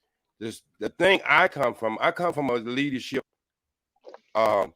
organization where men take control. So that 50-50 you started off with, that had nothing to do with what I was saying. I don't believe in the 50-50. I think a man is a builder, protector, and leader. There's no way they could be 50-50 in that, because we are the ones who make the civilization move forward.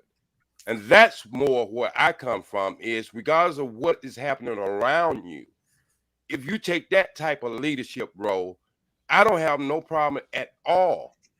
But the problem is, I see, is if people just want to sit around and complain and don't take that leadership role, then I have a problem with that. Because I think any problem, it has to be based on solutions.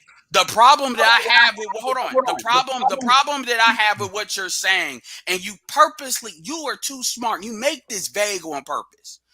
I don't give a fuck how much leadership you have. If a bitch is problematic, you deal with that. You lead your way to replace that motherfucker. That's what you do. You don't do the reason why black men are perceived to complain is because black men want black women more than black women want black men. That is what that is. The solution is to replace them. That's the solution. Whether you go intercultural or if you go interracial, it is to take the 20-25% that are within acceptable range of acting right and you replace them. There is no leadership that takes a problematic bitch to not being problematic. That's how Will Smith got into his situation. And that's what you don't say, which is why I tend to have a problem with what you say when you say that, because you leave that open-ended on purpose so dudes can fall into that Venus flytrap. And I'm gonna tell you something. That's how PJ. That's the dumb shit that PJ thought. I'm this dude. I'm in an NBA. I'm this. Brittaney Renner just needs a man that actually cares for her, that has his shit together, and then he looks like a moron. He needed to be a better leader. He needed to be a better leader. And then that wouldn't happen. You're not gonna lead your way. You're not gonna lead your way out of a bitch not being alpha your way through it. That's what, and so when you say people alpha your way through it, yes, and that's what, again, and that's what that Lapine, that's what they do, and I'm not gonna keep mentioning them, but that's the overall thing. And the women, when they come into this conversation, it's always from that standpoint. I was born hearing black women are strong, independent. I don't need no man. And then we get on these conversations, motherfuckers want to talk about what they don't know, what they haven't been taught, all this, just keeping shit vague, ambiguous as hell, and that's chaotic in nature. All right. Hold on, wait. We go to game changer. We got to go to game changer real quick. JC in the building says perhaps black men can learn something from KS rather than be jealous of his success. We should champion his message. I could agree with that. Gabe A in the building says OG has a brain aneurysm. I'm convinced. Okay. And maybe them glasses you got too got an aneurysm. Okay. All right. Came from the Temptation 1960. Go ahead, Game Changer. You was trying to jump it. And Game Changer, it's a slight amount of not feedback, but a slight that I'm hearing. I don't know if you could do something about that. It ain't that big of a problem. If you could do something about it, that'd be cool. But all right, go ahead. You got it. I'll turn off my tank filter. I think that might be it. So I wanted to correct Edward before he left, but he already did. It's because he called it a Venus fly trap. It's actually a penis fly trap. So yeah, just a slight correction on what Edward was saying. That's all. All right, go ahead, Pablo. Go ahead. Yeah, well, you know what Jay Speed is. Hold on, Pablo, if you could bring that down. So maybe because I got on these headsets, I'm just hearing everything now. But you finally got you a good set, huh? Is this better? I'll just talk lower. How about that? Yeah, or back away from the mic or something. Not talk at all, Pablo. OG, chill. All right. I'm just I understand. All right, go ahead, Pablo. So, you know, Jay Speed's comments speak to what I was saying earlier, which is, well, he was saying, well, why don't you just lead better? Or where are the solutions? Why do I have to have a solution for something I didn't break? What about those of us who did what we were supposed to do?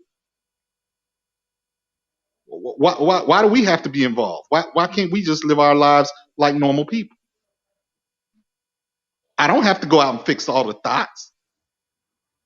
No, I don't. I reject that. Brittaney Renner can do what Brittaney Renner does. I don't have to go in and rescue all the Brittaney Renners. And why would you be rescuing the thoughts? For what? To what end? No. Here, I'm gonna give you an example. In your own faith, for the Muslims that are listening. Right. I saw a documentary. Know about it. Go ahead. I saw a documentary on I can't remember if it was the Sunnis or the Shia in Iraq. And because of all these wars that they have had, they had the Iran-Iraq war, and then they had the Gulf War, and then they had, Desert Storm and all of that. Right. They have a shortage of men. Yep. And so a lot of women were left as widows. Mm-hmm. And it's hard for them to support themselves in a Muslim-dominated society where family and men are a requirement for survival. So you know what they did? What? They have the imams now blessing marriages of 3 and 2 days or a week or whatever, and they call it halal. Right. It's blessed by God. So the imams have taken to pimping. You want a lady for the evening or for the week that you want to, get your fun on with? You go to the imam. He has a roster of ladies that he will bless a halal marriage to this woman for a week. Now you got to pay, just like PJ Washington. You got to pay for what you for partaking of what God has blessed. So you have to pay for it. And the more attractive the woman, the more he have to pay. Uh-oh. So do they have any Brittaney Renners over there in Iraq? Oh yeah, they got some Brittaney Renners. Yeah. Uh-oh. They look more like Kim Kardashian, but yeah, they got them. How you know if they rap? See, this is where the bullshit starts at. How do you know if they rap? No. It's real. It's real. Now I say, how do you know what they look like if they rapped? Oh, they Especially know. when you start talking about the Sunnis. No, they bring them in. He brings them in. He gets them in and bid them in. He get them in. They're inside. Wait a minute. They're in the imam's private study, and she unveils herself. He said, "Yeah, I would like her, imam," and then he draws up a contract on how much he gonna pay and how long he gonna have her, and then he blesses the marriage. So she got stripped naked in front of him in the private chambers. That's what I don't know about naked, but you got to inspect the goods. Yeah, but so they have built into the system thoughts. In every culture, there's Tatianas available for our pleasure. Why we can't just partake of the Tatianas for our pleasure and leave it at that? Why you black men are too altruistic? A lot of you are too altruistic. All right, Pablo. Let me say this, Pablo. I didn't know where you was going at first, but you landed the plane quite well. And I've more or less made that same point. Is that it's always, especially in a free country, it's always going to be a percentage of them that are over there, and that's what they're there for. If you want to dip your toe in that water, okay, go ahead, dip in there, get in, get out. But you know who and what they are, especially when they wear it on their sleeves. So yeah, why we gotta? Yeah, we don't have to correct that. We don't have to correct that. And I don't even talk about correcting that. The stuff that I talk about when I really break down what's going wrong with black people and black relationships and the black family structure and all of that, it ain't got nothing to do with the true thoughts who gonna thought it up hardcore no matter what. So I'm with you on that. You're dealing mainly with the part-time thoughts. No, more so just thoughts on per diem. Yeah. Okay. Sure. Hey, and to the OG about. But that's what you just said. I'm gonna tell you what it sounds like to me. I don't like drug dealers, but I'm gonna snort this cocaine. What? What you just said sounds just like that with me. I don't like drug dealers, but I'm gonna snort this cocaine. No, that wasn't the same thing. And that's what you said. No, that wasn't nowhere near the same thing. Yes, it is. Because you don't like something. Wait. You don't like these kind of thoughts. Wait a minute. Stop. But then you hold on. You hear me talking. Stop when I start talking. I hate to mute you. So just let me. Okay. I never said I don't like women who have casual sex. I never said that. I don't have a problem with women who have casual sex. Okay. So you can't pin that on me like I'm the moral police when it comes to having casual sex. We'll trick it off. All right. I don't think we was thinking about one who was having casual sex. I thought we was talking about one who goes out there and target certain people and goes out there and does what? Hold on. Stop. Goes out there and does what? Target. Like target, like somebody like target practice. What are you talking about? Well, we was talking about the interview, right? Okay. Right. Okay. She's not one that you would fall under the category when you just said that women who have casual sex. This is a predator. Okay. If you're talking about Brittaney Renner or a woman like her, you're talking about a woman that I don't even have access to. The women. If you let's just say she's some 9 or 10 Instagram chick that got millions of followers with that target rich men. I ain't a rich man, and I don't have access to 9s and 10 Instagram models that have millions of followers. So when I start talking about there are some women are, you know, that are some 304s, or I mean, hell, we late in the show. That's some hoes. If you're a man and you occasionally like to have some casual sex, there are women available for you to have some occasional casual sex with. You shouldn't live there, you shouldn't stay there, but if you have some casual sex every now and then, that's fine. That's different from Brittaney Renner, who or chicks like her who I don't even got access to. That's a whole nother thing. So no, I understand, but I just thought that's what we were talking about. Okay, well, no, Pablo segued it over to something else, and he made a larger point. And my larger point was this. You know, that is available in every culture in the world. Loose women are available in every culture in the world, and they have different ways of making them available to the men of that particular culture. Yes, Lord. Why you can't just accept it that they're there for your enjoyment? They ain't there for a long time. We have a saying in the Passport Bros community. She may not be she's yours. Well, anyway, I forgot the saying, but anyway, it basically goes, you know, she belonged to everybody. She's not just yours. We got a saying for it too. It's called "She belonged to the streets." Right, she belonged to the streets. So why you gotta be why you gotta make them into wives and Betty Crocker? I love my baby mama. I love my baby mama. I never let her go. Because I'll just tell them about June Cleaver. No, they're here for your enjoyment. They're here for your pleasure, and then that's it. I love PJ her. Washington tried to turn the hoe into the housewife, and it didn't work. It backfired. Oh.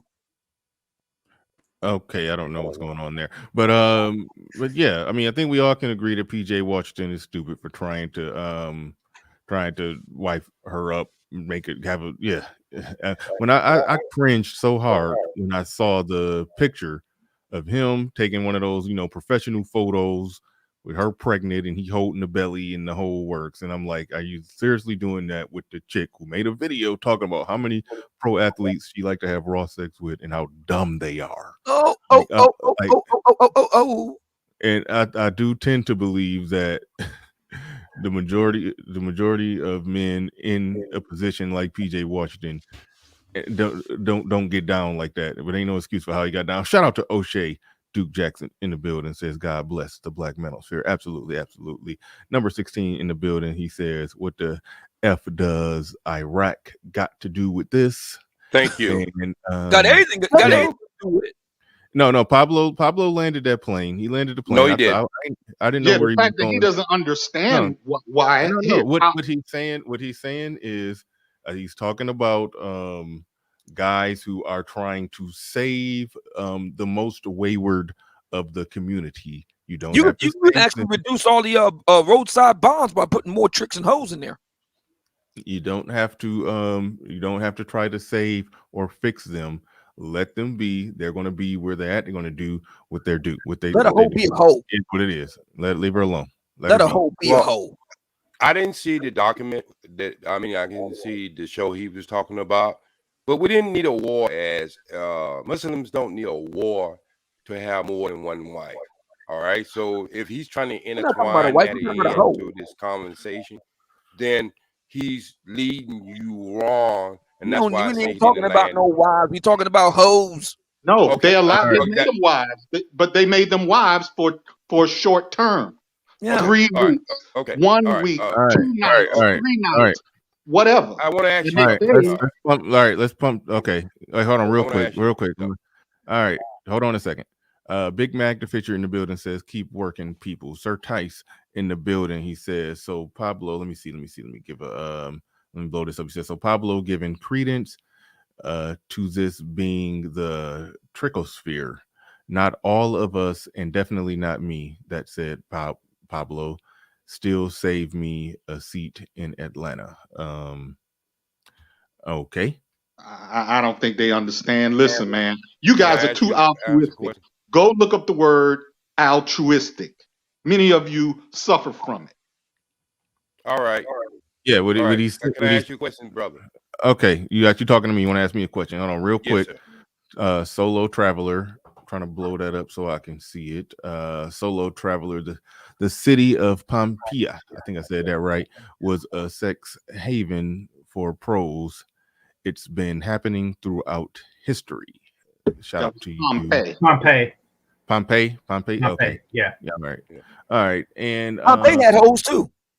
Drummer Boy says much. Well, everywhere in Rome has. Yeah, they had ancient Grecian hoes. Well, I think they still had the frescoes. All right. They had frescoes of the hose that they still say is still preserved from Pompeii, Mount Vesuvius, when they showered all the lava over everybody. I think it's still preserved. The frescoes of the hose in Pompeii. So all of the ancient world had. Wait, hold on. OG was trying to ask me a question. Go ahead. The first question I want to ask you, I sent you. Well, you know what I sent you, but I put something in there, and you didn't. No, I don't. I don't know what you sent me. I sent you Cash Out or whatever it was. Oh, okay, cool. Yeah, go ahead. Reiterate. And you read it, but you didn't understand where I was coming at. We just had a concert, I think, about 5 or 6 days ago, right? And there are, I think, something like 9 people lost their life in it. And I sent you something because Pablo always talking about all these other women's outside the Black community, how ratchet our women are. You actually had a woman at that concert, called Brass, something, her name Sophia, the one that he loves. Brass Sophia? Right. That actually urinated in a man's face on stage. Okay. He wanted her to tinkle. I understand that, but I'm just talking about, if we're going to start talking about, see, this is what I'm saying is we're going to talk about bad behavior. It shocks me sometimes that we talk about bad behavior in our community like it don't happen in them communities for the Pack brothers. And so on the other side of the field, Pablo, I understand you think the grass is greener. And the only reason because it's greener, Pablo, is because it's turf. It's not really grass. J Speed, I think you misunderstood. All right. Well, somebody else was trying to get in here. I don't even want to go down that route. That's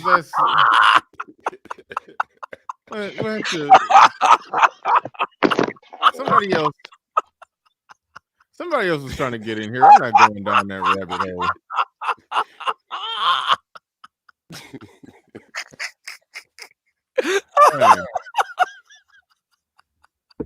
All right. Pablo does not. Okay, yeah, you got next, Game Changer. Pablo does not want us to trick. He is just saying to not try to change a whore. You got to let a hoe be a hoe. This is the argument I'm making in my column today. I'm finishing up as we speak, and it's going to be in the Book of Obsidian, Volume 2. Listen, stop being romantic. Where's Edward Anderson when you need him? Stop being romantic. We got a lot of brothers that are delusional. See, this is where brothers are delusional. A lot of brothers are delusional, thinking you can domesticate these broads. You can't domesticate them, man. Just enjoy her for what she is. Let a hoe be a hoe. All right.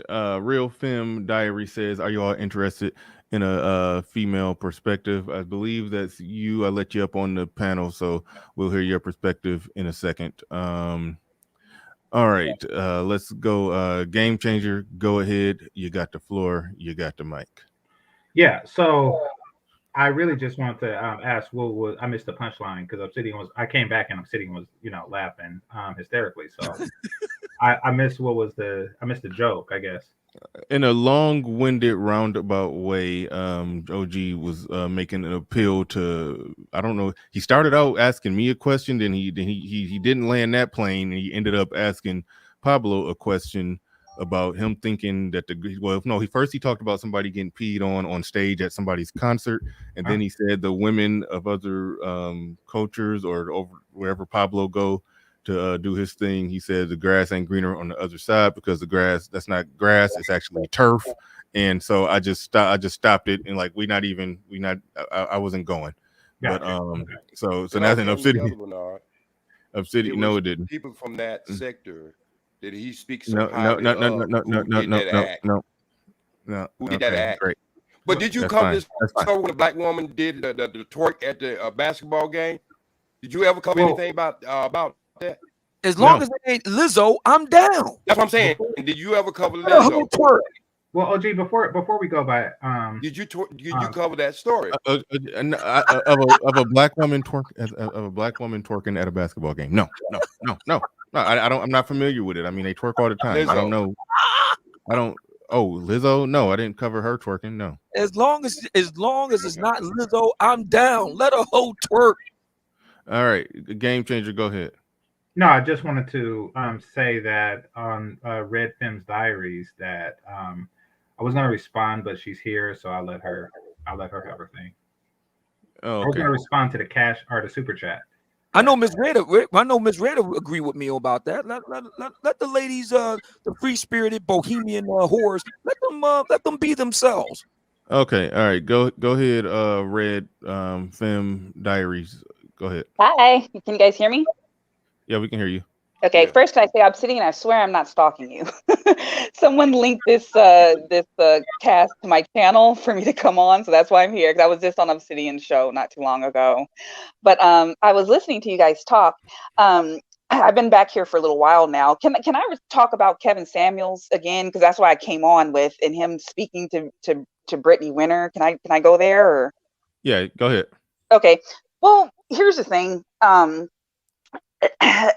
Kevin Samuels made a very big business move, and I understand that. You know what I'm saying? The unfortunate thing about the Black community, that's the African descendants of slaves, that's so different from every other community. We love putting our horrors in the forefront. Like literally no other race does that. Now I understand why Kevin Samuels had to do that, because that's the only way he's going to get, garner more attention to his channel. Every other race, they keep their whores right where they belong. But we, for whatever reason, give them a voice. Could you explain what you mean by we put them in the forefront? What are you talking about? Okay, so I'm more of a conservative speaker. I don't have a platform. Ain't nobody trying to hear me.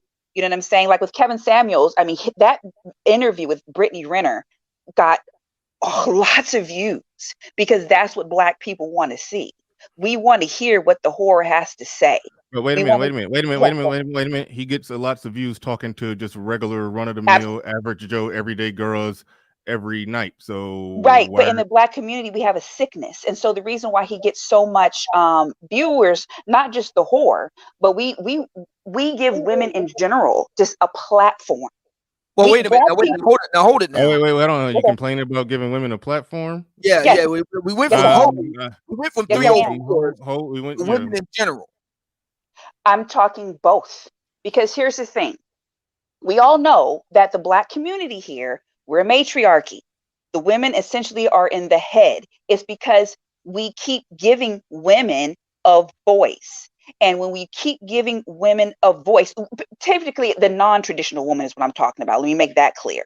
The non-traditional woman, we let her speak, we give her a voice. And as we know, all throughout the 90s, first it was the white media that put a microphone to a Black woman's mouth and let her speak and complain. And here we are, 2021, doing the same thing.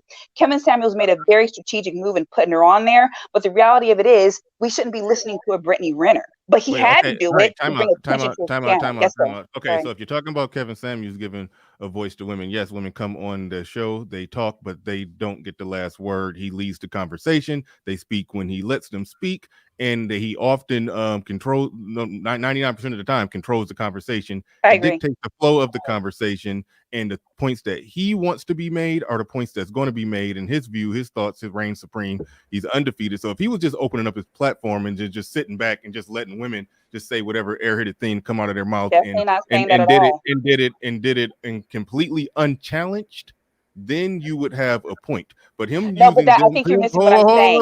You're doing it now. Yes, sir. Okay. I'm sorry. So them bringing him on to talk to them, to essentially use them as props to get off the points that he wants to make and the points that he wants Black people, male and female, to hear. I think that is a good thing, and that can't get clouded in giving platform to wayward women, because he's doing it.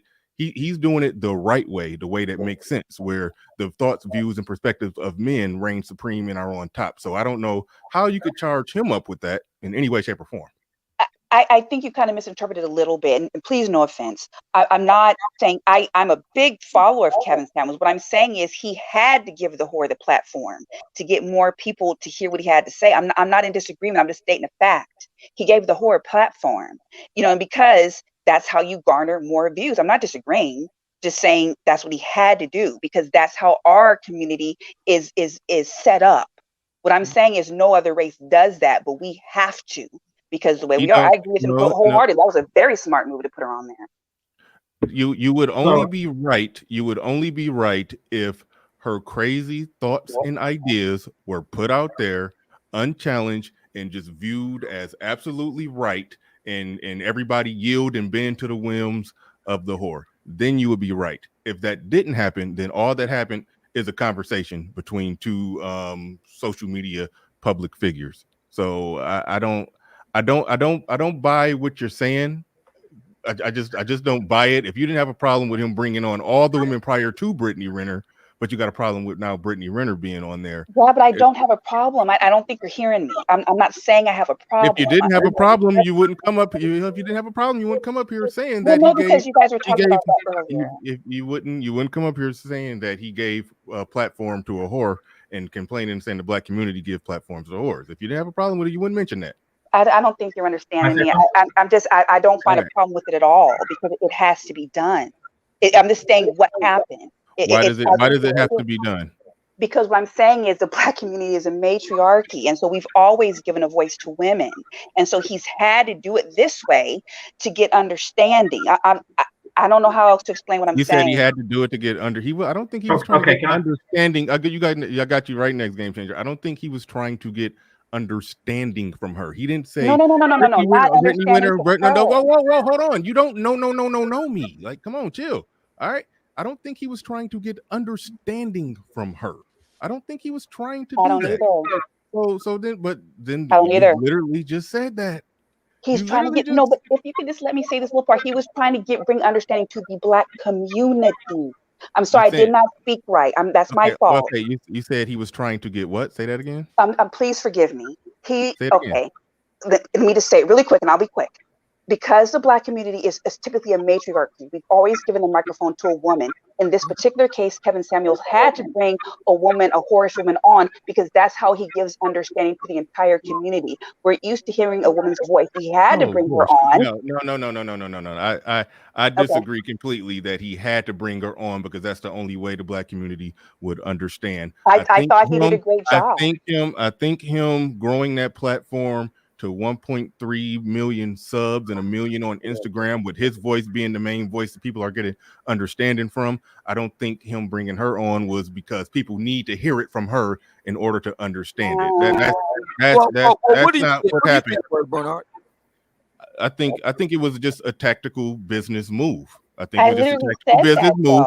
I know that's the part where I agree with you on. I think he used Brittaney Renner's celebrity, even though she's famous for stupid stuff. He used her celebrity as just a prop for him to get in a conversation with her. People show up and he just used her as a prop in the conversation to get off whatever talking points he wants to get off. That's all that happened in my eyes. We're going to pass it to Game Changer. Go ahead, you got the floor, you got the mic.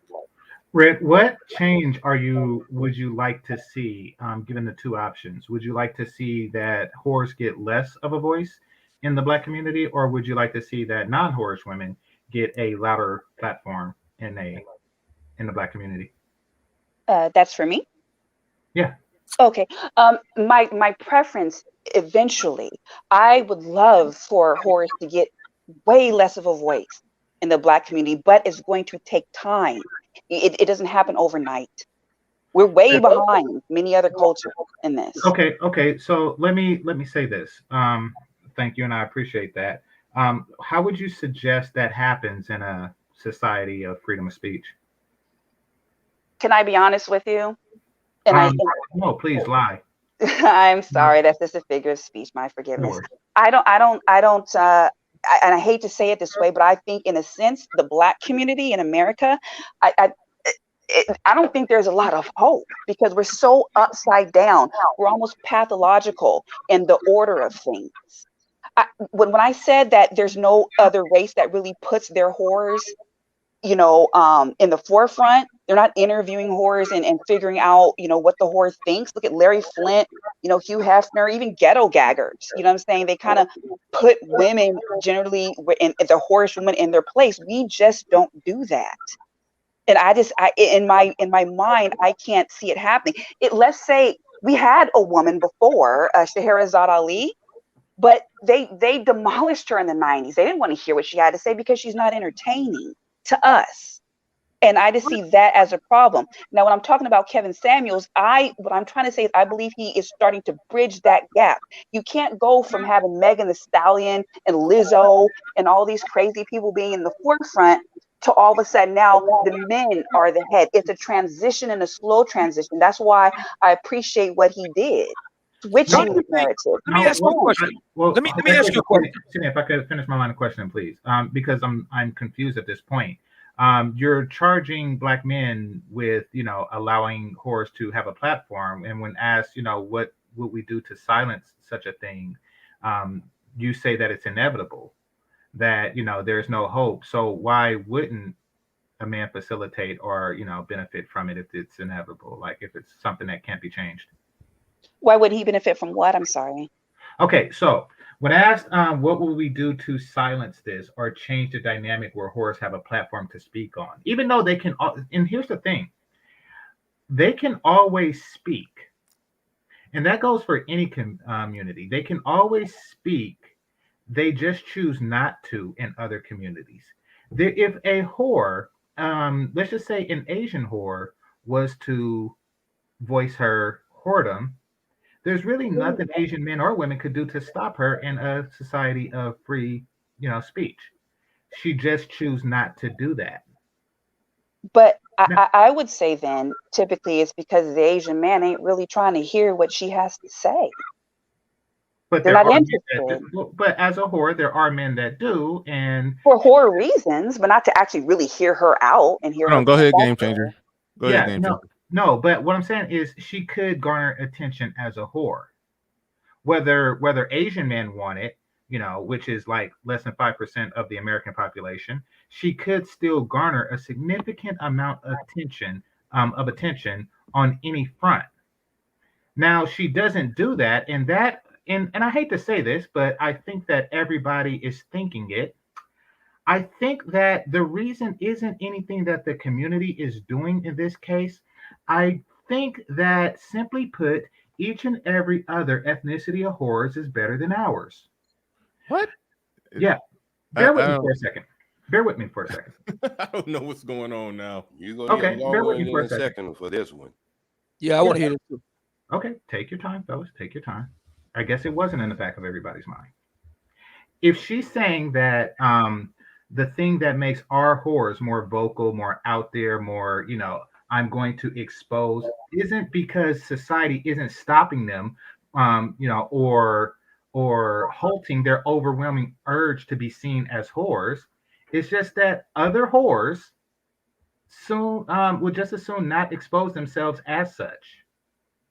Therefore, I think that the accountability is more on the hoes than society at large. Game Changer. Let me ask you a question. Yeah, no.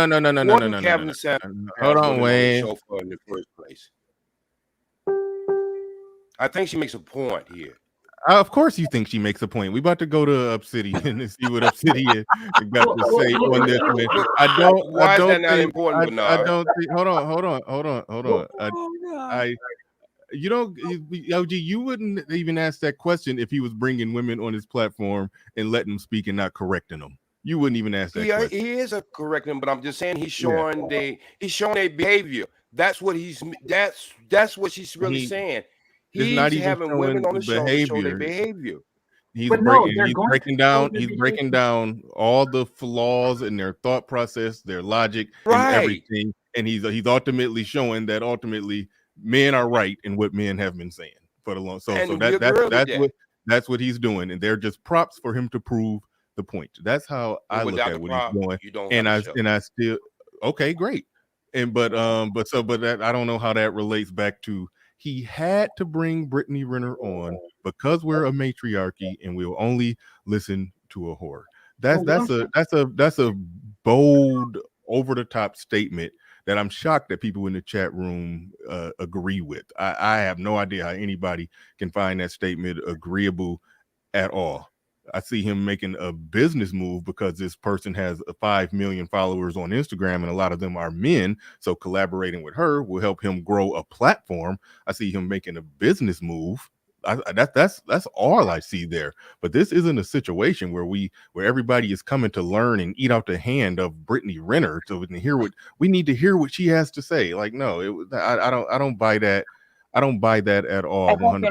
But go ahead. Let's go ahead. Hold on. I'm passing it to Obsidian. Go ahead. You got the floor. You got the mic. Yeah, I want to know. My question for Miss Red is, why does she believe, and it's an intriguing theory, why does she believe that hoes play such a prominent place of importance in Black American life? And what does she think that hoes, in this case, Miss Renner, would have to say that is worth listening to on such an important platform as Kevin Samuels is? I honestly don't necessarily believe that she herself had anything important to say. I think what was important is what Kevin Samuel had to say to her in dissecting the whore. I think that is what's important. I think that's what the Black community needed to hear. What I'm saying is a difference. Now you're making my point.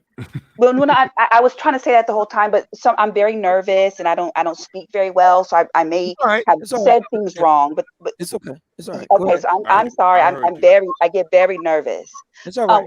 What I was trying to say was, in other races, in other cultures, that may not have been necessary, but in our culture, I think it's necessary to break down the whore so we can stop being so led by the things that they do and the things that they say.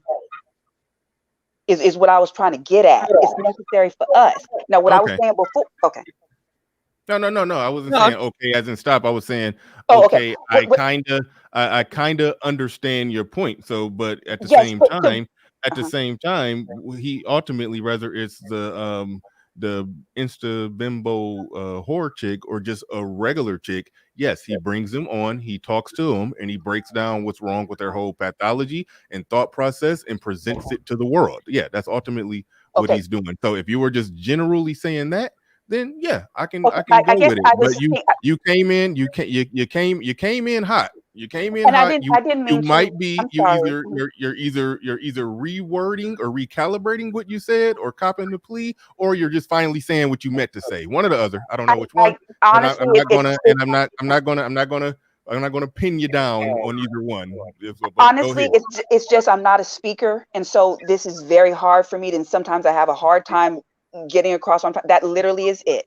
But this is how I am. This is how I believe. What I'm saying is, the last time we had a Black matriarch in our community that actually had some real things to say was Scheherazade Ali. And she was the last one, and nobody was trying to hear her because we weren't ready for it. You know what I'm saying? And I think what needed to happen, there needed to kind of be a bridge, because the Black community has been so led by women. And here's the thing. What I was going to say. Hold on, wait, real quick. Hold the thought on that. I think to some degree, Kevin Samuels has ultimately become that bridge that you're talking about, because he's saying a lot of things that Scheherazade Ali said, and he got him listening. That's what I'm saying. So I'm trying to suss out. So what I'm trying to suss out here is why Miss Red thinks, and again, I think she's on to something here, but I'm just trying to get a sense of her thinking process. Why does she think hoes, in this case, Miss Brittaney Renner, has such an place of importance in Black American life? Why that is, and exactly what message or what lesson is there to be gleaned from the recent interview Kevin did with Miss Brittaney Renner? Okay. Whew, this is hard. It's unfortunate with our community, okay? Black people, we're entertaining, we like entertainment. Because we are a matriarchy, women in general like drama. Someone said earlier, women like that Love and Hip Hop or Basketball Wives, Real Housewives. We love drama. That's feminine, right? And so Okay, what needs to happen is for us to move forward, we need to take the hoe, not just the hoe, but we need to take the hoe, the baby mama, the obese woman that don't care, the high degreed woman. We need to pull her off of that pedestal because she is solidly there in our community. Well, And hold what on. Wait. Welcome to the manosphere, because that's exactly what the hell we do. yes, and I support it. I support it fully. All right. But can I say this too? Here's the thing, and this happened when I was on our Obsidian show. When you do have a woman in our society that agrees with this, I have a hard time because for whatever reason, we give such a voice to the baby mama, to the obese chick, to the Brittaney Renner, to the Tommy Lee. For whatever reason, for us, those women are entertaining. And then when I come on and say the things that I say, I think it's confusing for men because it can't be. You know what I mean? I agree with Kevin Samuels and his speaking to a Brittaney Renner, not just Brittaney Renner, but all them females that he talks to, because it's a slow process to rip her down off that pedestal. And as Black people, we have a difficult time with that. Now, that's a whole nother topic. How did we put the Black woman on the pedestal? That's another topic.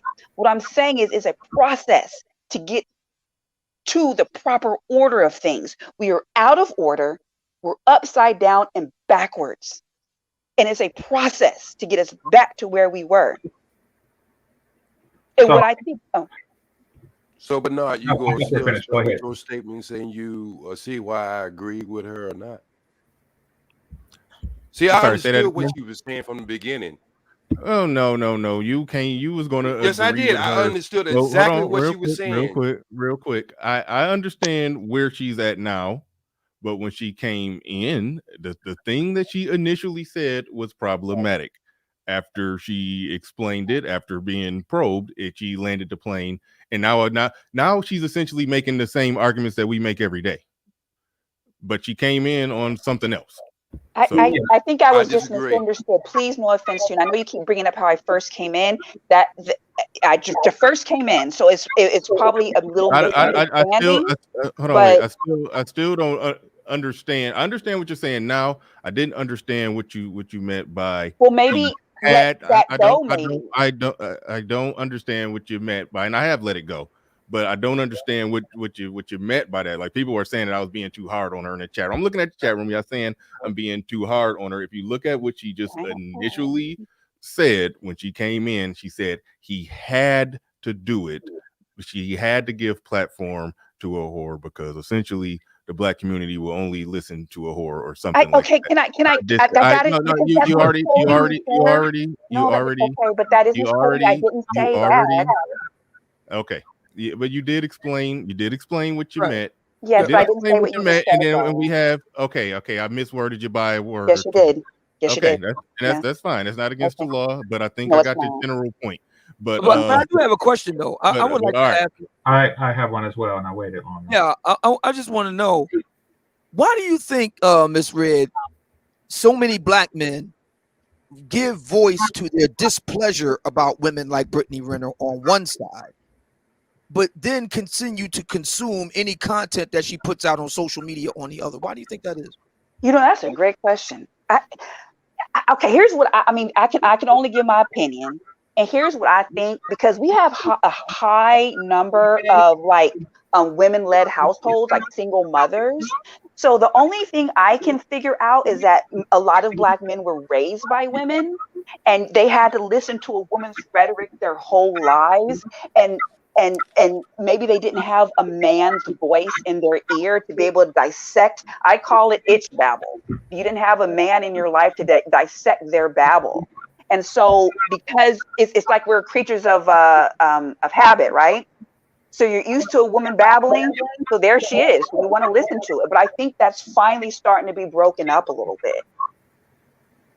A lot of platforms like the Black Manosphere, this one, finally young men are finally able to hear a male's perspective, and it takes time. So I want to say, Bernard, go ahead. You got it. So I want to say on what you were saying earlier, it does seem as if you, when you first came on, you were holding black men accountable for what happens in a black matriarchy. So I mean, you were saying that black men are giving her a platform. This is a matriarchy. Why do these women have power? Well, it's a matriarchy. Why are you electing your leaders as such? And here's what I mean by that. I believe, and this comes from my experience when I infiltrated the sisterhood to get the scrolls. I believe that there is a social hierarchy amongst black women that puts the single career woman with single career mother woman at the top, especially if she's overweight, and at the very bottom, an attractive woman who is subservient to her husband. And I think right above that is the whore. Now, I do understand that there are a lot of housewives that are upset that the social hierarchy puts them beneath an actual crack whore. But that is, well, right quick. But that is the social hierarchy that the women set up, not us. Remember, it's a matriarchy. So I would suggest to the women that they would change that social hierarchy. Can I jump in here? Every time there is like a comment and long pause from everyone, that's an opportunity for you to do so. Okay, I'm sorry. I would just say I'm definitely part of the minority, very small minority of black women, married for a long time. I believe in being submissive, all these things. It is a very difficult road for a woman like us because we do not have a voice. We don't. Where does someone like me fit in? I don't fit in the black manosphere. A lot of times when I call into shows like this, the men, it's very argumentative and it's antagonistic because it's hard to believe that black women, there are a small minority of us that actually are like this. Most of us are busy with our families. I have a full-time job and I take care of my family. But I care enough because I have black sons. I want the best for them. The thing about it is me talking is kind of boring. You can't even see my face. I'm not twerking. I'm not doing anything. I'm not drama. I'm not none of those things. And many of us are just busy serving our husbands and our families, working, doing those things. We don't really have a voice. And when I do come to platforms like this, man, I get tore up. If I dare go to a woman's platform talking like this, they literally kick me off because I am the pick me. But the reason why I agree with Kevin Stan was because it is that process of getting it to where the traditional black woman again will have a place. But like I said, it's a process because we're so backwards. Okay, and I get that. Here's why you're getting so much pushback. You kind of came in like Bernard said, you came in hot saying you're not giving us a platform while on a platform. That in and of itself is really going to get pushback automatically because you came like pointing fingers. Now, anybody on here and everybody in the chat room will can tell you that nobody in the manosphere has done more to promote pygmies and give them a voice than yours truly. That is just an actual fact. Nobody has done more to change the word pygmy from a pejorative, to a compliment than me, Game Changer. So, we're going to give pushback on that accusation that we're not. There are plenty of pygmies. Right quick. Okay. There are plenty of pygmies that I helped build, and make a tremendous voice who are now helping other pygmies to find their voice. So let's not. I mean, your accusation is really, really false. I mean, so come like that. Come like, listen, I am a housewife and I feel ignored by mainstream society. Brothers, would you help me? That is the best way to do it. Don't say that, we're part of the social hierarchy that pits whores over housewives because we are not. We are not. That's it. That's well said. Well said, GC. Well said, GC, right there. And that was why that was why I more or less, had a problem at the start. But she landed the plane. I give her props. She did land the plane. Her views do seem to be bare minimum similar to ours. I'll grant that and move forward from there. All right. David Johnson in the building says, Bernard, ask her when will the women start correcting the sisters? Didn't other women create these dysfunctions? He says, watch this deflection. I think she already kind of addressed that. She can, I mean, she kind of already addressed that her voice is hard to be heard. So, I mean, I don't know if she got anything else to say on that. The only thing is, the only thing I could say is, as far as correcting other women, us women like this have like an equally hard time that you have. It's very hard to correct loudmouth Black women, and it's even harder for me. I mean, they literally just turn me off. So I would just say women like me are just in a very tough position because I would say like on social media platforms, that's the only way we really have a voice here. I get shut off I'm in Facebook jail right now. Very hard to speak, not just to the women that are out there, out of order. Like I said, to men too. I'm not. It's tough. I'm not a speaker. So I mean, I've been trashed here for how I came in, and like I said, my sincere apologies. I came in wrong. I didn't realize it, but cool. but at the end of the day, I truly and authentically respect the Black manosphere. I understand though, in the Black community, not just Black men, but Black women, Black men, everything. Unfortunately, the women have had such a microphone on them for so long. Like I said again, it's just a process, and I respect the process. Okay, Carl, I mean, I get it. hold on real quick. Carl Robeson, thank you for that super chat. Appreciate that. Thank you to everybody who's been supporting the stream. Hit the like button. We've been riding high at 500 views. It's 323 on the likes, 19 dislikes, but let's get these likes up. We can easily hit 400. We can easily hit 400, but go ahead, GC, real quick. Well, go ahead, GC, and then Obsidian. You can you've been sound like you've been waiting a minute. Go ahead, GC. Oh no. I was just saying that no, we get that the matriarchy has created a social hierarchy that I and others work to reverse. If you ain't fucking pygmies, you ain't fucking shit. That's all I gotta say. Who's That's okay? your landscaping outside. Monday. Oh, okay, cool. That's you. Yeah. All right, yeah. But no, I was saying that if you ain't fucking I coined this phrase. If you ain't fucking pygmies, you ain't fucking shit. All right. All right, go ahead, oh man. Yeah, I was wondering, on this point about how difficult it is for lack of a better way of putting it, the pygmies to break through. I'm wondering why it's so difficult for these Black women. Look, I'm just going to go ahead and say it like this.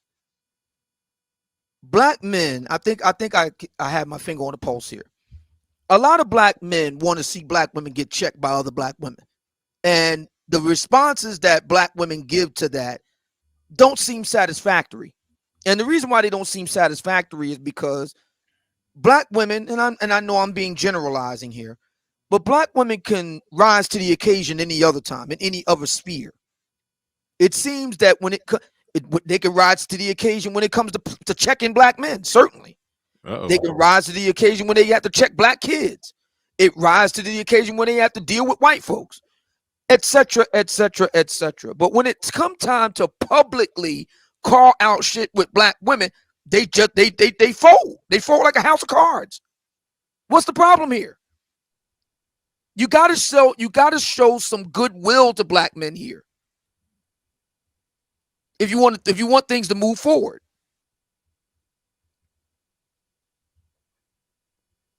I mean, that's just the bottom line. If you want things to move forward, you got to show some goodwill. Yeah. Justin March in the building with the $2 super chat. And shout out to Black Wolf Inc. I'll read that in a second. But Obsidian, you made a similar point to this before. This was a while ago when you made this point. At least I think you did. Whether you made it or not, I know it's definitely my view. One of the problems with that, if you're saying that, the more feminine women that got their head on straight need to be calling these women out. Okay, calling out and checking somebody, that's really not the actions of feminine women. They not in the check a bitch business. Thank you. So it's kind of a tough ask. But I think that's probably the problem you run into. Can I jump in here? Need to do that. God, you interrupt a lot. You know that. Here's the thing. Would Sister Shahrazad Ali then not be considered feminine? No, she's not. Okay. Would Six the Goddess not be considered feminine? Sexy as hell, but when she get to talking, she be beating her chest and grabbing her nuts and talking her shit and patting her weave. Even if she ain't got weave in, she be patting it. I mean, I don't know. Wow, really? I didn't know that. She a little ratchet. I did know that. Yeah. Okay, she probably. Let me say, she probably don't be patting. I added that in, but you know how she get when she be, So but she's like she's like a real. It's hard to explain her. It's like right. it's like let's continue. Would you consider Danica Marie to be feminine? Very similar to actually similar but worse than Six to Goddess in that category. Mm-hmm. So what we essentially need then is some masculine black women to check these other broads. I mean, my thing is whatever moves the needle. So if that's what we need, like, all right, let me ask you this: do you think Kendra D, aka the Crimson Cure, is a feminine woman? She's been presenting very feminine lately. There was some moments where I heard her cuss some people out and get pretty but no, lately she's definitely been presenting well and been doing well. Congratulations to her on the growth of her channel. So shout out to her. She's doing I give her, she's trying. Mm-hmm. So what we hold on. Yeah. This is a problem. And this is something that I said before. Okay. When it comes to any woman on a platform arguing whenever I hear a woman arguing and debating, I just don't see femininity. That's just me. I could be wrong, but whenever I see a woman who's just a vicious tongue debater, I don't see a feminine woman. That's just me. However, I can acknowledge that the work that's being done is great. The work that was being done by Scheherazade Ali is great. But her being on them talk shows, getting chest to chest and arguing with the sisterhood, like, no, we're not feminine about that. But she made some good points. All right. Well, what about this? Would Iyanla Vanzant be considered feminine? No. I'll help with what about April Mason? Would she be considered feminine? She presented feminine very well for a while, but then there was moments where she got exposed herself, but the exposure seeped through. Okay, the exposure seeped through. Let me help with the definition of feminine, if I may, because this work needs to be done to topple the feminine hierarchy in the existing matriarchy. It's going to require a certain level of aggression from women, which is going to be seen as unfeminine. However, right, right quick, Bernard, right quick, because I do disagree with you a little bit. Right. However, women historically, feminine or otherwise, have always displayed aggression when necessary to children primarily and to women if necessary. So I think one of the key things we have to look for in determining if a woman is feminine or not is if she is unnecessarily aggressive towards men. If you find that a woman is unnecessarily aggressive towards men, meaning that a man doesn't say anything to her about her or about her image or brand, yet she still feels the need to come and attack that man, then she is not a feminine woman. If you find a woman who is constantly at odds with a man or men, then she is not a feminine woman. If she's looking for an excuse to shame or berate a man, then she is not a feminine woman. And that goes for the women in this space who may appear to be doing, the work for men. And they may attack a bunch of women on the way. However, if she makes a hobby, or really if she just does it, attacks men when not provoked, she's not a feminine woman. So, the Danica Marie, who doesn't do that because she doesn't even open her platform, like that, nor does she go on men's platform that didn't attack her directly. So I would say that she follows the qualifications. Same thing with Melody Speaks. She don't really, openly attack men, nor does she look to hop on panels to do so. Same with Chantel Simone. I'm not really familiar enough with Six the Goddess, but So that's how you determine if a woman is feminine, in my opinion.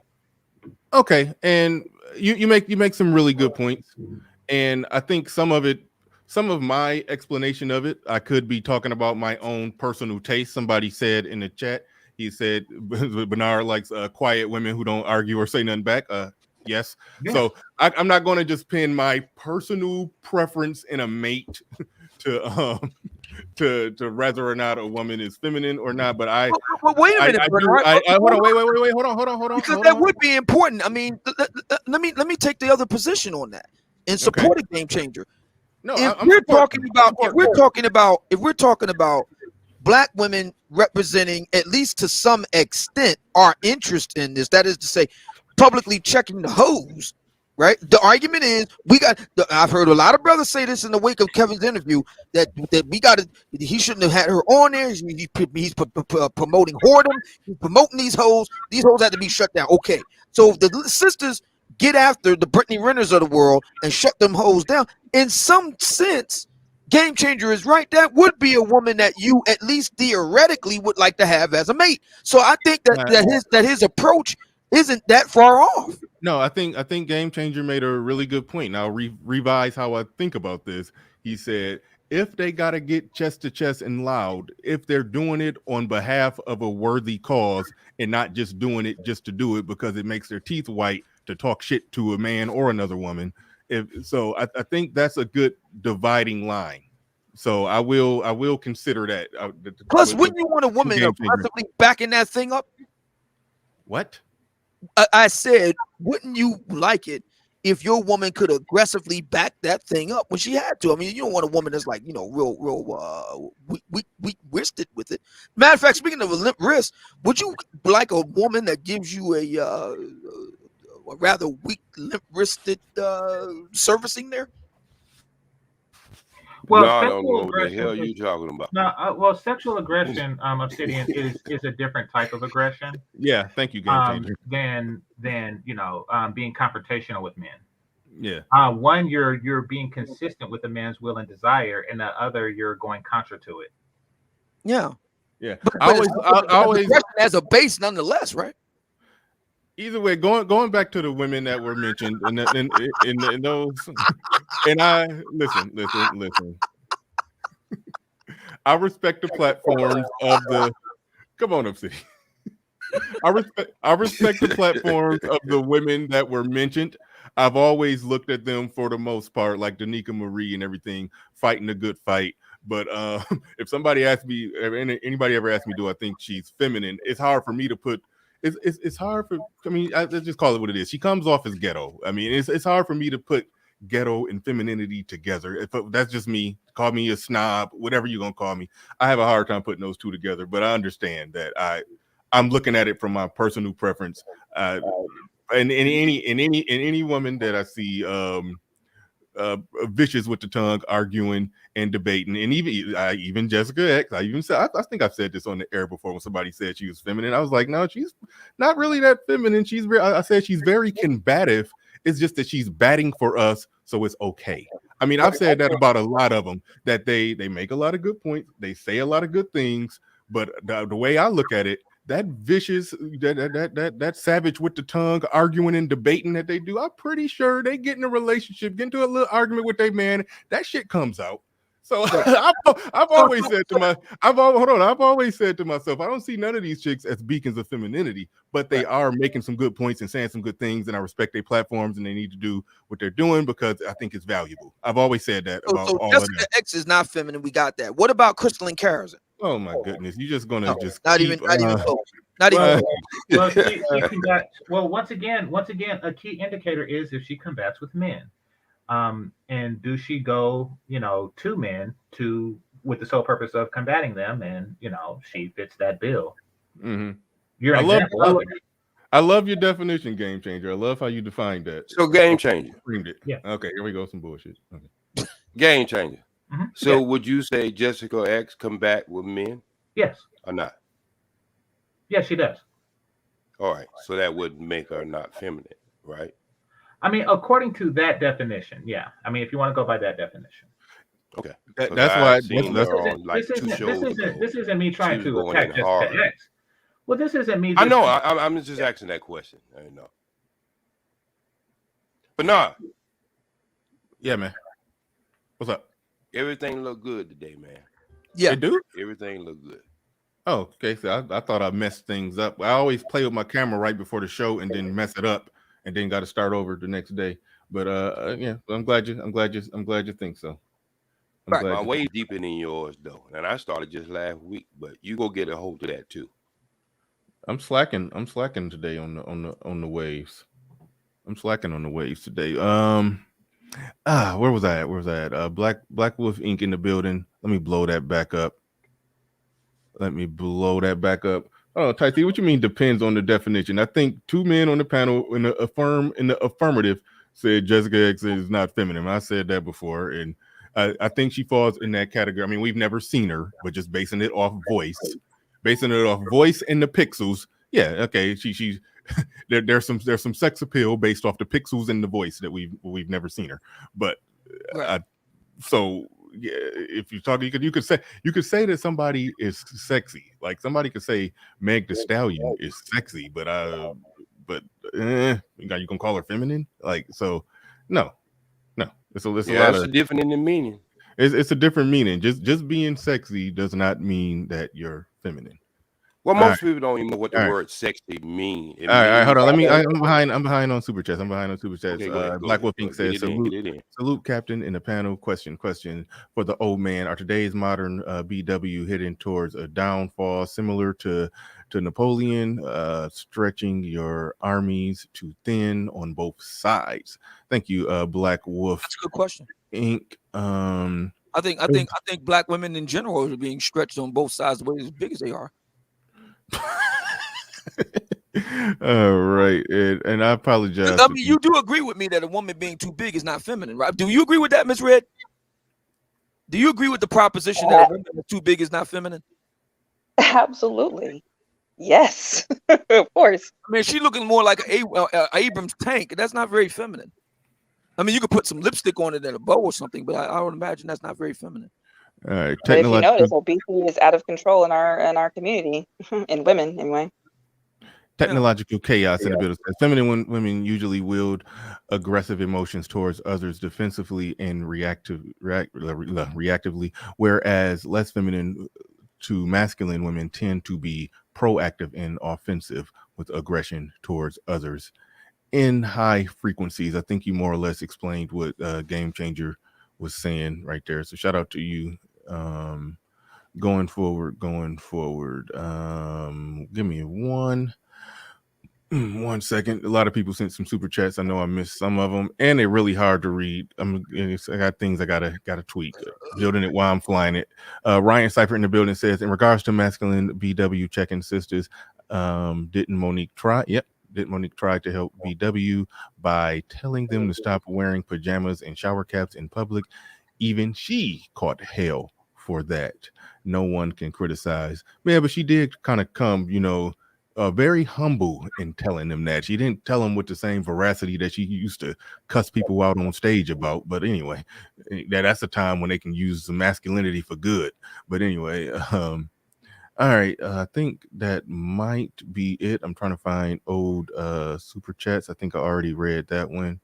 Shout out to everybody who's been supporting the stream. Spiritual Logic. No, that ain't Spiritual Logic. I think Spiritual. No, he didn't. Organize a Pick Me March during the next Slut Walk. Show us what you got. Right? Hey, that's a good idea. That's a damn good idea. That was, hold on.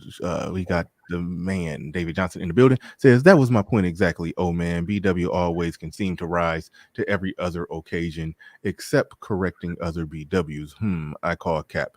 Yeah, good points on that. Even though I did give the pass of, it's kind of a hard thing to do to ask feminine women to get chest to chest with ratchet women and try to correct them. I mean, that's just a difficult thing to do. But yeah, I do make some good points. When I hear good points, I'll revise. I'll go back to the drawing board and and think about it a little more when I hear good points, because Game Changer did make some good points on that. So all right. I think that's it on the super chat, and This has been a fast-paced moving show. We almost 4.5 hours in. It don't even feel like it. It feel like only been here 2 hours. But that goes back to Miss Red's point. We love hoes. We could discuss hoes all day and all night and the next day. Black people, black men especially, love hoes. We love to hate them. We love to talk about them. We definitely love to bang them. We love hoes. All right. OG, go ahead and ramble for a little bit until we figure out something better to talk about. Go ahead. You got it. Well, I was wondering why nobody wanted to talk about this kind of activity. All right.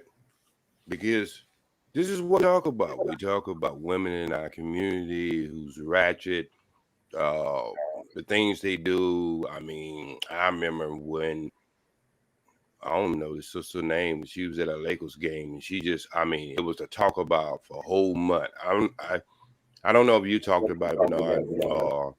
I don't know if you even talk about even ratchet things to go on our community, but I thought when we have conversation, we have guests, that these are the things we talk about.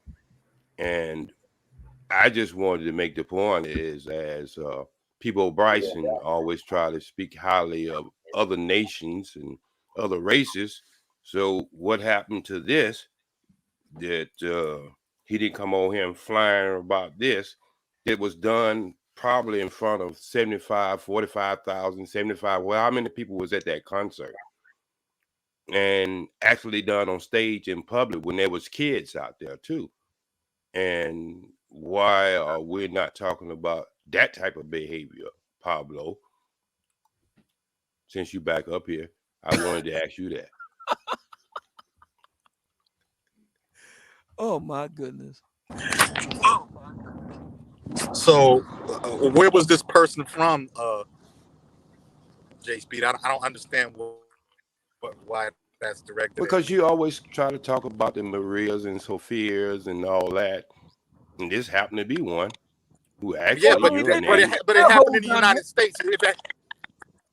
It happened right. Oh, well, here. This is what I'm saying. Yeah. Okay. Well, then I ain't got nothing to do with it. No. Don't tell me what happened in California. No, I don't want to hear about it. But you always talk about when black women. I was in Medellin. I don't want to talk about what happened. Yeah. In Medellin. If it happened in Johannesburg or Durban or Addis Ababa, Ethiopia, then you can come back to me.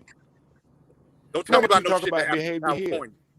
You ain't never talk about no bad behavior happening with black women in the United States. I'm not interested in the United States, sir. Now you're doing the Michael Jackson. No, I'm not interested. Because you said that you even not to go outside the country to find a woman because it's bad behavior over here. I came to get closer to your neighbor's Wi-Fi. Your damn phone's cracking up. I came to reiterate my point. All right, hold on. Pablo, mute up for a second. One,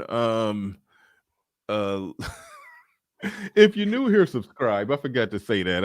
I had enough views today where I should have picked up some more new subscribers. I ain't got no new subs. So if you're new here in the building, make sure you go ahead and subscribe. And going forward, that Pablo, you do sound like you on an airplane. So yeah, we got to try to clean that up, but we gonna lean with it and rock with it. Oh, Pablo, damn! I didn't want to drop. I didn't want even to drop. He's trying to reset. Okay, he probably trying to reset. Okay, yeah, we do got to try to clean that up because it turned into the shout out to O'Shea the ninja hour, and I just let people come be on here with cackling, sounding phones and shit. That's what we got to try to clean that up. But You got one of the third world country phones. That's what the problem is. Yeah, he grabbed him a phone down in Medellin. Yeah, I'm about to say, isn't he out of country at the moment? He might be.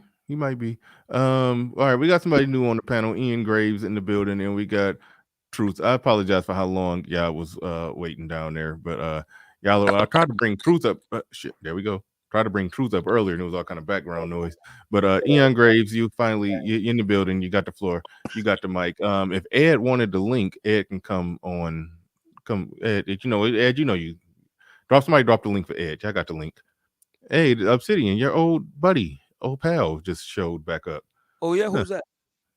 Madam Logic Bomb Dropper. Oh wow, really? Yeah. Well, I mean, dragged in. So her comparison is off because Crystalline is openly hostile towards black men. I mean, it's really not a matter of femininity. Like you're just identifying those who will support your cause or support your agenda, and those who won't. That has nothing to do with color. Right. I was responding to her last comment. Right. No, got you. All right, go ahead. Go ahead, Ian Graves. You got the floor. You got the mic. Salute to the panel, Bernard, Obsidian, Game Changer, everybody. So, Hey. yeah, I was on with Redfin Diaries on Obsidian the other day, and so I mean, she seems legit. You know what I'm saying? We asked her a couple of questions or whatever. She seems like she's legit in where she's coming from. But as you said, the feminine aspect, are we now getting to the point to where we are vetting the feminine nature of these chicks, so they can say the right thing, but if they're not coming with the feminine, are we saying that, okay, we really don't care if you're saying all the right things, we need you to be feminine, and that's more important than actually getting the message, that we'll give no. pushback. Well, no, because one, I'm not interested in getting with any chick that's making content on YouTube. I don't care how feminine they are, but I think if they're getting the message right, then I will support them, promote them, or bare minimum, just say nothing bad about them. So I don't mind. I mean, if they getting the message right, it's cool. But I have my views about women arguing points on platforms and whether or not I think that's feminine or not. But overall, no. If they getting the message right, then yeah, by bare minimum, don't got nothing to say bad about them. Yeah, I mean, because the whole idea of us having to bow down to the whore in the community, I mean, that's you don't like bowing down to the whore.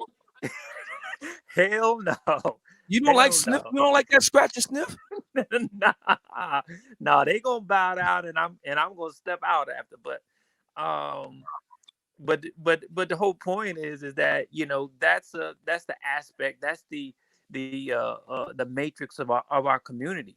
They have a stranglehold on the community, and I like Kevin Samuels, but to some degree, the fact that she has so many followers says that they rule. You know what I'm saying? She should not have that many followers. You know what I'm saying? There's no logical reason, because she's an airhead. She's stupid. She's not even the best looking whore. You understand what I'm saying? So for her to have, you gotta admit she's a damn good looking whore, though. Huh? I mean, you gotta admit she is a pretty. Wait a minute. See, this is where I think you're making a mistake. If she had, I'm going to mute you up while I talk. If she had those followers strictly and mostly off of what she says, and that means people are really tuning in to listen to her, then yeah, I can understand your point. But if you understand that pipeline of Instagram chicks who cross promote with each other, if you look good, it's so easy to get 1 million followers. It's like, so to say that her following shouldn't be that big, I mean, there's no shortage of men who like to look at attractive women. Once you get in that pipeline and in that Instagram algorithm of thoughts sharing channels of thoughts, and I don't know if they paying each other behind the scenes, or if you promote me, I promote you, whatever they do, whenever the ball get rolling and you start closing in on 50,000 or so subs, if you look good, you're going to shoot up to 1 million. I mean, it's happened, or at least shoot up to somewhere in the few 100,000. So I can't say that it's a crime that she got that many followers, and unless it was people was just tuning in to hear her airheaded ramblings. But if people just tuning in to look at her bent over with an arc in her back, I mean, that it's a platform for that, and we understand that it's never going to be a shortage of men who like to look at women with an arc in their back. It's not. She could just stand there. Some of them pictures, it looked like she did have just a little natural arc standing straight up. Yeah. She could just stand there. She don't have to do no arcing or nothing. Like just stay right there. Oh gosh, good point.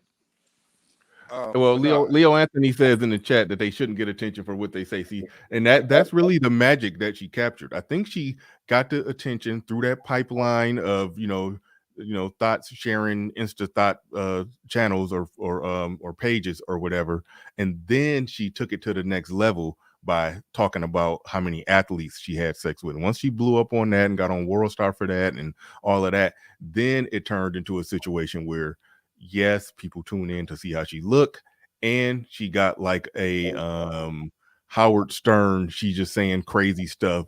I'm curious to hear what she say next. But I don't think people are really let me hear what this whole got to say so I can learn something today. Like I don't think that's what's going on. And I don't like it to be depicted that way. That ain't what's happening. She's a thought. People tune in. People look at her pages to see what she look like, and every now and then she say something controversial, and people make content about it. It's a gimmick. But Bernard, what y'all call a thought today is nothing other than the strip club don't came out in public. All right. Oh yeah, I agree. Okay, so as a ex DJ who worked in 3 or 4 strip clubs in Atlanta, Georgia, I'm gonna tell you that the thought don't give a damn what you think about them because they despise men. And see, that's what the customers core in the strip club didn't know. They thought it was because she was, smiling in his face, gapping her legs in his face or bending over and shaking in his face, that they thought that, this woman really cared. No, she cared about the dead Benjamin that was in his pocket. And she damn near almost threw up when she got off the dance floor because she despised men. And so that's what a lot of people who don't understand, and that's why I understand what's going on with the dating scene. Are you saying that women that are dating don't really like the guys they're dating? Is that what you're suggesting? No, I'm just talking about the specific ones that we are talking about. They definitely don't like They're the ones usually be in the strip clubs taking your money. Now it's mainstream. You understand? Right. When Jerry listen. Okay, all right. Hold on. Let me try to put a finer point on what OG is saying, because it's a true statement that yes, the stripper kind of looks down upon the guy who's paying money for her to sit in his lap, much like the Instagram model. She looks down upon the guy who's who's worshiping her. Who's worshiping her from the comment section or sliding in the DM with weird stuff. She looks at him as less of a man. Like, if that's generally what you're saying, then yeah, that's absolutely true. You a sucker, and y'all call all them day. simps and all that other stuff. Yeah, especially the guys who slide in her DM and will pay. They be paying. And see, they be paying hundreds of dollars for her to send her socks or panties. But sometimes it's the socks. Well, but Bernard, this is what I was saying earlier, and I shouldn't point my arrow towards you when I was saying you hate drugs in the community, but you want to sniff cocaine. Is the same people these people talk about. They want to go in and keep her with the same mindset, because she's saying to herself, regardless of what you think about me, regardless of how many you turn me down, there's another thirsty brother who would pay my bill. There's another thirsty brother who would give me the attention that I want. And so this is why I'm saying, when you keep putting your hand back in the cookie jar, even if you're just there for a night, you keep that mindset in her head. All right, OG. The mindset I want in their head is I understand where you want to go, old man. Can't say it on the air, I understand. I understand where you want to go. Yeah. Mm-hmm. And this was my thinking is this: I don't really care that she's thinking she doesn't like me, or she doesn't like thus and so. I really don't care as long as she's bending over. I understand you don't care if she's blind, dumb, whatever, one leg, sagging tit. I do care if she got one leg. She gotta have both legs. But I'm just saying, old man. I mean, it has to get to a point. There gonna have to be accountability with dealing with these type of women. Well, there is accountability. There is. Other than just maybe. PJ. I gotta point out, brother, you are an enigma. and not necessarily in a bad way. One day you're like, she has to go to a top 10 university. Next day, as long as she bent over my couch. What? You mean to tell me a woman from a top 10 university doesn't know what it's like to be bent over? No, but OG was just saying she could be blind, dumb, stupid, etc. No. I said no. I can't go for that. I can't go for that. See, this is the reason why I this is the reason why I take the position. See, this is the reason why I take the position that I do in regard to Six the Goddess. She's hot, no doubt about it, but she's not very bright, and it's very apparent when she opens her mouth. I'm not familiar with her body of work, so I can't really speak to it. Trust me, you're not missing a lot.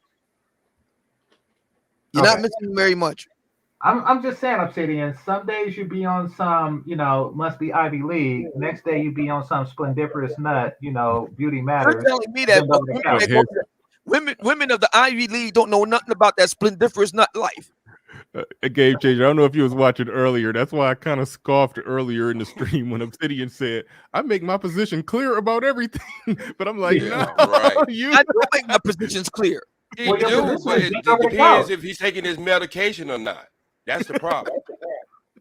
It depends on which Obsidian is showing up that day. That's what. There are women trust me when I tell you, there are women in the top 10 U.S. News and World Report rankings that know quite a bit about busted nuts. Trust me, they do.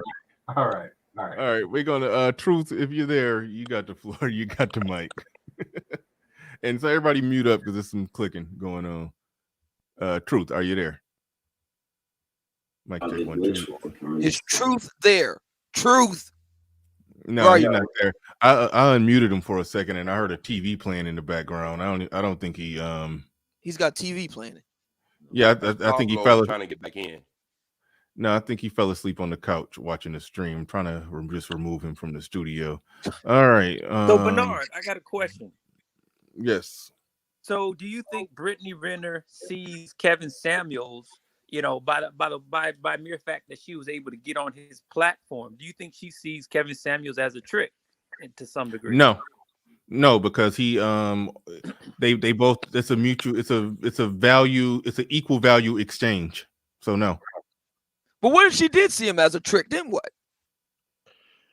Well, that would lead into why a lot of the guys in the manosphere is like, okay, Kevin Samuels, why did you let this female get on, and you know that she only sees you as a trick? Okay. That's a bad question. That's a bad question. No. It's not a good question, because you got to look at it business wise, and I'll explain it like this.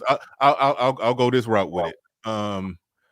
I didn't let Jessica X on my platform to do a one-on-one with me. This is back when I was doing a one-on-one with everybody. I didn't do a one-on-one with Jessica X until her subscribers was pretty much when she was doing actually I take that back. When she was doing significantly better numbers than me, that's when I brought her on for a one-on-one. So can't nobody say that. But why was she doing significantly better numbers than you, Bernard? Hold on, wait, hold on. Let me make sure I land the plane and fully answer his question. Okay. I did. Come on, somebody. Who is that clicking? Everybody got to mute up. Everybody hit that mute button. All right. So nobody could say that I was simping or tricking or being some mark, or she was finessing me for a platform. No. When I finally did a one-on-one with Jessica, holy shit, Obsidian, that's you. Is that me? Yeah, hold on. Yeah, mute up. All right, stand by. All right. When I finally did a one-on, wait, no, I got you. I get you. When I finally did a one-on-one with her, it was when she was going live, doing like 1,500 live viewers regularly. Her channel was popping. I waited till her channel got to its peak, and I'm like, all right, come on, let's go. And then I benefited greatly. I picked up, I forgot how many 100 subs doing that one-on-one with her, made a lot of money. It was a perfect win for me. A definite, strategic, calculated win. So anybody who looked at me and said that, look at Bernard, you couldn't say nothing. So Kevin Samuels doing a one-on-one with Brittaney Renner, who got more followers on Instagram than what he has. He's making a very calculated move. Now, if she only had 100,000 followers on Instagram, but she was real hot, so I'm just gonna bring her on And no. Then Kevin Samuels would be being a mark right there. But he did that. He did that. It was a business exchange that he probably profited from more than her. Probably. You know, I mean, or it was equal or greater on his end. Well, So, my so no, follow-up. you can't charge him up with nothing. Well, a follow-up to that would be, well, what about when that dynamic of her having more followers? God damn! Hold on, wait, hold on, Ty City, get out of here with that subscriber supremacy shit. I just talked about business. I just broke down business. That wasn't no subscriber supremacy. That was business. What is subscriber supremacy? No. Listen. Hold on, time out. I respect Ty City. I rock with Ty City, and Ty City be, you know, I rock with Ty City. Ty City be Ty City.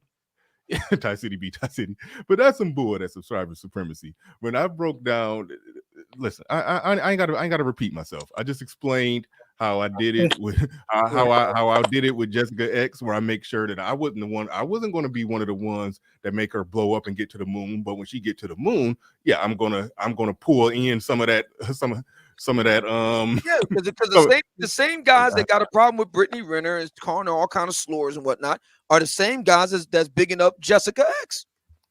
And that's right here in Black Manosphere. I don't see. That's where I don't know if it's the same guys. OG, mute up. You got that clicking. I don't know if it's the same guy. I ain't clicking. Okay. It's not you. Whenever somebody says those are the same guys that are doing this, yeah, I never know that it's just, it's not always the same guys. It could be a different group of guys doing that. But what Kevin Samuels did with her having 5 million followers and being a lightning rod, and he's blowing up on Instagram just as much. You notice that Brittaney Renner said that she's only seen Kevin Samuels on Instagram. She don't even watch his YouTube. There's an audience of people that only look at Instagram, and Brittaney Renner ain't on. I don't think she's on YouTube. She got 5 mil on the gram. So to connect with her like that, yes, that's gonna help him grow that Instagram audience. That was business. That was absolute business. So I think anybody. So to go back to the question of Ian Graves, to say that make him like a mark, a trick, or this or that, or does she view him as that? No, because I think he profited more from that interview with her than what she profited, and I think just like I profited more from doing a one-on-one with Jessica X back a year ago than what she profited, because her shit was more popping than mine. So that's business. I agree. I think Ty City. No, we're not gonna disrespect Ty City. I'm saying I think Ty City may be on to something too with this subscriber supremacy theory. He says that holy shit. He says that to basically try to say that that people value or respect what you say more because you have more subscribers. And I disagree with that. I think if you have a big audience, you're bringing a lot of value. People want to pick off a little bit of that value, and whatever value they can exchange with you, they exchange. So that's where the collaborations and all of that come in. That's why nobody really rock with Hafez of the roommates, but because they built that big audience, he want to dip his toe into the manosphere. It's like a lot of manosphere people going to collaborate with him and work with him and this or that. It's like, so that's it. So who's collaborated and worked with him from the manosphere? I'm just curious. Are you Alpha Male Strategies was on the roommates. Roommates was on Fresh and Fit. Okay.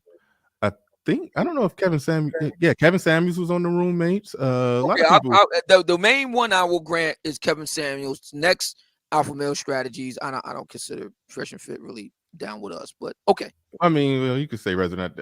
They came through. They probably. I don't know. They probably more white manosphere. Who knows? Who cares? I'm not going. More but like what? More like Wackosphere. All right. See, I ain't going with that. I ain't going. But anyway, Black Wolf Inc. says Fresh and Fit is manosphere, and I agree with that. Shout out to he said Baby Hafez. Yeah. That was a horrible picture that Ty City blew up, but yeah, when he did that with the baby bottle and everything. But all right, did I adequately answer your question, Ian Graves? And he's silent. All right. You told him to mute up.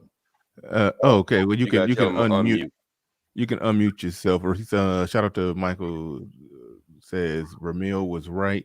Most manosphere content creators are only in it for profit and women. You're talking about Ramil, who's a captain of that. He's the one got the conversation fee, the panel fee, the interview fee, the wrench fee. He's for women. Yeah, he's all about that. What's wrong with profiting from this? I mean, there's this idea that we're supposed to be like social workers or something. I mean, why?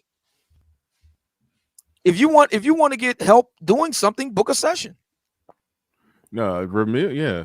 So so you can't talk about people in it for profit and then separate. You can't separate Ramil from that. Ramil is all about that money as much as I can off the wanton love of these guys and their addiction to hoes. Matter of fact, I'm going to put together my own little. You got Narcotics Anonymous, Gamblers Anonymous, Alcoholics Anonymous, and now we're going to have Thoughts Anonymous. Yeah. You know, how they do. Hello, everybody. Hello, Gerald. Yeah, my name is Gerald, and I'm addicted to thoughts. Yeah, Ramil about his business though. Ramil about his business. Shout out to him. Like I don't charge for the one-on-one, but I do try to. If I can, I like for him to. Yeah, I mean, I already explained it. I ain't gonna explain it again. But no, shout out down to the road. You will. No, actually, no. That's something that I don't think I'll ever do. Be charging for if I know it'll be good content that my audience will enjoy it and I will get good views and hopefully make some decent money and the audience is entertained, informed, and enlightened. I think that's enough right there. There's a gentleman in the chat room who rightly pointed out nobody wanted to hear Ramil and Kevin Samuels chop it up about business. That's true. They had a business show. Black men didn't want to hear that. Kevin tried to appeal to brothers, try to become the best version of themselves, suit up, look good, smell good. They didn't want to hear that. The only time black men wanted to hear it when it came time for Kevin to whoop that trick. But man, did I hear you say earlier? Did I hear you say earlier? Perfume is always used for women. But that's what the guys call it. The guys call Kevin's cologne perfume. They consider the perfume. Look, they consider the perfume. They call it perfume. They call it candles. They think that's gay. Oh. They think all of that is gay. They didn't want to be bothered with Kevin for 3 years because all that stuff was gay. But all of a sudden, that went away, and he became a man's man when he decided to whoop that trick. And it is my position that the same people who was criticizing him, saying they ain't wearing no suit, the candles are gay, and all of that. I tend to believe those are the same ones who are saying, he's selling out to women. He got a show for women. He got a this for that. I tend to believe those are the same ones. Those aren't the ones that champion him now. So again, you're doing that thing that people do, and they say these are the same guys that do this, and these are the same guys that do that. And I kind of just did it myself. But man. You say you got two. You say you got 3 tuxedos. You wouldn't. Yes, sir. You wouldn't have related us what color they are. All black. I'm in the market. Oh, hold on. God damn you! Oh shit. No, I'm 6'2", man. I look good. I wear the kind of tuxedos I wear always come with a vest, so not a cummerbund. Look real good. I use vest. And your ass get about 45, and then you'll be looking like me I'm at 62. When you get to 62, goddamn, shit's gonna look like a statue. Yeah. And I ain't got no receding hairline. Matter of fact, your hair recede more than mine. So I had to cut mine in. I will give you that. You have held on to that hair. At this age, you're supposed to have a full George Jefferson. So I am proud of you for hanging on to that hair. Your soldiers are still on the battlefield fighting a good fight. So I commend you. I commend you. Would you say my way is better than yours now? No. Today, this is a bad day for me. Look at that. Okay, hold on. Let me zoom in on them. Look at that. Remember that Cedric the Entertainer joke about Luther Van? Oh no, you killing it today. Look at that. You kill it. You killing it. You killing it. Yeah, it's like that Luther Vandross joke when he said Luther Vandross curls. You never quite curled all the way around. It's like some of them waves. They look like they trying to wave, and it's like they. But it's the earphones. I mean, you know what you use to excuse the earphone. I've been flying them in and out and all that other bullshit. But Luther has drip. He had too much drip. Yeah, that's why they wouldn't curl up. Too much drip. Yeah, there's a little bumpy, little spotty, some little light spots. You know. I know, but I'm a week in. You about 3 or 4 weeks in.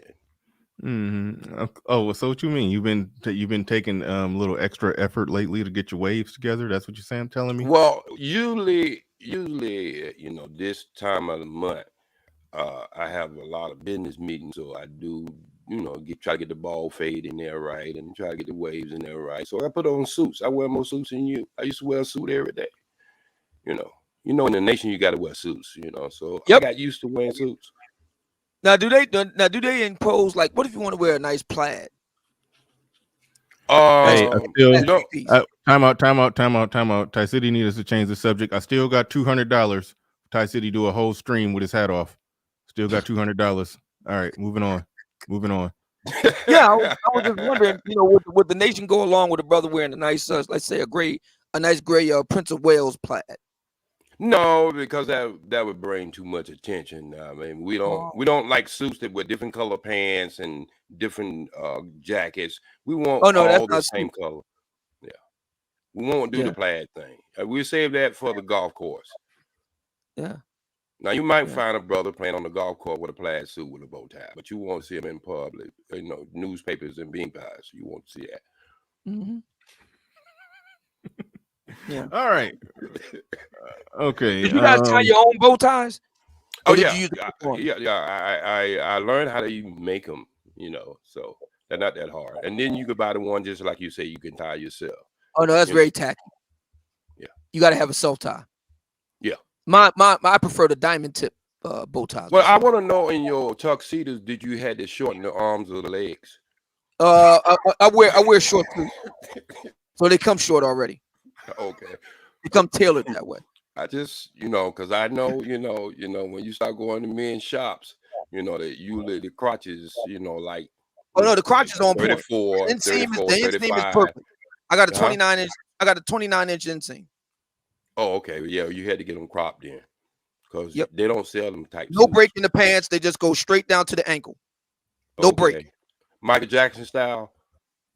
Kind of, because for shorter men, if you got what they call a stacked cuff,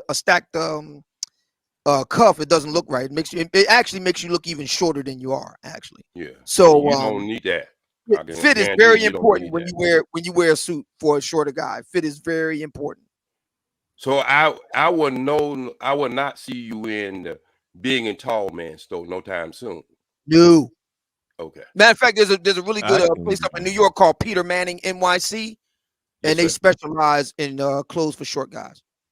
They've been running ads on. I've been knowing about them for a while, but they've been running ads on YouTube. So I wear stuff that's tailored specifically for a shorter guy. Okay, so let me ask you this question, because you seem like a very domineer type guy. Do you get your canes the same color your old suits? My panties? I'm sorry, a very what type of guy? Don't worry about it. James Chain. I ain't gonna repeat that word again. Got it out. Try to slip it in. So do you do your cane the same color as your suits? Oh, my canes. All my canes are different colors.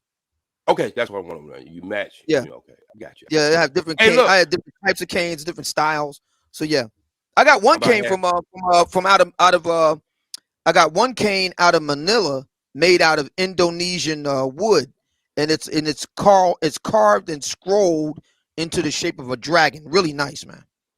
I'm waiting for the right. Let me just give you a shout out. I'm 1/3 in your book, because I'm a very busy man, and it's good reading. So if y'all haven't got the book, please go out there and get the old man book. He will sign it if you if you want to just go through him straight versus Amazon and all the other stuff, All right. he will give you a signed one. You don't mind that, Thank do you. you, Bernard? Oh no. The moderator should be dropping a link to his book in the chat room, actually. So there's that. But all right, we are at the 5-hour mark. We are about to wrap this thing on up. OG, you just had your last words. That was it. Oh, you gotta let me know, Bernard. No. That was it. That was it. Nope, I don't know. No, you already did it. You already did it. You could have got $200 a day. I thought about that, playing that get OG why you off the didn't panel do it? game. I forgot. I told you it was your idea. I just it didn't occur to me. That would have been fun though. That would have been fun. Game changer. You got any final words? Any final words? No, nothing in particular. Once again, Bernard, thanks for having me. Great show, and yeah, look forward to being on your show in the future. All right, no doubt.